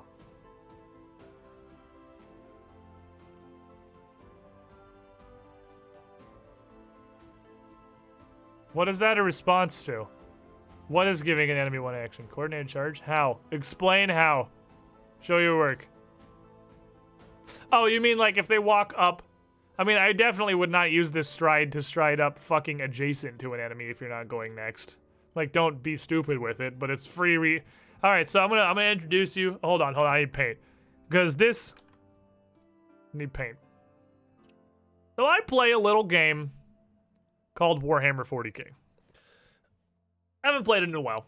But still, the point is, I'm gonna teach you a little something about you must end your movement closer to the enemy than where it began. So here are your enemies. You have a dude, a dude, and a dude. These are some angry little nugget lads. Here is your marshal. I was going to use yellow, but that's going to be fucking invisible. Here is your marshal. He is a shining, glorious beacon of independence and freedom. Here is your soft, squishy wizard, and here is your soft, squishy cleric who don't want to be touched by unfriendly hands. Here's your barbarian who's also up here and really wants to go fucking slap somebody, okay? That's all your stuff. First of all, your boy charges in gloriously. It's a melee with the closest enemy. Gives him a whippity-wappity, get off of my prappity. And triggers coordinated charge for everybody. Now you have to end your move closer to the enemy than you started. Which means your boy doesn't have to do this. He doesn't have to do this. He doesn't even have to do this. He was over here. He can do one of these. He can get one of those. This guy over here can give him one of these. They can fan out in case of incoming fireballs. As long as this distance is very slightly shorter than this distance was originally. He got a whole ass stride. He went completely to the fucking side with it. He didn't even go closer. He went like 5 feet closer and went wide. This one, your cleric, still wants to be nearby. You go over here. Take your stride, get kind of behind your lads. Still well out of range. Behind the front line, but close enough to help him. You're closer. The ancient, it's not Warhammer tactics until you take this with your movement that has to end closer to the enemy, and you give him one of these. And you just touch in their butt. It's not Warhammer until you get into those. But you can do a lot of stuff with that coordinated charge that isn't just running directly at the enemy.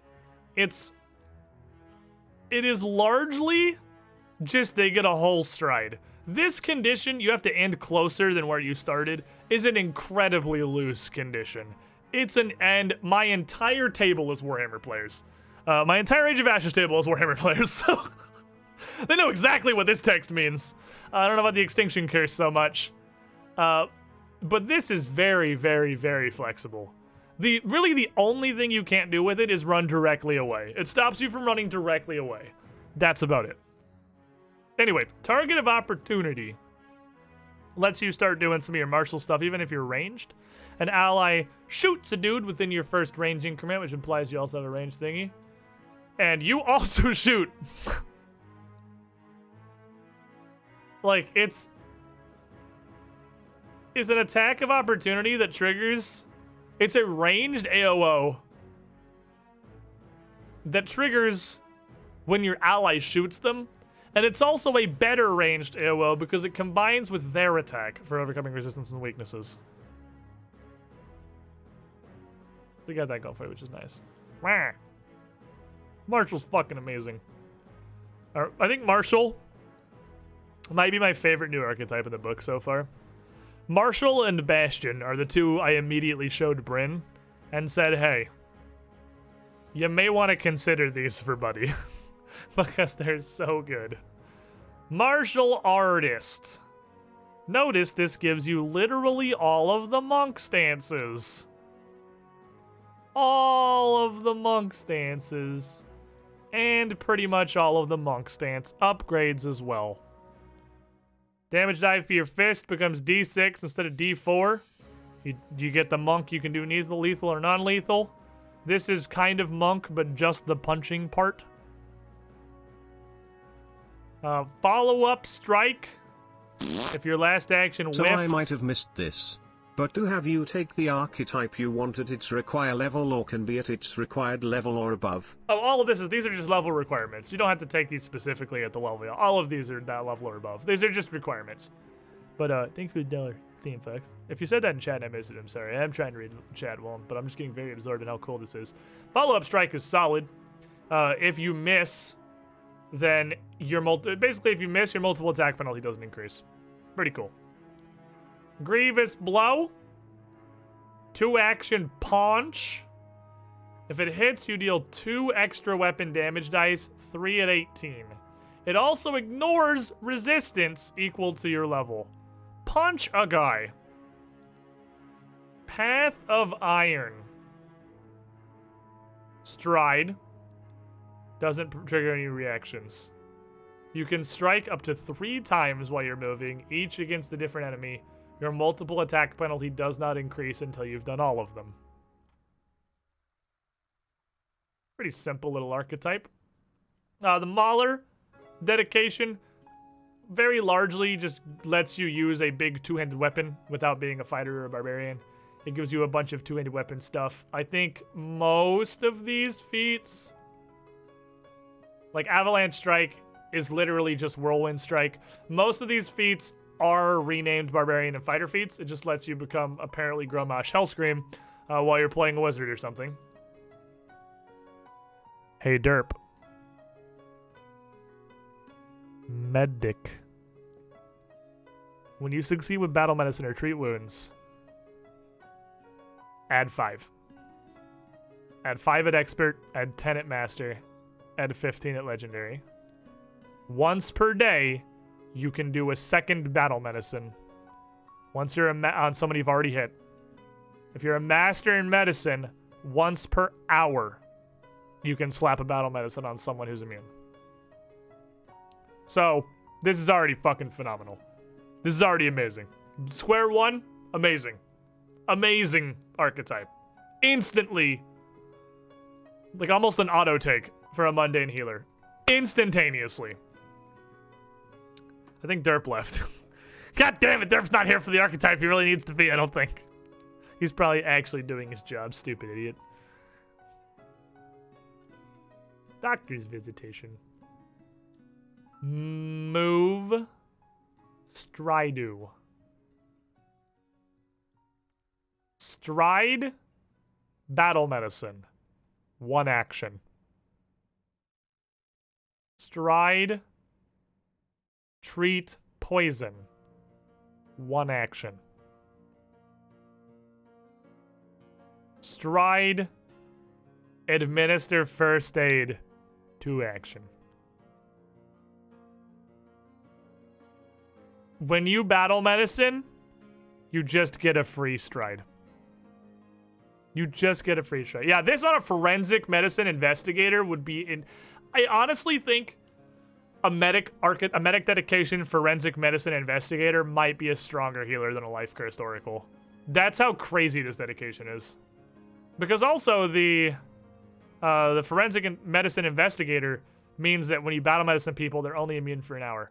So when you Battle Medicine someone, they're only immune for an hour, and somebody can get double Battle Medicine every hour. You get free strides to do it. It's stronger. It scales up. Like, a Forensic Medicine Investigator with the Medic archetype might be one of the strongest fucking healers in the game. Because you are never expending resources. Everything you can do fucking infinitely. That's wild. Yeah, no range. You do have to get up and touch them.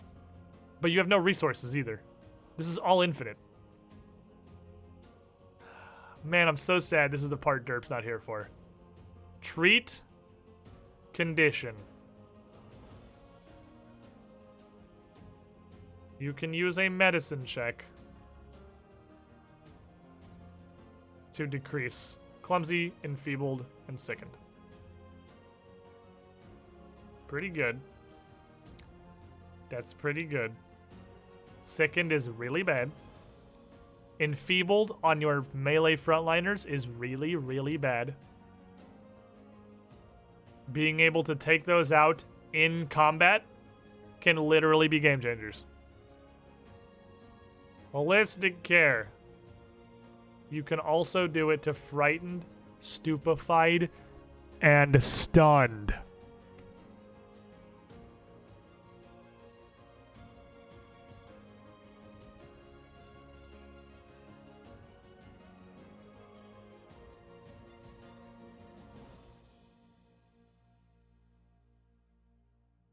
These are both skill feats.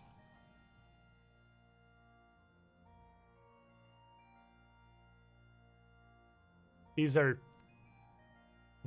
just skill feats.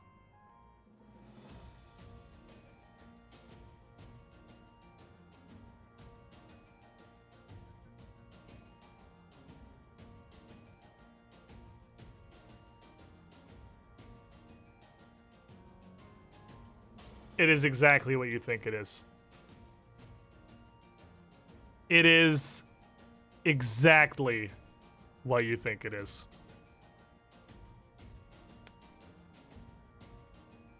Three actions. Bring back a dead creature who has not been dead for more than 3 rounds. It's probably better than what you thought it was.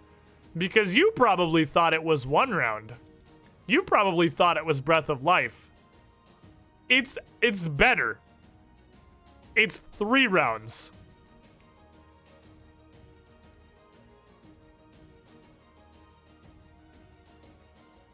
Non-magically raise the dead within 3 rounds of them going down. Derp, Rur needs this. Flat increases to your medicine checks. You can battle medicine somebody who's immune to it once per hour. You can stride for free as part of your battle medicine. You can use first aid to reduce the clumsy, enfeebled, sickened, frightened, stupefied, and stunned conditions. Medic is bananas. Medic is actually a bananas healer. I agree with whoever said it earlier. Was it Mizroy? I feel like it was Mizroy. Yes. I think of forensic, just for raw amount of impact they can have, I think forensic medicine investigator with a medic archetype is the fucking healing king. Non-magical is the healing king. This 100% is going to out-heal a Life Oracle. Because a Life Oracle is going to run out of fucking gas. And no part of any of this is ever using a resource. You could do this forever. You can also be godless. Godless healing also exists. You can make an absolutely freaking absurd non-magical healer. For those of you who don't know, godless healing, you can't have a patron deity, so you can't be like a cleric or a champion or anything. And it's just straight up +5. +5 to, No, that's on yourself. This isn't what I thought of. This is when you want to use it on yourself. So you can heal yourself a little bit more. This is godless healing, but for everybody that you treat. Godless healing is only when it's on you. It's amazing you can be a dedicated non-magical healer. A really, really strong one, too. Really, the only downside I see versus a traditional healer is that everything you're doing is touch. You have to get to people. Everything about this is adjacent because you can't medicine someone from far away. However, Doctor's Visitation, which is 1 action, stride, and battle medicine, really helps to cover that up super heavily. 1 action, stride, and battle medicine kind of deals with your 30-foot range issue in a lot of situations. It's only hard if it's incredibly dangerous to be near the front line, which admittedly is more and more problematic as level goes up, or if it's very difficult to get to whoever's injured. This can have downsides, but look at this absolute legend right here. The pictures are really neat. Medic is so cool. No option to shoot a dart of morphine into a friend. Yeah, none of that. No morphine. Ah, my little. I can't. Chat. I have this on my desk.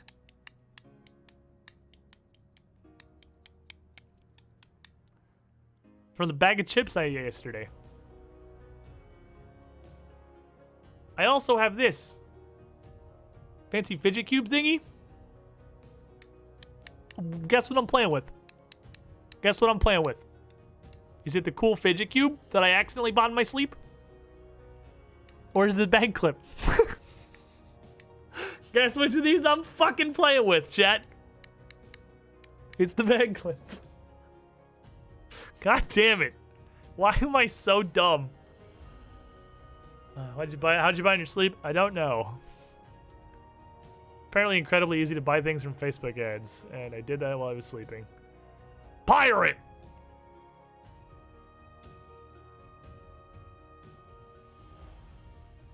Hold on. Hold on. Stand by.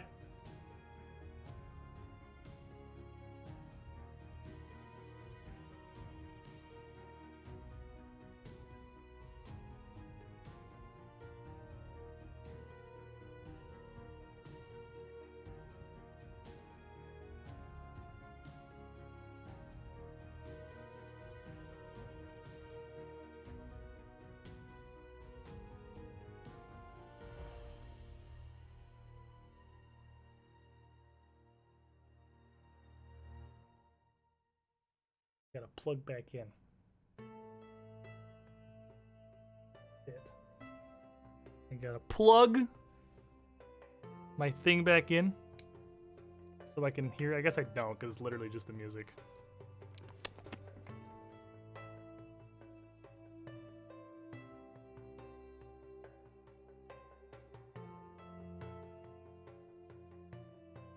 Pirate! You live a life of freedom, taken by force and intimidation all that you desire. You may be a privateer, raiding and plundering on behalf of a particular nation or another authority, or you may answer to no one but your own capricious whims. Either way, you rely on intimidation, wits, and combat prowess to take what you want from those you deem less deserving. Isn't this such a fucking cool pirate hat? The feathers are kind of falling out of it, but it's okay. Brent, help! The feathers are escaping. What are you doing? It's working, it's just the feathers are escaping.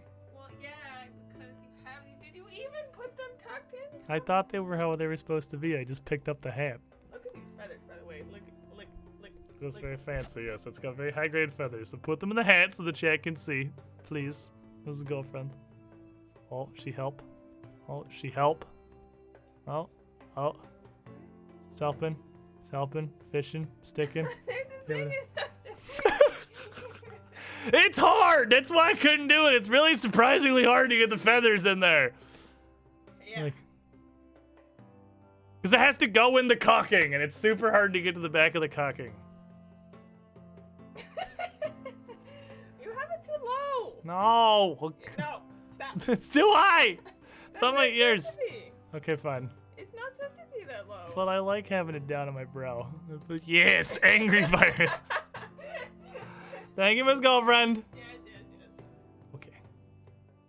Oh, it's so fucking cool. Isn't this like the dopest pirate hat ever? I fucking love this pirate hat. I am fishing for reasons to wear this more on stream. If I were to tell you that one of the largest driving forces behind me kind of overhauling my stream setup and layout and stuff that I've been working on for a while wasn't to get to wear this almost as much as physically possible, I would be lying to you, because that is probably the primary dedication behind my channel overhauls. I want to wear this fucking pirate hat because it's awesome. This pirate hat is so fucking cool. Anyway, pirates. Of course it's a fucking Tengu. Pirate dedication. As a pirate, you sail the seas in search of enemy ships to plunder. You train in sailing lore, you ignore the effects of difficult terrain or uneven ground caused by a ship's movement. You also gain the board and assault action. Stride twice and attempt an acrobatics check to swing on a rope up to twice your speed.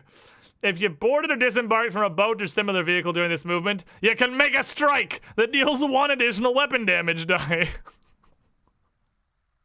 Okay. You can swing off a fucking ship, stride twice to make an acrobatics check to go double your speed, yeet onto or off of a boat, and not just stab someone, but you super stab someone. It's even a buffed stab. It's even better. Pirate weapon training. You train with a hatchet, rapier, scimitar, and whip. Rope runner. You run and climb across ropes and rigging and almost as easily as on the ground. You gain a climb speed of 15 feet, but only on ship's rigging or similar ropes. When you succeed in an athletics check to climb a rope or an acrobatics check to balance on a rope, you get a critical success instead, and you're not flat-footed while climbing or balancing on ropes. Pirates. What the fuck is this? Walk the plank! You frighten a foe into moving where you want them. Traditionally demanding they walk the plank. Attempt to demoralize an opponent. This gains the incapacitation trait. On a success, in addition to the normal effects, you can force the target to stride up to its speed. You choose the path the target takes, and it does so as part of your walk the plank action. You can't force the target to move into a harmful space unless you critically succeeded.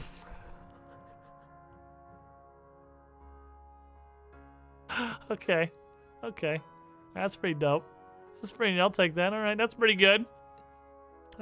good. So, you demoralize his 2 actions, and you both demoralize him and they force them to make a stride where you want, and if you critically succeed, they can also just fucking walk off a cliff. Like, it does have the incapacitate trait, but of course it does, because it's like, it can be an insta-gib. Poisoner. Entire archetype. I'm keeping the hat on. Entire archetype around poisoning. People are so delightfully fragile when exposed to the glories of nature. The bite of a certain serpent makes the blood congeal to jelly. A particular stone, suitably powdered, causes hallucinations and delirium. The sap of a tree inflicts such pain that death seems preferable. You are a student of such dark wonders, making you a dangerous foe indeed. That's horrifying. That's actually horrifying. I approve of that. I remember the days of All Hat. I kind of miss days of All Hat, too. All Hat was a good time. I even have stuff to go with this. But I've yelled at Bryn like 50 times today, so I'm not going to yell at Bryn again. She offered to help when I went and got the hat, and I was just like, no, it's cool. I've already bothered you enough today. And then I obviously fucked up the feathers, and she had to come fix it. Oh, no, are you not doing stuff? Yes. Why? What? I said I wasn't going to yell at you. What? To help with a bandana, but it's okay. Oh my. I don't need it. I don't need it. I have a hat. It's cool. I don't need the bandana. I'm already whole-ass pirate. We're good to go. My dad still knows he was the guy with the hats. Well, the hats are increasing massively in swag value. Bryn, go do whatever you're doing. Well, you've already asked, so it's fine.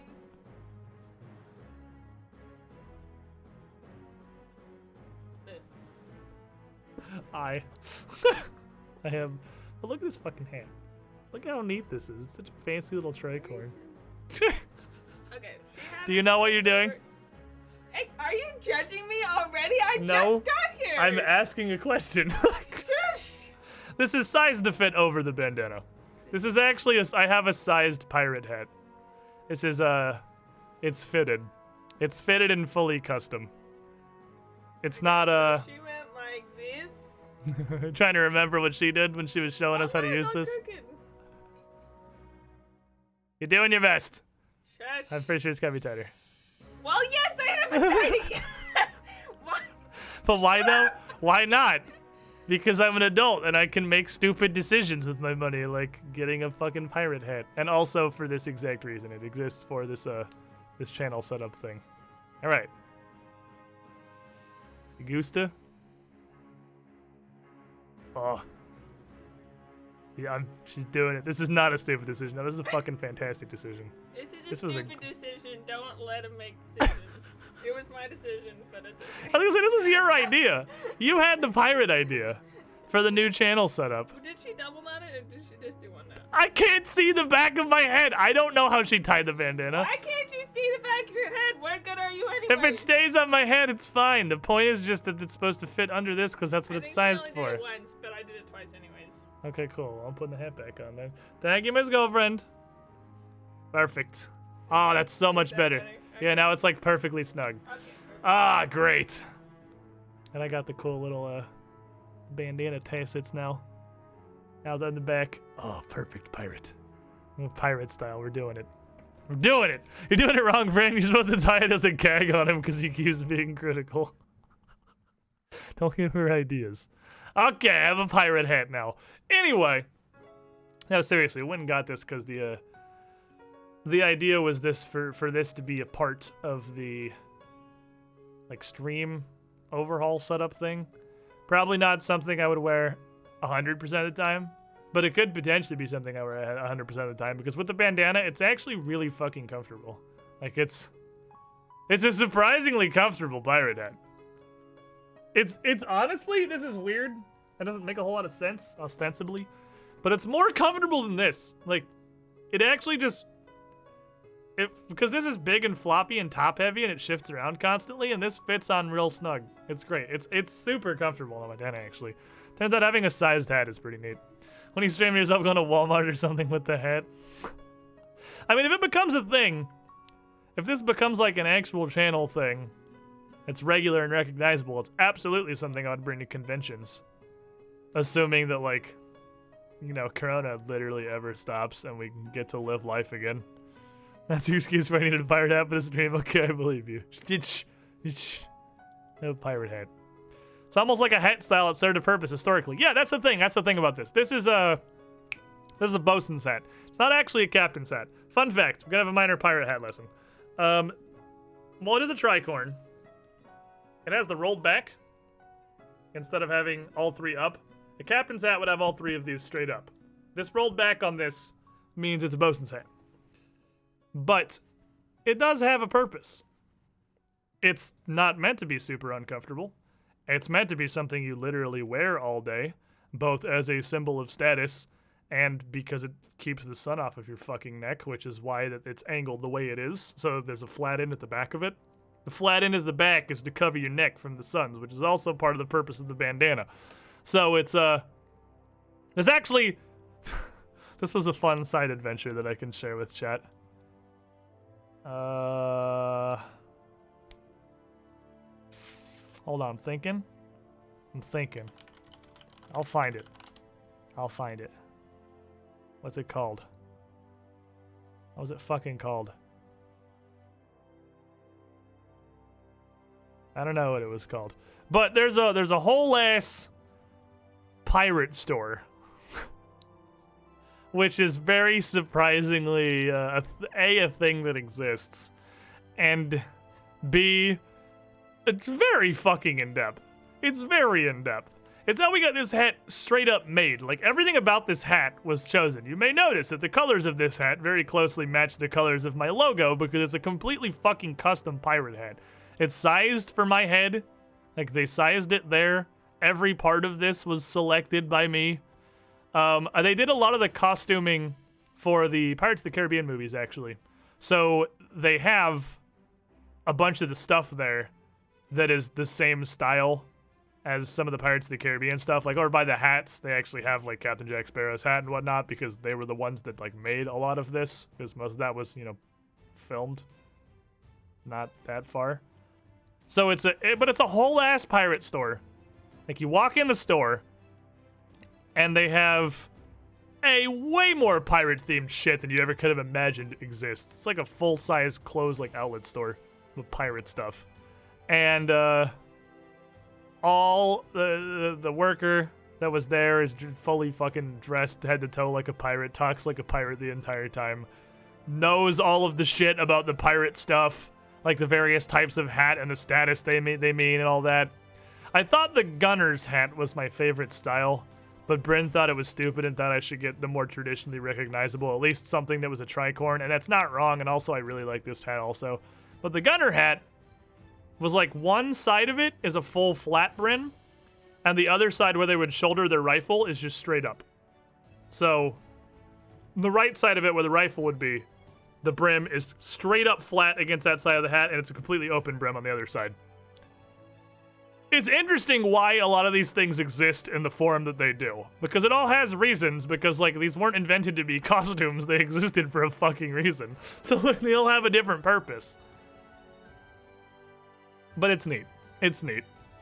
Anyway, we're reading a Pathfinder book. We're not talking about my fucking pirate hat. We're exploring Pathfinder content here from the Advanced Player's Guide. Chat, can we please stay on topic here? Ignore the cool ass hat. Alrighty, so you get a whole bunch of poison related stuff. Some of it from the Poison Investigator. Some of it from the Alchemist or from whatever. If you're sure, blame chat. Blame chat when I put on a fucking pirate hat. Poisoner dedication. You make a point of always having a few toxins near at hand. You never know when some arsenic or the like might prove useful. You gain the basic alchemy benefits so they can only be used for alchemical poisons. You gain batches of infused reagents per day equal to your level. The advanced alchemy level for creating these is 1. Yep. Looks like a poisoner. Looks like a poisoner to me. If your last action was a successful melee strike that dealt Stop right there, damage, criminal scum! Derpa-herp, 20 months in the pool. You with the shiniest squiddling. Our Aragon Rider's showing up. He's showing up to select hats. An action after Stop right there, criminal scum! Hey, then Graz Darkfang, I noticed you don't have a hat either. Aragon Rider coming in, not to abide by this shit. Get in the goddamn pool! You were the shiniest squidling. It was 2 in a row even without hats. It was inevitable. So you hit someone. You hit somebody that is already poisoned, and you know which poison. So, ostensibly, it's yours, probably. Poisons attack specific parts of the body. One venom might target the lungs, another the circulatory system, while another deteriorates the nerves. You know how to take advantage of such weaknesses. You deal 1d6 damage to the required strike's damage type, and 1d6 poison damage to the target. Huh. So they're already poisoned, and you whack them. Instead of swinging it with a multiple attack penalty, you can just deal 2d6 more damage. You're just like, alright, take 2d6 more. It's interesting if the target is particularly high AC or difficult to hit. With your multiple attack penalty, if it's unlikely that you're going to land, you can just take free damage as another action. Also, whoever wrote this is horrifying. Why? Who wrote all the flavor on this archetype? And your advanced alchemy level becomes your level -3. Good scaling. What the fuck? In nature, certain animals are covered in venomous spines, such that even touching them is deadly. To use this reaction, you must have brushed poison onto your clothing or woven sharp poisoned needles into your garment's fabric. This takes 10 minutes and uses 1 dose of your contact or injury poison. You only have 1 active at a time. When you use this reaction, you poison them. They punch you and they get poisoned. Okay. I will point out it does have to be unarmed, but enemies are far more likely to use unarmed strikes than player characters because all monster attacks, natural attacks, are all unarmed. Acquired tolerance. You fail a save against a poison. A small amount of poison taken in non-lethal doses can help the body build up resistance against more deadly dosages. I just took a bunch of weaker poisons to build up my immunity to stronger poisons. Uncertain, 31 months in the pool. You were the shiniest squidling. Thank you, Aragon Rider, again for your patrolling. Reroll. Triggering check, use the second result. Not the better, the second. Once you use acquired tolerance, you can continue to use it against the same type of poison that day, but you can't use it against a different type of poison. Okay. So you get 1 poison per day that you get rerolls, that you just get infinity rerolls against. Yeah, also, yeah, it has to be an attack, so you can be, your friends can touch you or heal you or whatever, and it doesn't trigger it. It has to be an attack. Ritualist is uncommon on the box. Oh, because it's all just about casting rituals. And I think literally all rituals are uncommon. I think every ritual is uncommon. So this is just you're better at doing rituals, which is a mechanic that almost never comes up. Scoot. You can become a scoot. You are a highly skilled scoot, capable of providing your allies a timely warning. You gain a Scout's Warning Ranger feat, Espa said that.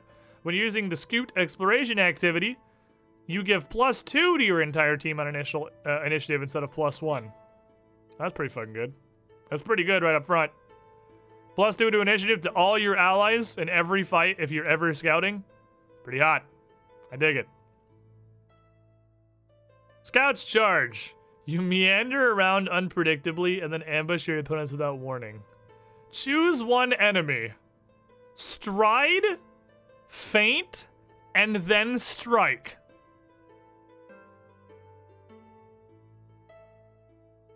For your feint, you can use stealth instead of deception, because use the terrain around you to catch your foe off guard.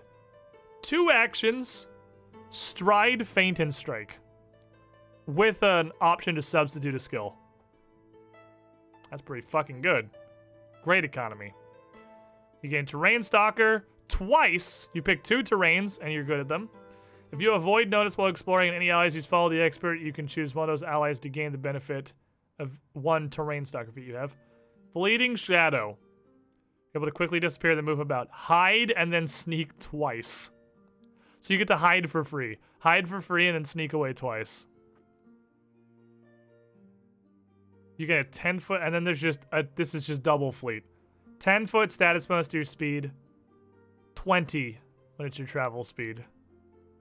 is a good archetype, honestly. This is some hot rogue flavor. Scouts pounce 2 actions. You have to be hidden from or undetected by all opponents and not within 10 feet of any enemy. Leap from the shadows. Stride up to your speed, then strike twice. Your foe is flat-footed to both attacks. It's cool. Lets you get a double flat-footed coming out from stealth. Scroll Trickster. Scroll Trickster. Is this the I'm a fake wizard? Because he clearly has a scroll out. No, because Scroll Trick is a feat that lets you make a check to activate a scroll that contains a spell that you don't know. So this is it's very literal. This isn't the rogue magician. This is you are much better at using scrolls even though you shouldn't be able to. And also you get free scrolls, it looks like. Looks like each day during your preparations, you create a first level scroll. Yep. So scroll cache, expert scroll cache, and master scroll cache lets you you make free scrolls every day.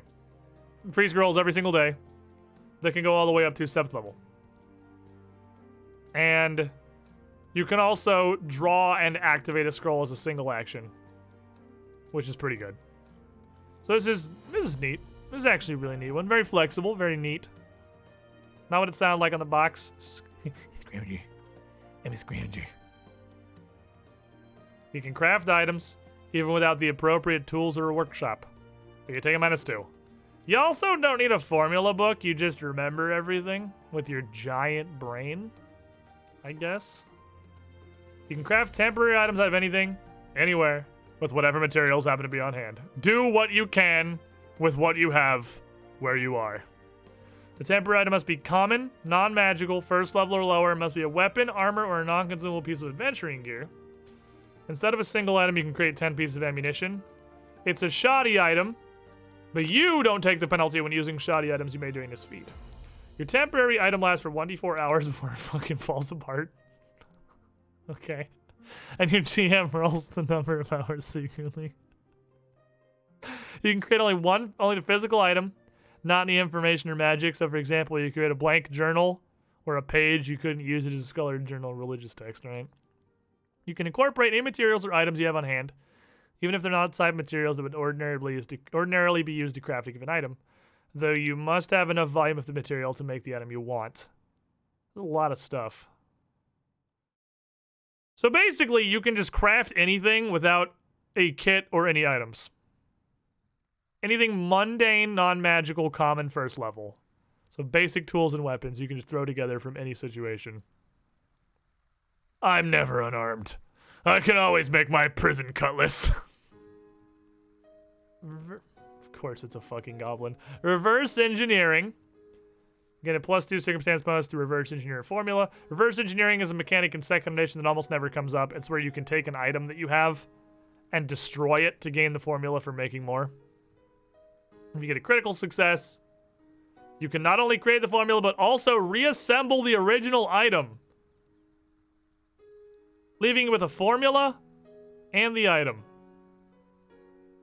Cool. High quality scrounger.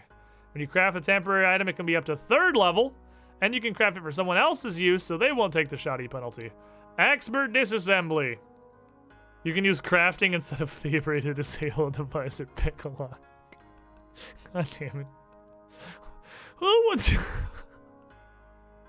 What a goddamn archetype. That's it. That's the whole archetype. That was all of it. That was 100% of the archetype.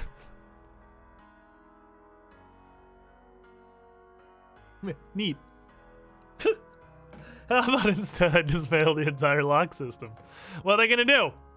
Be sad about it? Why is that an uncommon thing? Because I can definitely see why it's uncommon.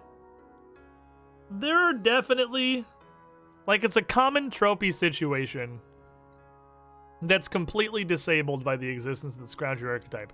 So say you have an adventure like, I don't know, Strange Aeons, And you start Strange Aeons as complete amnesiacs in an asylum with nothing.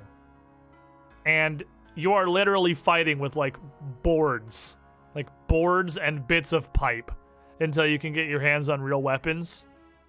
If you had a Scrounger somewhere early in Strange Aeons, you'd be like, oh, don't worry about it. No, just give me 10 minutes and I'll just make armor, and then give you 10 more minutes and I'll just make a sword. I'm like, all right, I'm fully equipped. Let's go. Like, it kind of totally invalidates a large portion of the beginning of a campaign like that. Uncommon does not mean overpowered. Uncommon doesn't mean strong. Uncommon means that it circumvents or invalidates large systems of the game or large ideas. Yeah, or you have a situation like Nell in War for the Crown, where he got captured and he was in Abadar's pillar and had to escape. He was fucking had nothing but a loincloth to his name, completely stuck. Well, first of all, he could immediately use expert disassembly to just use a crafting check to just break out the manacles and not have any kind of an issue. And then he could also, we need lockpicks. All right, 10 minutes, just makes a set of lockpicks, makes a sword, makes full plate, makes a shield. Like, all right, well, I'm Nell again, so I'm not worried about the traditional guards, and I'm just gonna walk out the front door. Like, it does remove, it invalidates a lot of situations. They're not terribly common situations, but I mean, it's uncommon because if you have an adventure where something like that is likely to happen, where a Scrounger completely invalidating your ability to put a party in a situation like that, that's like a big part of your plot or your arc, would kind of, kill it. You just say no. Anyway, Sentinel. It's like Bastion, but for armor. You become trained in light armor and medium armor. If you're already trained in light and medium armor, you're also trained in heavy armor. And your proficiency will scale with unarmored or anything that you get before. And if you're at least 13th level, blah, blah, blah, proficiency goes up. Steel Skin. You can rest in medium armor. If you're a master of heavy armor, you can also rest in heavy armor. So, Buford could quite literally just never take his armor off again. Buddy can sleep in his full plate all the fucking time and just have a good time doing full plate stuff. Armor Specialist. You get armor specialization in medium and heavy. Which I'm kind of surprised that Bryn doesn't have yet. Hold on, surely Champion gets armor specialization, right? How is that not a thing that, like, tanking the class doesn't have already? Surely it comes up.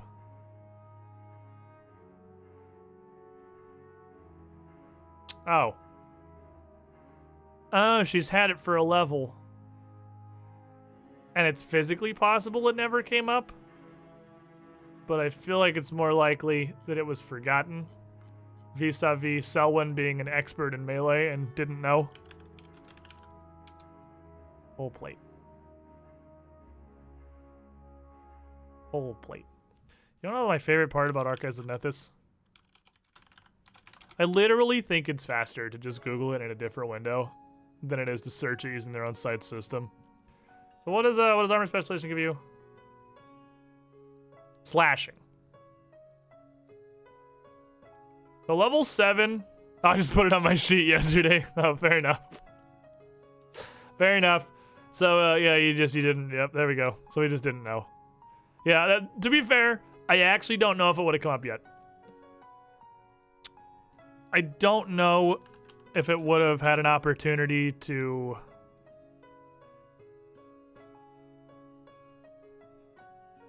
Did the Vrock ever claw or slash you? Because that's the only thing I could think of. Because you fought a bunch of monkeys with tridents, and boggards with weapon, and crossbow bolts and magic. I actually think the only source of slashing damage I can think of you fought since level 7 was the Vrock. And it wasn't even the Vrock's main attack, it's just the claws and the talons, and I'm not sure it ever hit you. Anyway, point is, you can get that. Armored Riboff. An adjacent foe critically fails an attack roll to strike you and you're wearing chonk armor. You rebuff puny attacks with your armor. Make an athletics check to shove, even if you don't have a free hand. You ever have armor that's so fucking tanky that enemies hit you and then fall over backwards? That's a cool reaction. They critically fail and they just bounce off you and go badoing. Okay, Mighty Bulwark. Thanks to your incredible connection to your armor, you can use it to shrug off an incredible amount of dangers. Your bonus from the Bulwark armor trait increases from +3 to 4, and it applies to all reflex saves, not just damaging ones. That's correct, chat. This is a feat that literally only applies if you're wearing full plate. So somehow, you're treated as if you had 18 dexterity for the purposes of making literally any reflex save. Like diving off of a trapdoor before it opens. Somehow. Somehow your full play makes you better at that. I don't understand how, but that's not the point. The point is that you are. Alright. I am the chunk. The dwarven fucking wall. You're defended against your poor reaction time. Shadow Dancer. Shadow has always been the cousin of fear.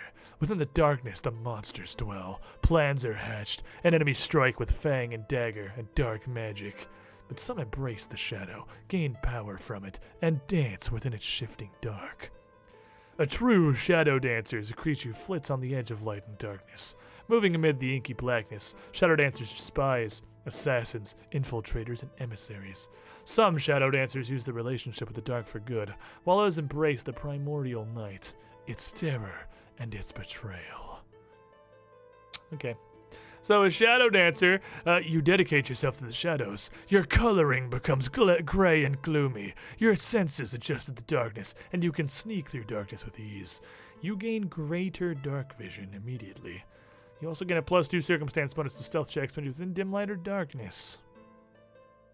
Greater dark vision, just right out, that's pretty good. Shadow sneak attack. You gain the sneak attack class feature, except it's always 1d6. Sneak attack's now cumulative. You have sneak attack more than one source. Blah, blah, blah, blah, blah, blah.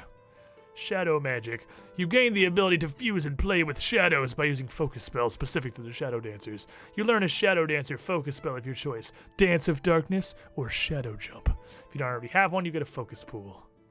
Shadow dancer focus spells. Okay, what the fuck are these? Dance of Darkness. Are there more of these? Are there more specific focus spells? Yes, there's also Shadow Illusion. Okay, so Shadow, Dance of Darkness. Wait, page 191? Huh? But this is page 192.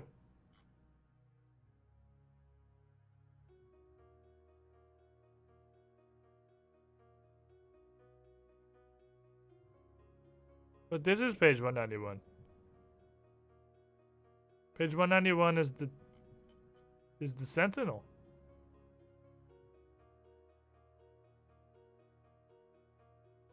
Oh, by 191, did you mean 193?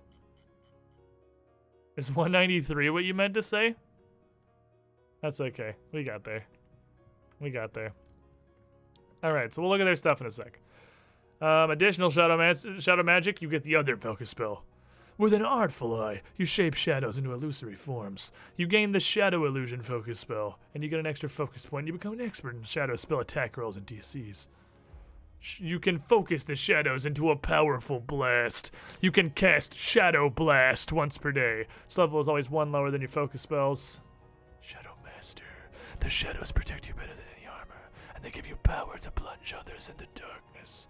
When you are in an area of dim light or darkness, you gain resistance 5 to all damage except force. And ghost touchy shit. You attempt a reflex saving throw, you roll twice and take the highest. Okay. Well, let's see what the focus spells are. Dance of Darkness. 2 actions. Use stride up to half your speed.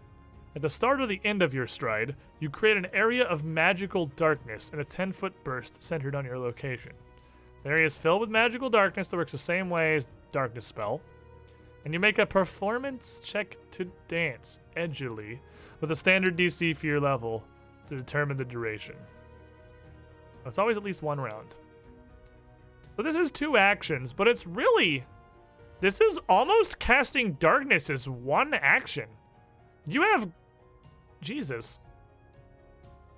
And it's greater darkness, because it's a 5th level focus spell. Which I'm pretty sure is greater darkness. You have greater dark vision. This lets you stride and then cast 5th level darkness as a single action. That's really fucking good, because like nothing's gonna be able to see through that except you. Yeah. Yeah. 4th level gives you greater dark vision, so anybody but greater... That's a weird headshot with a gun. Anybody that does not have greater dark vision, and it's a tiny enough burst that since you get to stride first, you can very easily set this up in a way that doesn't fuck with your party. You just shield yourself.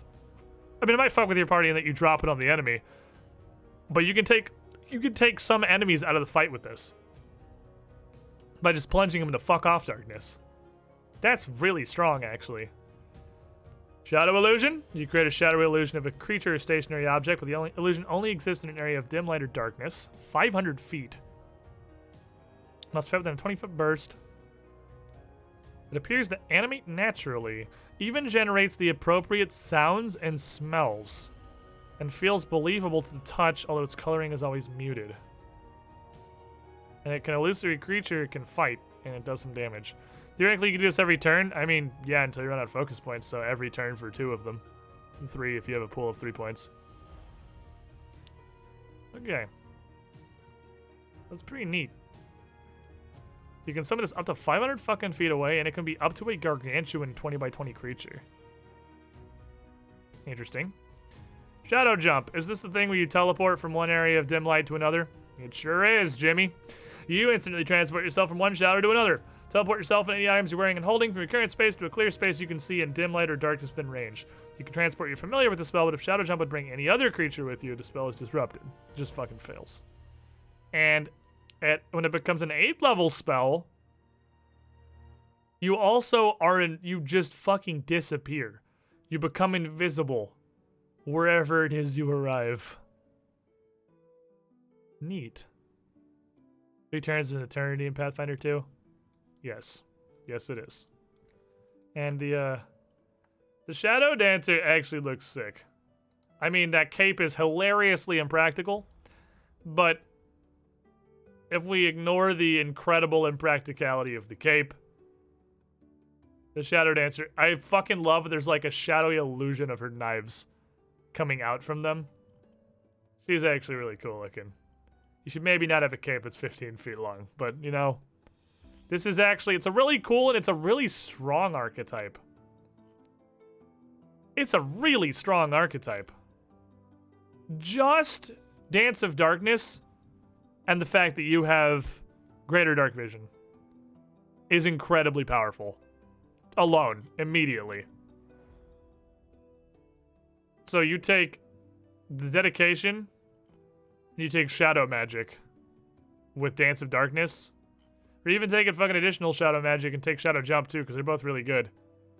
3 feats and you gained an absurd amount of power. An absurd amount of power that you can just tack on to your regular class. Like, that's 2 feats. Shadow Dancer dedication and shadow magic is 2 feats. To give a rogue 2 action straight up to an enemy, drop a complete fucking blindness bubble on yourself that basically nothing can see through, and then almost guaranteed sneak attack something. That's fucking incredible. That's really strong. Some of these are really powerful. Snare-crafter. Well, I'm gonna zoom back out because I'm pretty sure we all know what this is gonna do. It's gonna craft snares. So Snare-crafter, it's got that thing where you get some basically infused free snares every day. You also get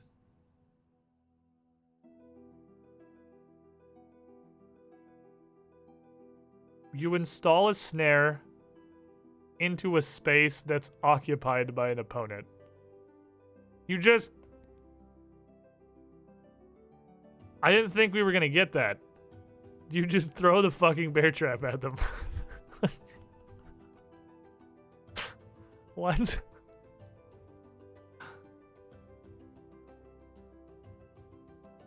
I mean, it's a -2 to its rolls or DCs.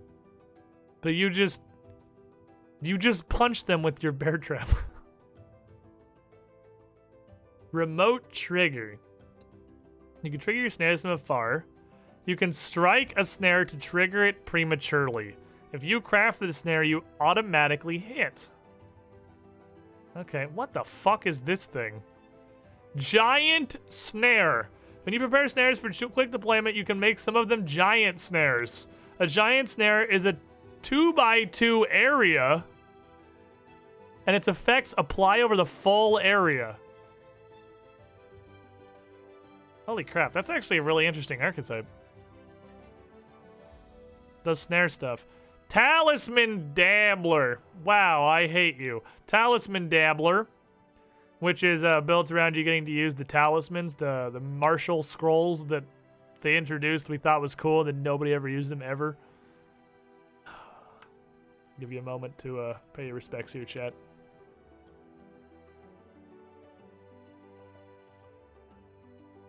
F for the vigilante.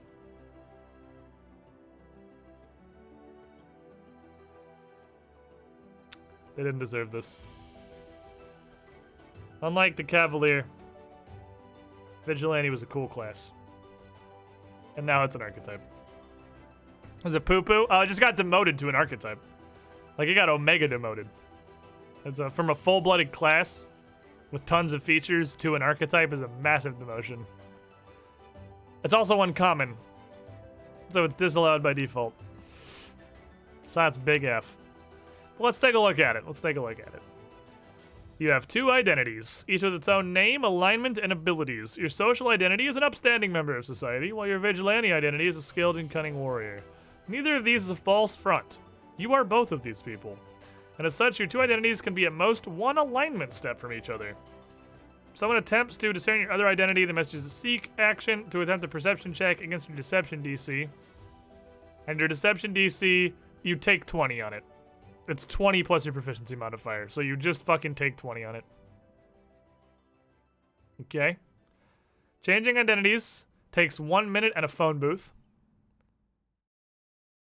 Your 2 identities are completely distinct.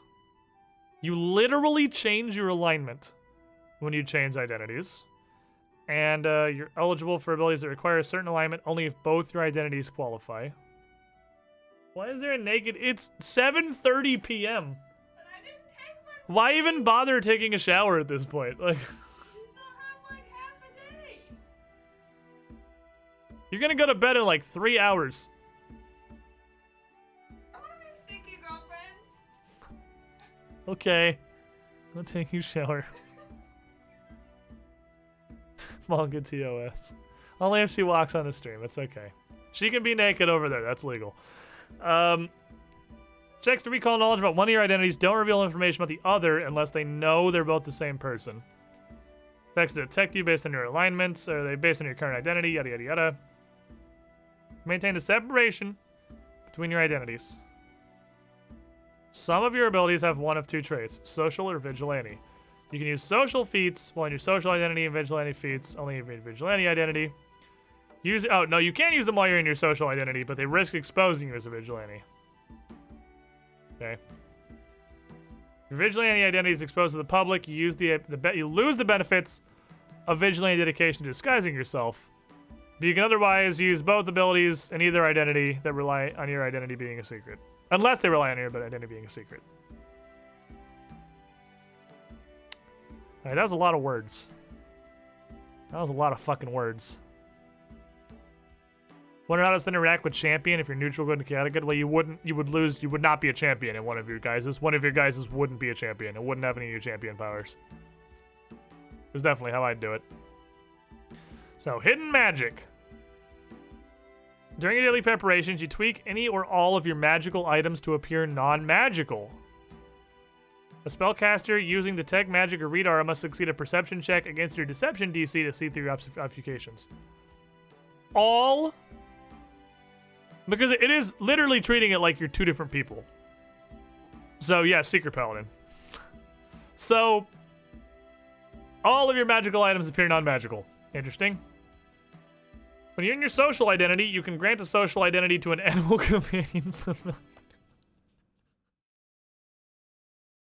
Oh no, this is just Jeeves, my regular rat. He is my friend. He likes riding around on my shoulder. This certainly isn't Peeves, the crime-fighting rat sidekick, if that's what you're implying. This is just Jeeves, my normal rat.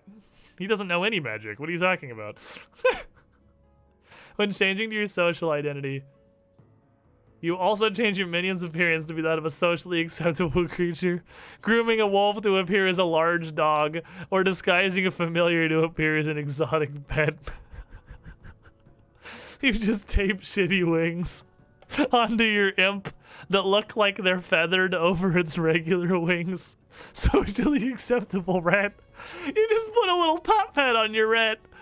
Oh boy. Okay. Safe house. You establish a safe house. It's roughly the size of a 10-foot cube.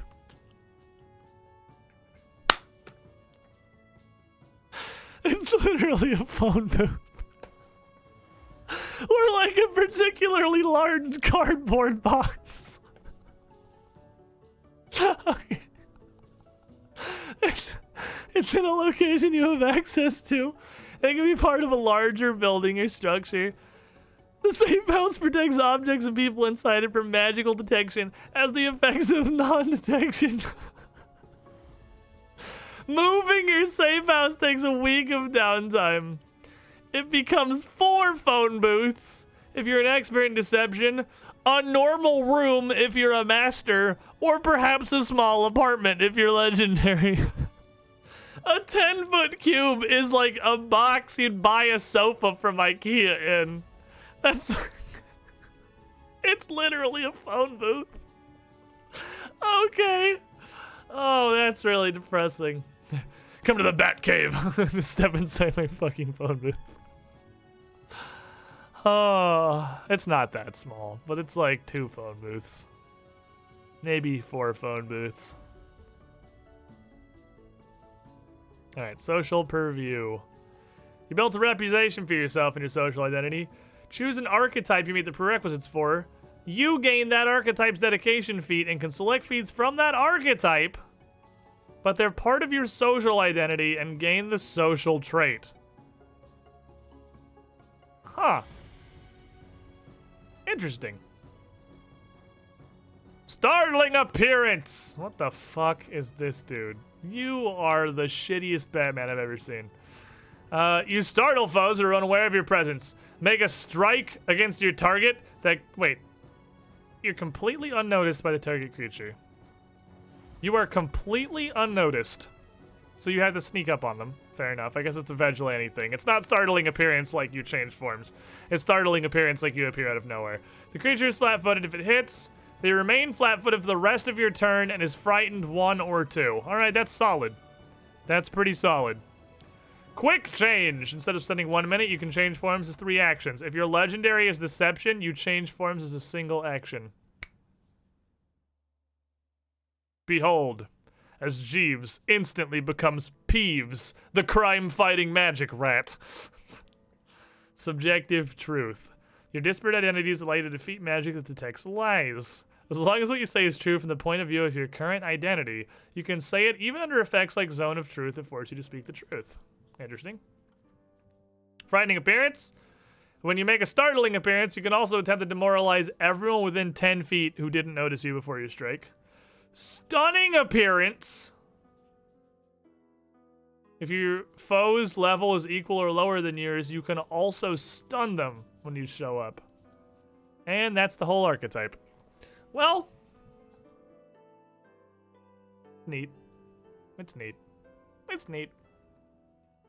To go a Viking is to raid by sea. All right, shitty pirate. What's on shitty pirate? Let's take a look at the shitty. Nope, it's a shitty pirate who's done a lot of drugs very recently. Make a ranged strike with a thrown weapon you have in your hand, stride, and then interact to draw another weapon. That's kind of cool. Second shield is kind of neat. If you shield block, is this a 2-pager? It's not. There's not much to this. So what does this do? Sailing lore, and you swim gooder. You can throw a thrown weapon, rush into melee, and draw a weapon as 2 actions. You get good at Viking weapons. And if your shield explodes, you can draw a second shield as a free action. That's the whole archetype. That's it. That's the whole thing. Yep, shitty pirate. And then we have just immediately better pirate, which is weapon improviser, which is just pick up a bar stool and beat a motherfucker to death with it. Wow, that is intent to fucking kill. She is out to murder somebody with that bar stool. So, you don't take the attack penalty to attacks with improvised weapons, and your proficiency scales up with improvised weapons. Make a strike with your improvised weapon. You get a +1 bonus, and it deals 2 weapon damage. Holy shit. So it deals 2 weapon damage dice, so it's a striking bar stool.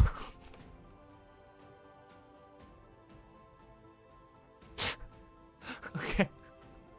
So, I don't need runes where we're going. This is a striking bar stool. Okay. If the attack is a critical hit, your weapon also fucking explodes. Wait, that's bad. Wait, I don't want that. But no. That's not a good thing. Okay. 12th level goes to +2, 16th. Strike deals 3 weapon damage dice. So this isn't quite weapon runes, but it's close. It stays a little behind. It stays like a step behind. So it doesn't, you'll never get to be a +3 like a major striking weapon, and you'll never get 4 damage dice like a major, or a major potency. You'll never get 4 damage dice like a major striking. This stays about a step behind the best runes that weapons could buy. And you've just beaten motherfuckers with random bar stools. Okay. Surprise strike. When you make a strike with an improvised weapon against a creature that hasn't seen you make a strike using an improvised weapon, they're flat-footed. Surprise, bitch! Improvised critical. You get critical specialization to your bar stool that the GM is just gonna make up whatever the fuck it is. Makeshift strike. Interacts to pick up whatever could conceivably be a weapon nearby, and then fucking whack a dude with it. And it can be improvised pummel.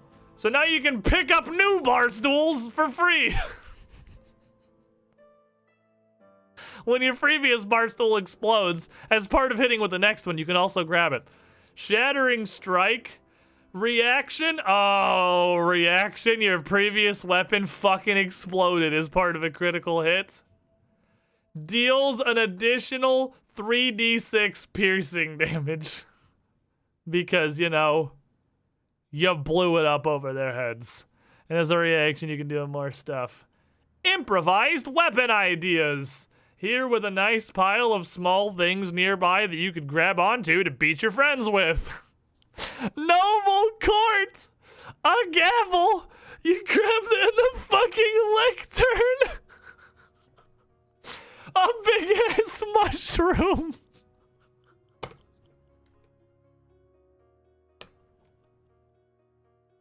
I love you. Improvised weapon fighter. You're beautiful. Who needs weapons when you can just beat a motherfucker with whatever is vaguely nearby? Oh no, are we out of archetypes? Oh, that's the last archetype. That was it, lads. That was it. We have new feats. There's a lot of new feats. So there's a full stream to go.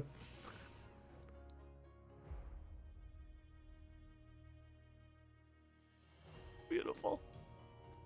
You can sit on the table right there, right?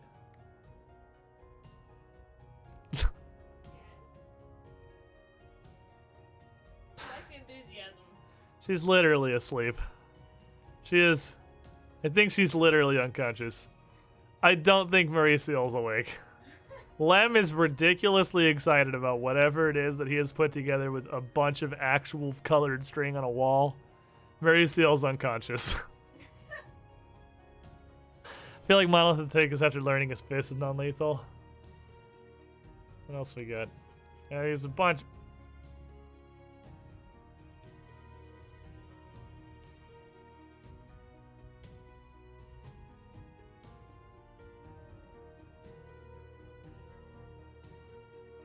Just leave. Like, just leave, dude. Whatever bullshit this is, it's not worth it. Just fucking go home. Like, go back to your day job, buddy. It's not worth it. It's not worth it. This looks like a job for Sherlock Magic Holmes. There are a lot of feats. There's a lot of new general and skill feats.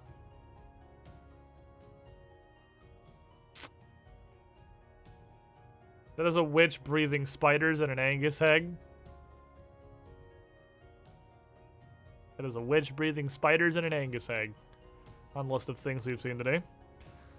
There's a fuckload of new spells as well. I'm gonna scroll through this quickly and see if... Oh, Animate Dead's back. It's first level. It's not evil.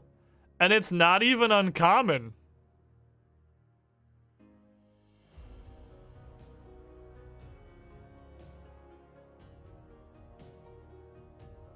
Oh, because it's summon monster, but it's a skeleton.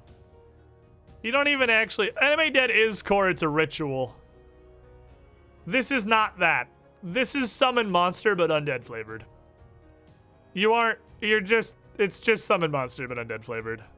The actual Anime Dead ritual is in the core rulebook. This is a different thing from that. This is a neat reflavored summon monster. Because you don't actually need a corpse. It just pulls out of nowhere. You just create skeleton. You're not reanimating a dead body. You're just creating a skeleton from nothing. Which exists, I guess. Aqueous Orb. That's an old one. Anything else I recognize here? Blistering Invective existed before. Yeah, I think. Ooh, Enervation's back. What's Enervation these days? Enervation's a 4th level spell now.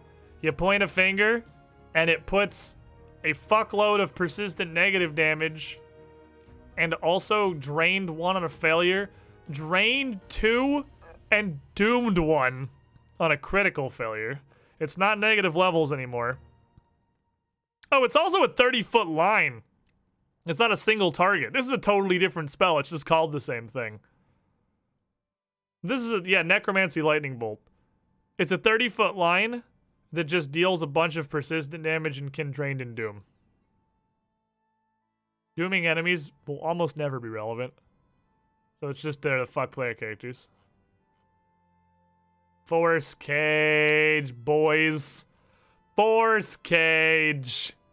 7th level. It's 3 actions. It's a full round spell. You create a prison. It's invisible, artist. It says invisible. And invisible, that doesn't look as cool in a painting, though. Invisible prison is sheer force. 20-foot cube made of bands of force, half-inch thick, half-inch apart, that extend through the ethereal plane.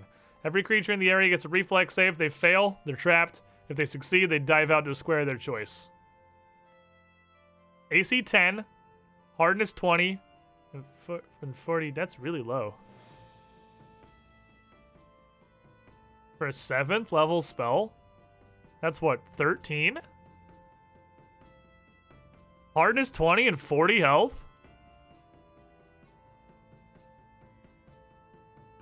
7th level's 13, right?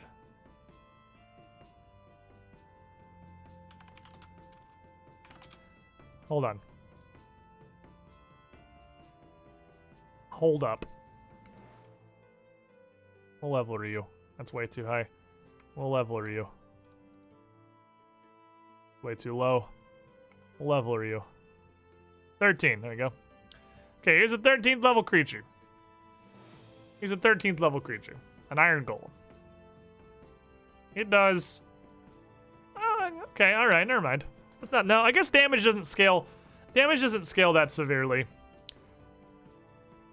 3d10 plus 12. 3d10 is averaging. Yeah, they got to deal 21 damage to do any damage at all. I was looking at what the damage of, like, I just picked a random 13th level creature. So an average on 10 is 5.5. So you're going to get an average of 16.5 out of that, which means you're going to be doing 28.5. So an average Iron Golem's WAP is going to hit it for 28.5 on it. It's guaranteed to hit. So it's going to do 8.5 damage. So just the first randomly selected 13th level creature I pulled up, which admittedly is a fairly large boy, on average dice is going to take 2 rounds to beat its way out of this. That's not terrible. That's not terrible. For, like, wholly fucking containing something like this, that's not as bad as I thought at first glance. It'll take on average 2 rounds to punch its way out of the force cage. And that's 2 full rounds of it doing nothing but punching the cage. Like, for 6 consecutive attacks. It'll finally beat its way out. Not awful. Not awful for a single reflex save that does not have the incapacitation trait or anything to just get the fuck out of here for 2 full rounds. Because you have to, it's 3 actions to cast it. So you have one character losing 1 turn and then 1 further action to sustain it.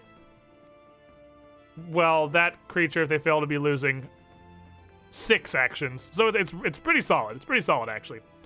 Attack weapon, 2 large fit between the bars, can't pass the cage. Bars provide standard coverage. You can get types that can come through. Spells and breath weapons go through uninhibited. Can be counteracted by 7th level or lowers, but is automatically struck by disintegrate. Yeah, it's force effect, blah, blah, blah. Okay. That's neat. Seems neat. Seems good. I like that it's sustained. I like that a lot of this stuff is sustained now. Ghostly tragedy.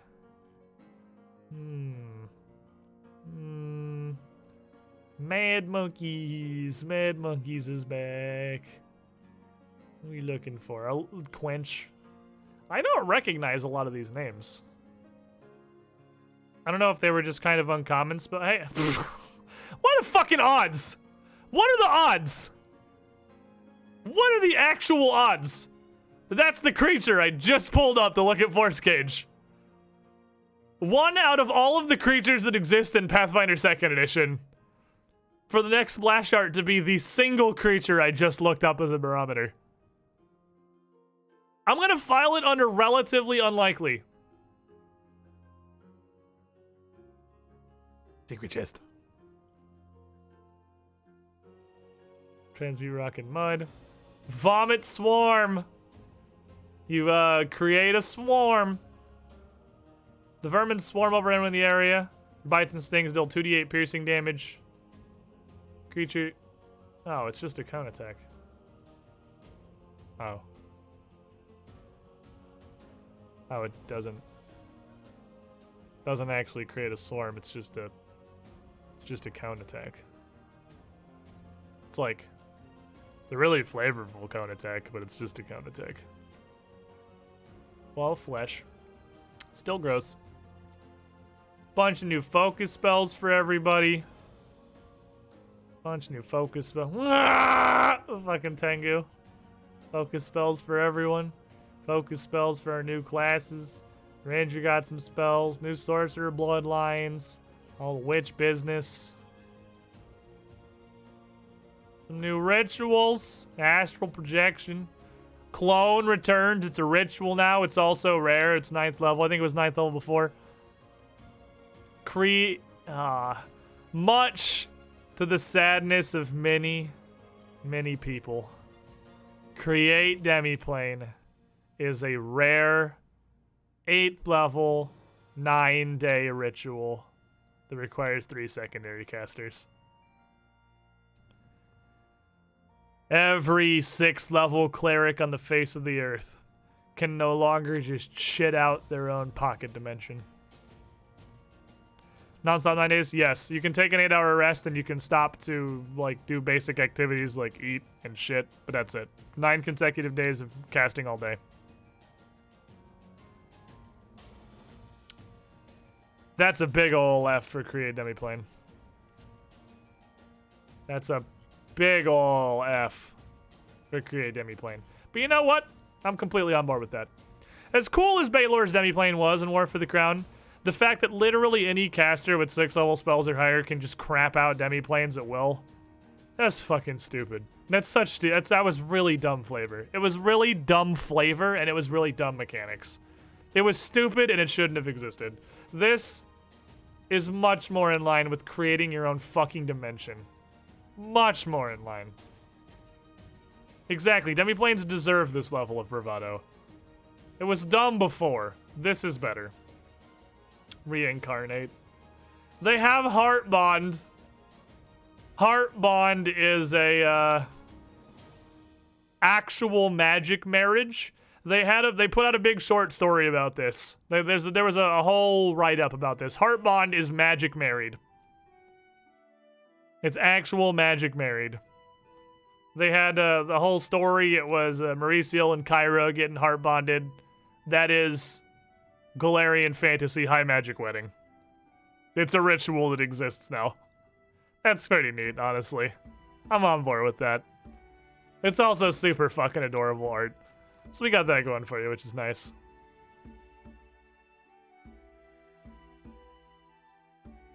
Simulacrum is now a rare ritual. And then we get in, holy fuck. And then we get into the items and the other similar stuff. So with that,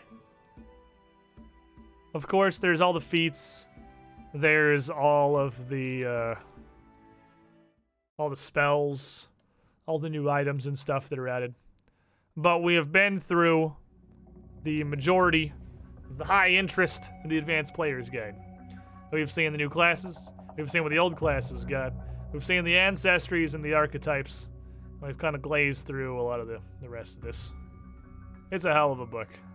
The Advanced Player's Guide is a hell of a goddamn book. It's added so much good into Pathfinder 2nd Edition, and I fucking love it. So, tomorrow, we're going to be streaming starting about 2 hours ago. It's going to be a lot later than usual because we got a modified schedule for Digital Gen Con.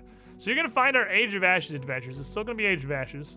And it's still going to be heading in to the climax of the second chapter of the adventure. That said, I've taken a whole lot of steps because it's part of the Gen Con programming. I've taken a whole lot of steps and changed some things around to make it as easy as physically possible for people that have seen exactly 0 of the Age of Ashes campaign to jump in tomorrow and catch right on to what's going on. Because there's basically no prerequisite knowledge. We are going to start on a raft paddling towards a Death Cult's fortress to kick down the door and play some fucking Pathfinder. But if you have been following along, of course, you know everything that's led up to this. And you know our 4 brave heroes are finally heading into the end to extinguish the Cinderclaw cult once and for all. Probably. Hopefully. Or die trying. The Ikajai can't help them. Their allies are still blind. Renali and Valia are going to secure the perimeter and make sure more reinforcements or patrols can't come in. So the party, well, you can figure out what the hell is happening at the center of all this with Narset and Zurich. Hopefully you guys will come hang out. It's going to be a damn good time. I have put a lot of setup prep effort into this episode specifically, both to kick it up a notch and to make it, again, easy to jump into for anybody. But thank you all for being here today. Thank you all for coming and hanging out. This pirate head is so fucking cool. I'm so happy with this. I'm so happy with it. Oh, you know what I can give you? You know what I can give you real briefly before we go? You guys want a little preview of what I've been working on? I don't know where I can put this. This hat's fucking massive. Back on my head, I guess. It's actually really hard to put down the table next to me. I'm gonna give you a minor preview of this channel overhaul. Let me get it up real fast. So this scene right here, this is changing. We are saying goodbye to our old friend, this super fucking cool art that we've had basically forever. It's real neato. It's real neato.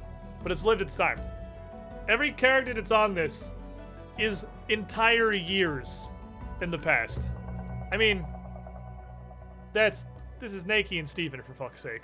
So, it's very, very old. It's very old. We're a squiddy pool, right? We're a pool here. But we need a squiddy pool. Something I can put together that's interesting to look at, where the hats flow freely, swimming around as they will across the pool. This is going to be my startup scene. This is going to be my ending stream scene. This is going to be my face cam scene. This is going to be what we have now. This is going to be our business. I have been working so fucking hard on putting this together. I have learned so many things about Sony Vegas and how to do things like compositing. So I can have these effects on the hats. So they can wave like they're underwater. So they can have the reflection of the light above on them. I put a lot of fucking work into this. And now it's starting near completion. It's getting there. This will come soon. It's gonna be pretty neat. The preview here is very chunky because Sony Vegas is doing a lot of things to render that preview window. It won't be chunky when it's actually rendered out. But it's going to be, that's going to be our new background. That panel on the right is going to be where chat lives on the side. Got a couple more pieces to work together. You can see the skyline of the squiddy pool in the distance. The underwater city. And I have to edit in a penthouse that's huge and visible. That's got to be there. With obviously a ridiculous like neon sign on the front of it that says Cool Guy Penthouse. That will be legible just barely in the distance in the background. It's been a fuckload of work to put that all together. But it's gonna be a total overhaul. It's gonna be like a total theme. All this shit's gonna be gone. All this shit up here is gonna be gone. This is all gonna be different. This is changing completely.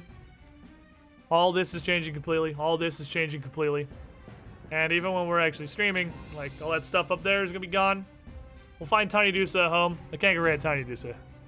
Tiny Deuce is a part of us. Tiny Deuce is not going anywhere. Tiny Deuce can stay. You can stay. You may not stay right there, but you can stay. She's gotta get to hang out, right? We can't get rid of Tiny Deuce. But we're doing some pickups. And it's all kind of leading up to me getting to wear this hat a lot more often. The captain, sailing above the pool, watching as the lifeguards yeet all of those who come too near into its waters. We're getting some channel lore. Change this around a little bit. Putting some neat spin on it. But for now, chat, that's gonna be it for me. Thank you all for hanging out today and yesterday as we've gone over the Advanced Player's Guide, which has been a fucking spectacular adventure, honestly. This book is so good.